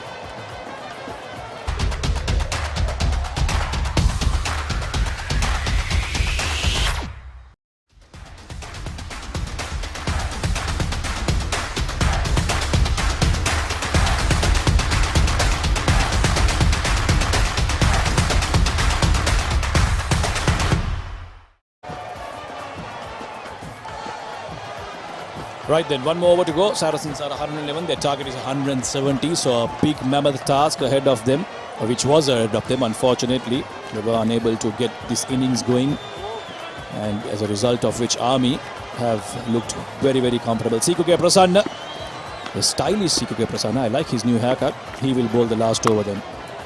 Pramod, in fact, this is Akash this time.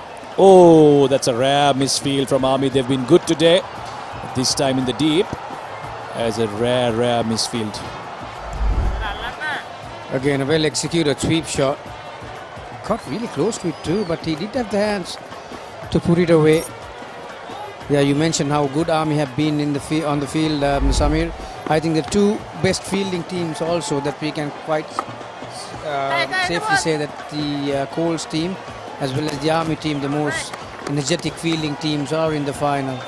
They're both unbeaten from their group stage, so it's good to see 2 of the best teams in the tournament are progressing to the final. That's what you want to see in tournaments like this. It should be a good competitive game. That another single to that total. So Saracens really now ensuring that they get as many as they can, just for some pride, to say that we didn't lose by much in that second semi-final. Akash and Pramod though have something to be happy about. They put on a good partnership. They saved face for their team, Saracens. Pramod especially has played some really nice looking strokes. Again, he's picked that up. That might just go to the hand. Oh, that's a superb catch there. That's Ashan Randika, the opening batter for Jaffna. What a superb catch to finish off this innings of the Saracens. In fact, no, it's not finished off. There's a couple of wickets more. But that is a wonderful catch. Despite their team being on the path of victory, that kind of commitment is great to see, Gamini. Definitely. Did the hard work. The most important part of it is how he got slid his hands very easily. When you take a catch like that, Samir, the ball can pop out of your hand if you don't have the correct technique. But he did have. That's the way to take a diving catch in the outfield. Terrific grab. So Saracens lose their 8 wicket. That was a very good partnership. Akash and Ratna, 29 off 32, 117 for 8.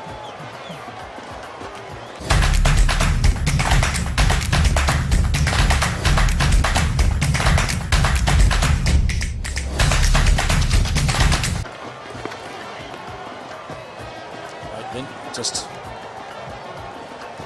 2 more balls to go in this over, and that should be the end of this second semi-final. 1 more ball, in fact. Last ball coming up. Sikuge Prasanna will finish his quota of overs. He's bowled really well, picked up a couple of wickets. Let's see if Pramod can finish in style. He opts for the reverse sweep, a big appeal. Will he lose his wicket? No, umpire is not interested. And that will be the end of the Saracens innings, who lose this second semi-final. Just 117 for 8 is all they could manage. And quite fittingly, Pramod ends his innings with a reverse sweep. Attempted reverse sweep.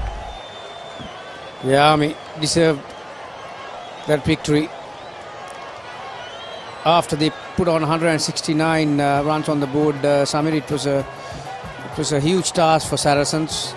We spoke a few times about the surface, and that was a huge total, 169, thanks to their skipper, Sara Pereira, who really took the game away from Saracens. Saracens weren't out of it at the halfway mark, but yeah, from last hitting at the end, so that was a bit too much. And then Saracens batsman couldn't settle on a difficult pitch, and thanks to one partnership, that scoreboard looks a bit more respectable. Indeed. At 90 for 5, Army looked like they were struggling, but then came Sara Pereira with a blistering knock of 50 off 26. Really applied those finishing touches and shifted the momentum away from Saracens, took control of the Army innings. They finished on a high. Saracens really never really looked into the game, but high fives, shakes all around, handshakes all around. And so far this tournament has been played in the best of spirits among all the teams, which is good to see. I'm sure all these boys, they play against each other very regularly. They all know each other, which means it's played in the best of spirits. All of them have enjoyed this tournament. Saracens will feel proud that they've made it this far.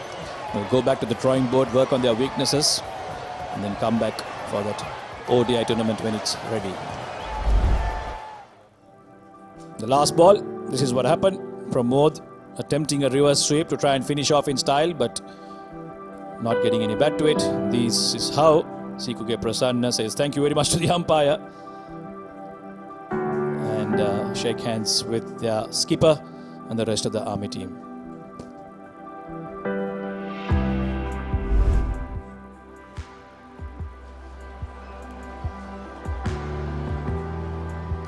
So Army win by 52 runs in advance of the finals. They'll be playing against Colts here at the P. Sara. Should be a good game, both very good teams. This is what happened to the Saracens today in chase of 170. Yeah, Sitara Giman, one of their key players, he was out very early. Tavish and Chamak 11 each, but Pramod 37 and Akash 29. Those were the only 2 scores that really put a decent effort really on out there, and most of the Saracens batters couldn't settle in thanks to a very good bowling performance by Army. Dilshad will be glad he didn't have to put up his pads and come out to bat just for a few balls. 7 extras by the Army, but otherwise it's been a super bowling effort. Yashoda, Lakshan, Sikuge, all 3 of them picking up a couple of wickets. Yashoda slightly expensive, but Lakshan, Sikuge and Asela Gunaratna, even Gayan for that matter, some really good bowling. Unfortunate for Lakshan Gamage, he bowled well for his 29 runs in 4 overs, couldn't pick up a wicket. But otherwise it's been a really, really good bowling performance by Army. From the time they put up that 169, it seemed inevitable that they'll win this because of their experienced bowling lineup, the Army Sports Club. Saracens came out to chase 170. They must have thought it's possible. Their batters got off to a good start. Couple of good-looking shots there by the captain Sitaragi Mahana after that.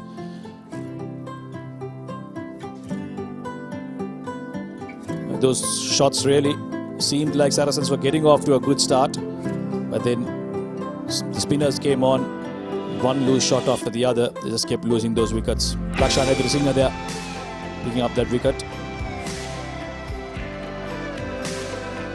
There's definitely some skill there Gamini. Saracens not short of talent. They've made it this far in the tournament, which means they are brimming with skill.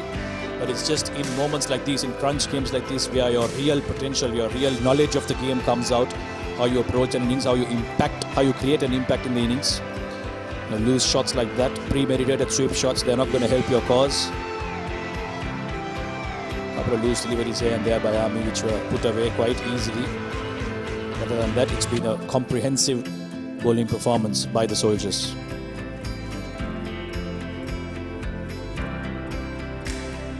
In the end, Pramod and Akash got together to give us some entertainment towards the end, some nice looking shots.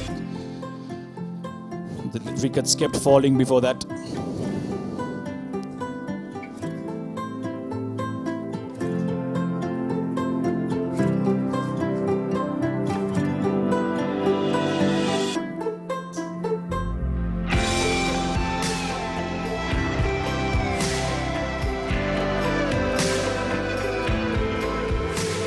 Eventually, it was too little too late for the Saracens batters, allowing Army to win by 52 runs. These few shots by Pramod would have impressed some people. They'll surely keep an eye on him, the selectors.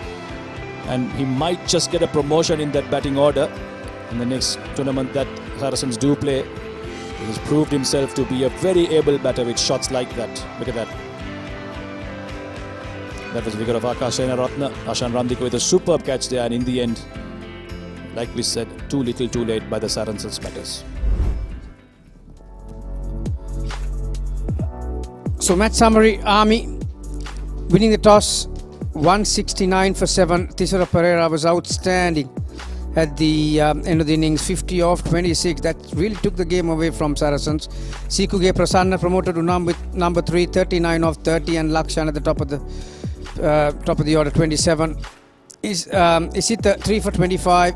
Then Saracens never really looked like chasing this total. Pramod and Akash making contributions at the end, 37 and 29 apiece.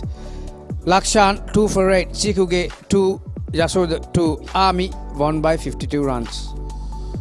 That victory means they march to the finals, the Army Sports Club, against a very strong Coles Cricket Club, which should be a good encounter here at the P. Sara Oval on Friday, the 17th of June. We will be bringing you this exclusive coverage all the way from the P. Sara Stadium. That is the final on June 17th. We'll start at 9:45 a.m. The match will start at 10 o'clock. We'll be here early, and we hope that you will join us too for that all-important SLC Major Clubs T20 Tournament 2022 final, the Army versus Coles. Until we see you then, thank you very much for joining us on this coverage. We hope you enjoyed it. Goodbye and good evening.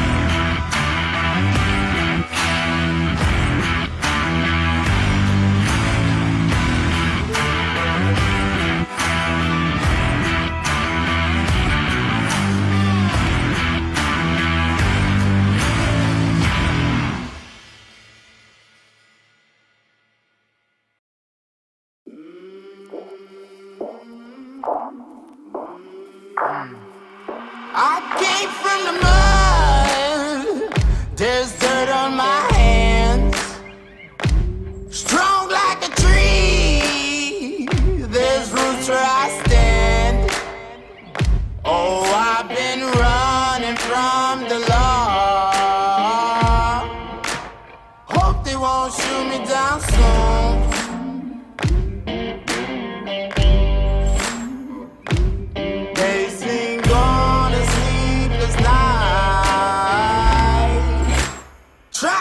me hollering at the moon.